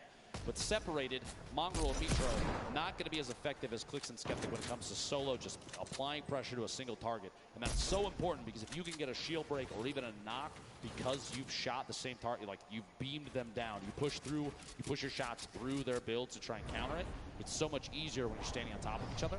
That might be pivotal in deciding who wins the current 2v2. Yeah, and they're going to go ahead and back on up. I will say Skeptic basically saves Clicks right there, who was down to just 28 HP. Skeptic able to get there in time. They get the minis popped as well. Landjock and Punisher, who had some early exits in some games. At the beginning of today, looking to see if they can end on a high note right now. One chunk splash used to get up to 157 HP. Landjock with the elimination down on to Lanane as they continue to bust on through. 2 versus 1. Lanane dead. They get the full elimination. Chug Splash unfortunately missed right there as he was shockwaved away, but he'll hop right back in to help his duo. Drop in, fighting the same box. Tyler 15 goes down. That kind of 2v1 is tough. You're stuck inside the box with both opponents. There's kind of no way out, especially when some of the walls may not even necessarily be yours. And Clicks and Skeptic run away from Tilted to not have to deal with a fight there, but instead push right into XXM and X-Men. Now the fight begins. Skeptic dropping on back, trying to dodge the sticks. Clicks taking a ton of damage right there as well. And did they just get an elimination? So the player was knocked. The player was knocked, and the elimination was actually finished by the airstrike coming on through. Clicks does get knocked by the stink. We hopped away from that at an unfortunate time, but we do get an update there as Skeptic now at 150 HP eats the stink grenade to the face again, and with only 2 builds left, Clicks now knocked, and nades flying on in. Oh, the 150! The 150 makes the difference! Can Skeptic clutch right now? You see the panic stink, he actually stinks himself right there. Skeptic with no builds, relying on just this hand cannon. Can they get the full elimination for the extra HP? It looks like they'll decide to fall back and eliminate Clicks right now. Skeptic looking to try to cut down this player. They have knocked. How many mats will he get? Looks like 12 total builds. Might be a difference maker in this one. Goes through, wall in place, not going to happen as of yet. Tries to take a shot. Oh my gosh! The clutch from Skeptic. And you see he shakes his head right there. Does get the job done. The one-shot headshot from the hand cannon. 150 to the dome. Swings the battle in his favor. No mats, no teammate, no problem as Skeptic gets the job done. I said it before and I'll say it again. He's one of the most confident players that we have seen in the World Cup, and right there, literally standing in the open to bait a shot so he could hit that 150 with a hand cannon is huge. He knew he needed to do something to swing the tide of that battle. It's literally nearly impossible to win with 0 mats and they have the high ground. And guess what? As the player went down to thirst his teammate, well, things worked in his favor as he hits the shot. Saf and Zate, who had a 3-point lead on second place heading to this game, currently at 0 points earned so far, but still in a position where they can earn a lot off placement and finish strong to be crowned world champions. We'll see if it goes their way. They do have 1 heavy sniper, 4 shadow bombs. You see in the inventory of Saf, and a launch pad too. So a lot of items to use in the late game, Dr. Lupo. Another player flying in, Wishy DP. Gustavox 8. Duo winning below, Stompy, Shinken, a duo that I want to have my eyes on quite a bit. We see a quick little edit fight here through the wall, and they pick off Zexro and Vinny inside their own build. Zexro and Vinny, I believe, were top 3 or top 5 heading into this game, so an unfortunate ending for them. And all things considered, you know, Stompy and Chinkin were a duo with an average placing in the online qualifiers of 1.8 across the 5 weeks. I think it was the highest average of any duo. And we haven't really seen much of them today, so finally seen a little bit from that duo, as many people had very high expectations. Chapek's running away right now, nearby as well. Back, applying some pressure there to a ramp being built up. Chapek's kind of all by himself between two duos here, Dubs and Mega. The heavy snipe to drop Dubs down. He's going to have to build back just a little bit, reconnect. Make sure your structures are held up by more than just one there, and somebody's got their eye on Dubs still. Going to jump inside a pyramid, hold that edit. Mega sitting up on top of the windmill in a baller. Just kind of waiting at this point. They're just barely, you saw for just a second. Yeah. 67 damage above the threshold. But look, because it's a 70-player threshold and this lobby has dropped quicker, Storm Shield pops up, one player gets eliminated to drop the lobby down to 69, and immediately the Storm threat is over. So Storm Surge pops up for a second, but the Storm Surge shuts down on this second zone when the player count drops below 70. So only one player had to go down. That's exactly what happens. So the players below the damage threshold right there do just escape for the moment, as the threat is gone for right now. 1 minute remaining till the next circle. The final match for the duos competition here at the Fortnite World Cup. Still anybody's game. Like you said, $15 million on the line, and Saf and Zate are really pushing for that first place position. Applying pressure from above, gonna drop down. Just do a little bit of damage, but not the best spot to sit and try and fight that. Saf's gonna back up top and use that final mini, 149 total HP. And I was literally about to say, can still go down to a heavy snipe to the body, and that may be exactly what happened. Luckily, at that range, Zate can still pick Saf up. Unless pressure comes in from that duo that just took that shot. They just get updated that Mitro was just eliminated, but remember, folks, this is Zate and Saf on your screen, who are our current leaders today. Saf knocked. It looks like Zate's going to try to go for the revive, and no one's nearby. Talk about a perfect scenario for them to be able to get a revive in. That could have spelled disaster. But up off the ground goes Saf, and they can breathe a sigh of relief as they're both back in play. Looks like the players that took the shot sitting at that modern building at Loot Lake, the north side there, still inside the safe zone. Meanwhile, the spread of all these players starting to tighten up just a little bit. Mongrel, one of the most popular EU players, all on his own right now. Mongrel, Mitro, 10 points behind first, 2 points behind fifth overall going into this match. They are so close to the top of the leaderboard, Jack. Saf and Zate, by the way, first going to this match. Continue to keep watching exactly where the players stack up. Mongrel, all the pressure on him.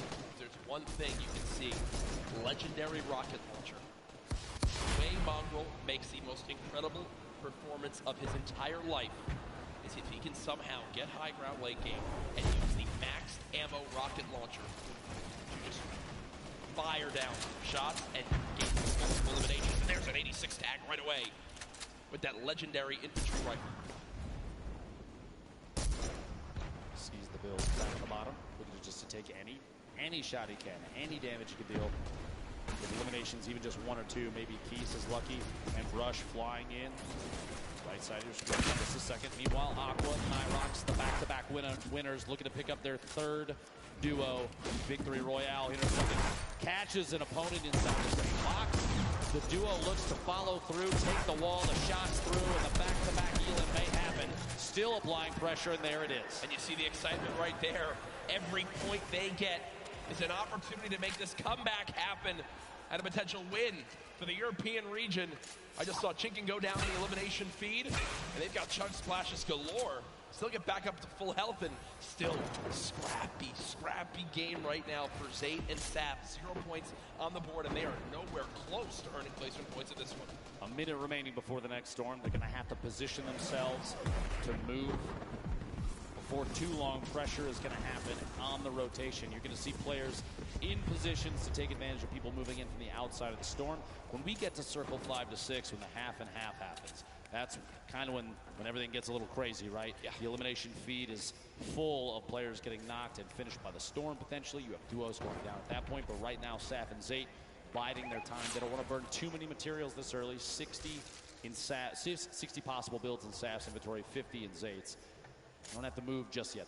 Reminder for everyone watching at home, this is our final game today. At the end of this, the score will be tallied and we will crown our first ever Fortnite World Cup champions, our Fortnite World Champions, live from the Arthur Ashe Tennis Stadium here in New York City.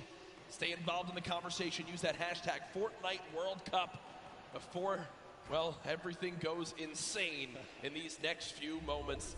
The fourth zone has popped on up. 56 players left, 34 duos. Who will take the final victory royale? Now, Rojo and Wolfie's all the way up top, on top of the hill here. They do have at least one baller. They have an opportunity to move. Looks like Rojo's going to make that move. Wolfie's just kind of waiting, biding his time, maybe looking to take a shot at somebody. Baiting your teammate, not the worst idea. Rojo's going to move down this little camp underneath, this kind of shack, and farm up everything that he can. Materials, like we've said before, we'll say it again. You always see late games where it comes down to potentially who does and does not have those remaining. So getting those couple materials can be key. Wolfie's, you heard the snipe shot there. Looks like nobody got connected with it.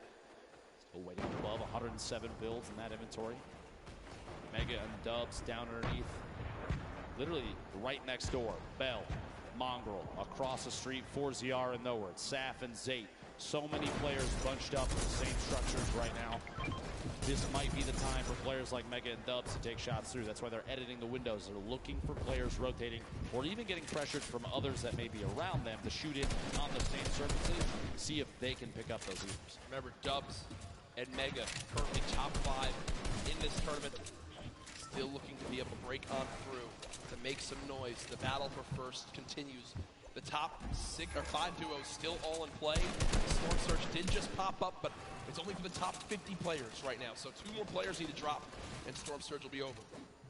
Just a quick note, I saw in the feed a moment ago, Nyrox, one of the back-to-back duo winners, picked up an elimination on Skeptic in the feed. Dude, this is so tough day for them, but yes, 31 duos. More than half of the lobby needs to go down before we even get to placement points.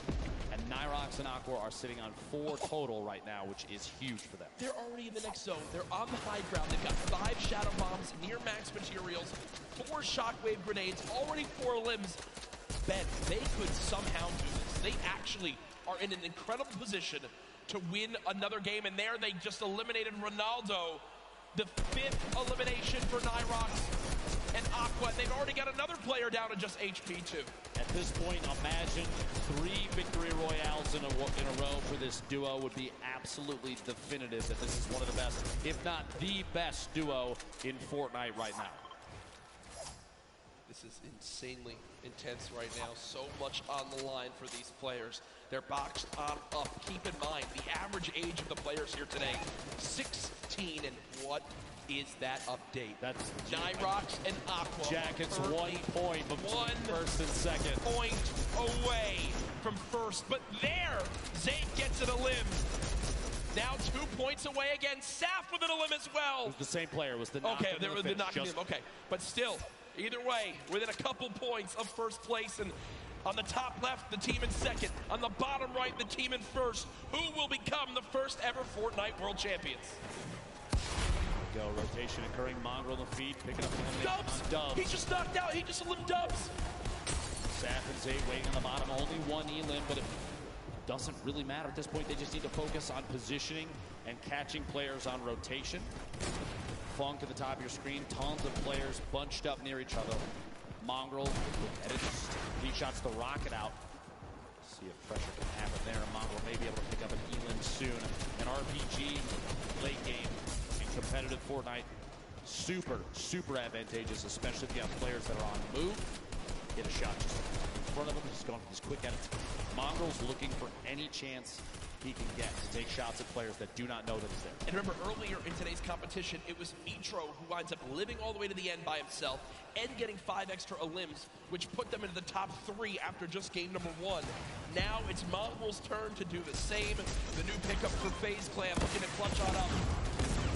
Putting shots down range. I believe this is Mega, one of his teammates on FaZe, who's on the other side of that metal, and he's not relenting with this pressure. Both of these duos actually in our top 10 right now.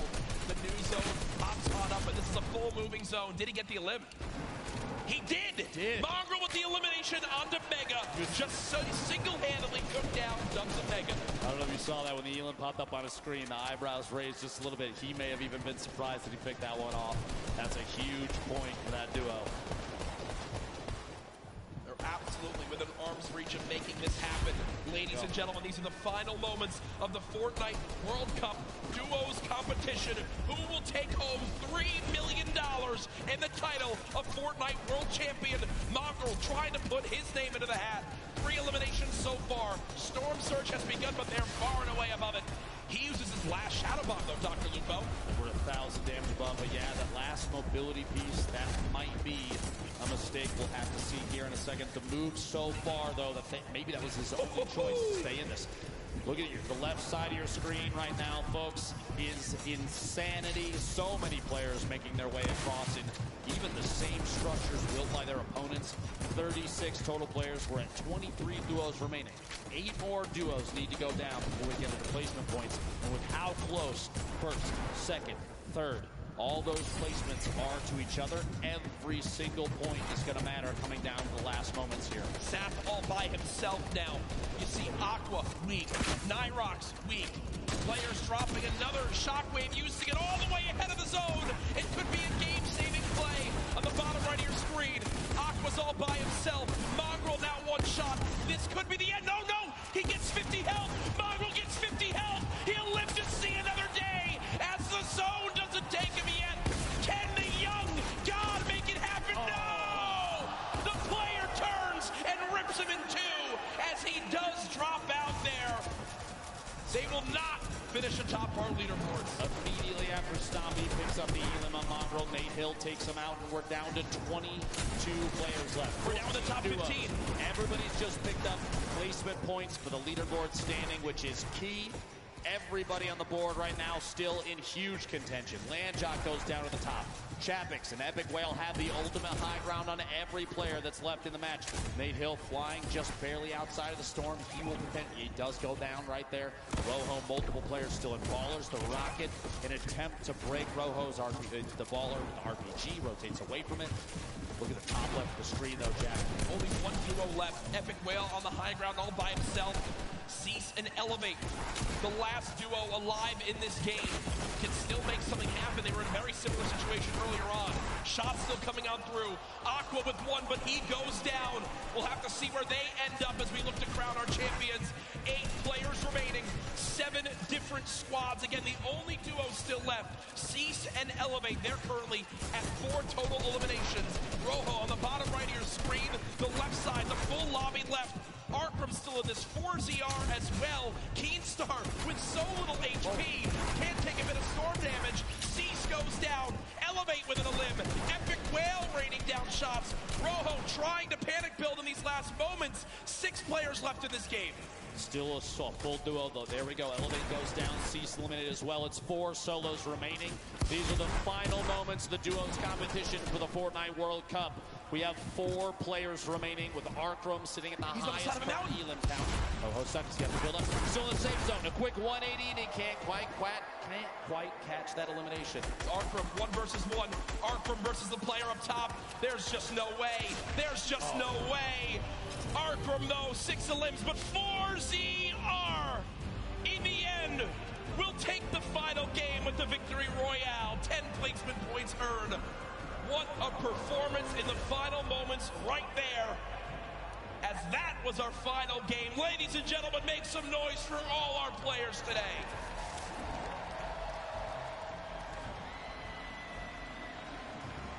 Here are the last moments again. I mean, there's just no way, Dr. Lupo. 4ZR, health advantage in the zone. Arkram did what he could. Still a beautiful performance at 16 eliminations, or 6 eliminations, sorry, and second place in that one. But either way, folks, we'll see exactly how it all plays on out here. There's the replay. My gosh, Dr. Lupo, my heart is racing right now. I can barely put a thought together, I'm not gonna lie. A valiant effort from Arkram right at the end there to try and hold out the campfire down, but not enough materials and the shots from above from 4ZR. Like you said, material advantage, HP advantage, every advantage in the world. It was his game to win. Yeah, and I'm looking around right now. A lot of people on their feet here in this venue.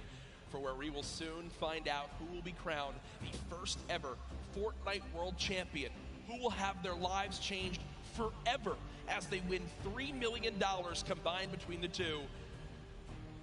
Millions watching online. Send right now. Tweet out who you think took it home. Use the hashtag Fortnite World Cup. Get it trending. Who do you think won? I think we've got an idea, but I'm not saying anything. I'm not saying anything until the official leaderboards come out, or else I will be kicked off this stage and never allowed back. Security will actually spear tackle it. Yeah. It's true. They told me before we got up here. Look, an immovable object. As now we still await the final scores. Dr. Lupo looking back on today with solo competition still to happen tomorrow. What are your big takeaways from the games we saw? I think we saw upsets and for some teams that a lot of people had talked about were going to go above and beyond gameplay that they had seen before. That being said, there was a lot of confidence, and you love to see that, especially from every player on the stage right now. 100 of the best players in duos that we have ever seen. They have to realize that they beat every other challenger to get here, Jack. There's an energy in this room right now. I'm just looking around. Everyone has their cameras ready for when the announcement comes. Again, we're tallying every little bit so we know exactly who won it. Ladies and gentlemen, do you guys want to hear who will be the first ever Fortnite World Champions? I think they do. The results are in. Ladies and gentlemen, congratulations to the first ever Fortnite World Champions, Aqua and Nyrox!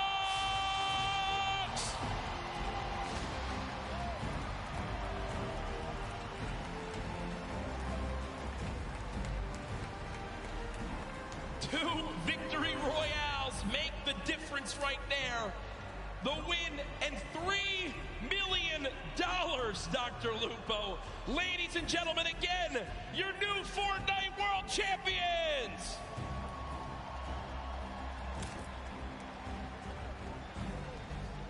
Two victory royales, Jack. An incredible day of gameplay for them. The look on their faces, too. I can't believe it. No idea. I cannot believe. Again, you got to remember. How do you react to that? How do you react to that, Jack? They're left in the dark as this loads on up. They have no idea how it's going to break all on down.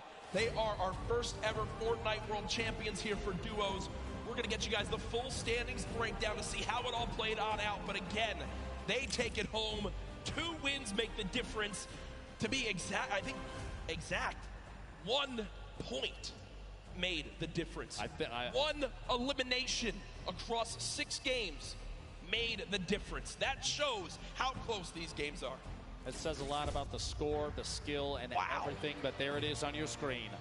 Nyrox, Aqua, $3 million in prizing, and across the top 10 there, an incredible display of skill. Rojo and Wolfies, Elevate and Cease, Saf and Zate, Arkram and Falconer, Mongrel and Mitro, Mega and Dubs, Darox and Items, Zexro and Vinny, and Vato and Skype, your top 10 duos for the World Cup. And just to reiterate, $3 million for Aqua and Nyrox, $2,250,000 for Rojo and Wolfies, Cease and Elevate, $1.8 million, Saf and Zate, $1.5 million earned, and in 5th, Arkram and Falconer, $900,000.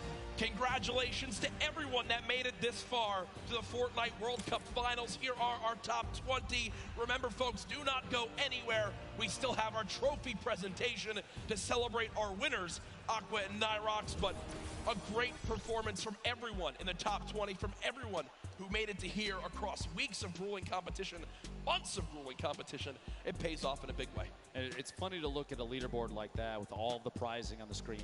Jack, it almost looks like a typo. Based on everything that we've done in the past, all the competitions for Fortnite that we've had the opportunity to commentate together, you see $3 million and you think there's a couple extra zeros. But I assure you, folks, it's correct. That is correct. That is correct. And that is the end of the duos competition. But it's now time to crown our champions, to hand over the trophies. And to do that, it's none other than Golden Boy.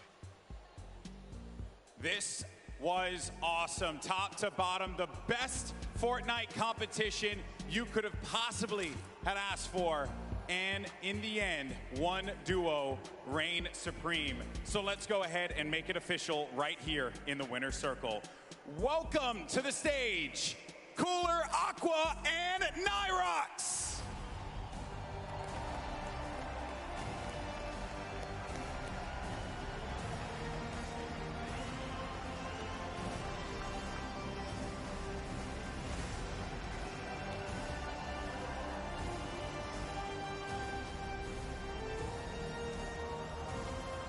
Gentlemen, the trophy is yours. Your Fortnite World Champions, Aqua and Nyrox!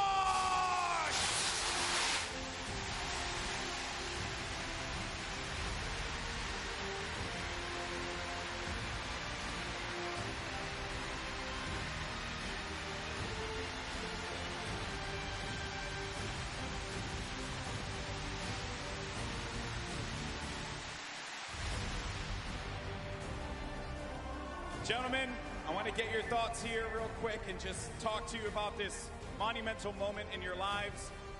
How does it feel? I know that's a really generic question, man, but you just won $3 million. How do you feel, buddy? Fair enough, fair enough. For you, my friend. We legit had the worst start ever. Like, the first 3 games was awful, and then, like, I don't know what happened. We just popped off. Why do you guys think that you're here right now? What happened? What did you end up doing differently that separated you from the rest of the pack and allowed you to get in that first place position? I think it's the amount of hours we put into this game and how serious we take it. That's right. And now, obviously, I understand you do have some family that's here as well. You made them very proud. Who are you playing for here today? Like, for my mom, she always supports me, and it's just insane what happened. Like, I don't know what to say. It's insane. For you, my friend. All my friends, my family, my father, and Itke. All right. Well, you're definitely going to have a lot more fans now, man. Once again, your 2019 Fortnite World Champions, Aqua and Nyrox.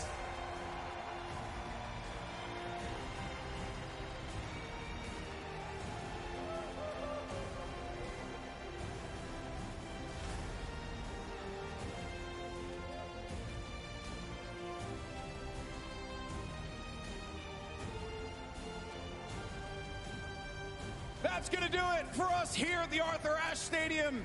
It has been a wild ride, and we have our 2 Fortnite World Champions, Aqua and Nyrox. Congratulations once again. A lot of special things are lined up for tomorrow, so make sure you join us. It's going to be the solos competition. We crown one more world champion and a special teaser image for the next season of Fortnite. You're not going to want to miss it. Ladies and gentlemen, this is the World Cup Finals of our Fortnite. We'll see you tomorrow. Have a great evening.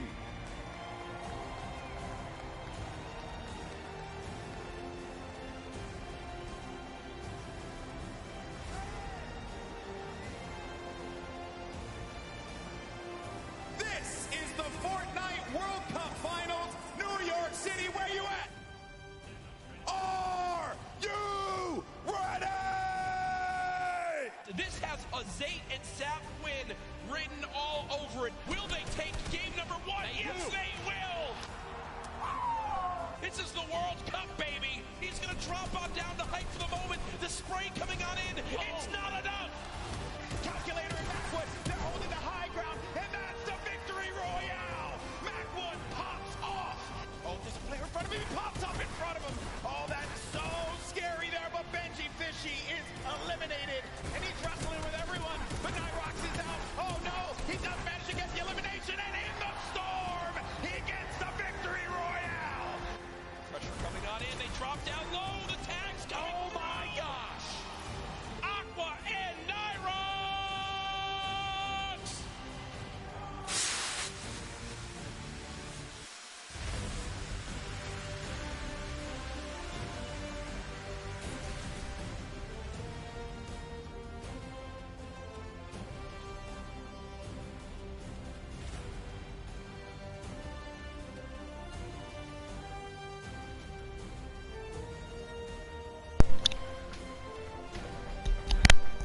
Bueno, gentes, vamos a ir dejando por aquí el directo. Ya vemos quién ha ganado. Ha ganado Nairon y Aqua.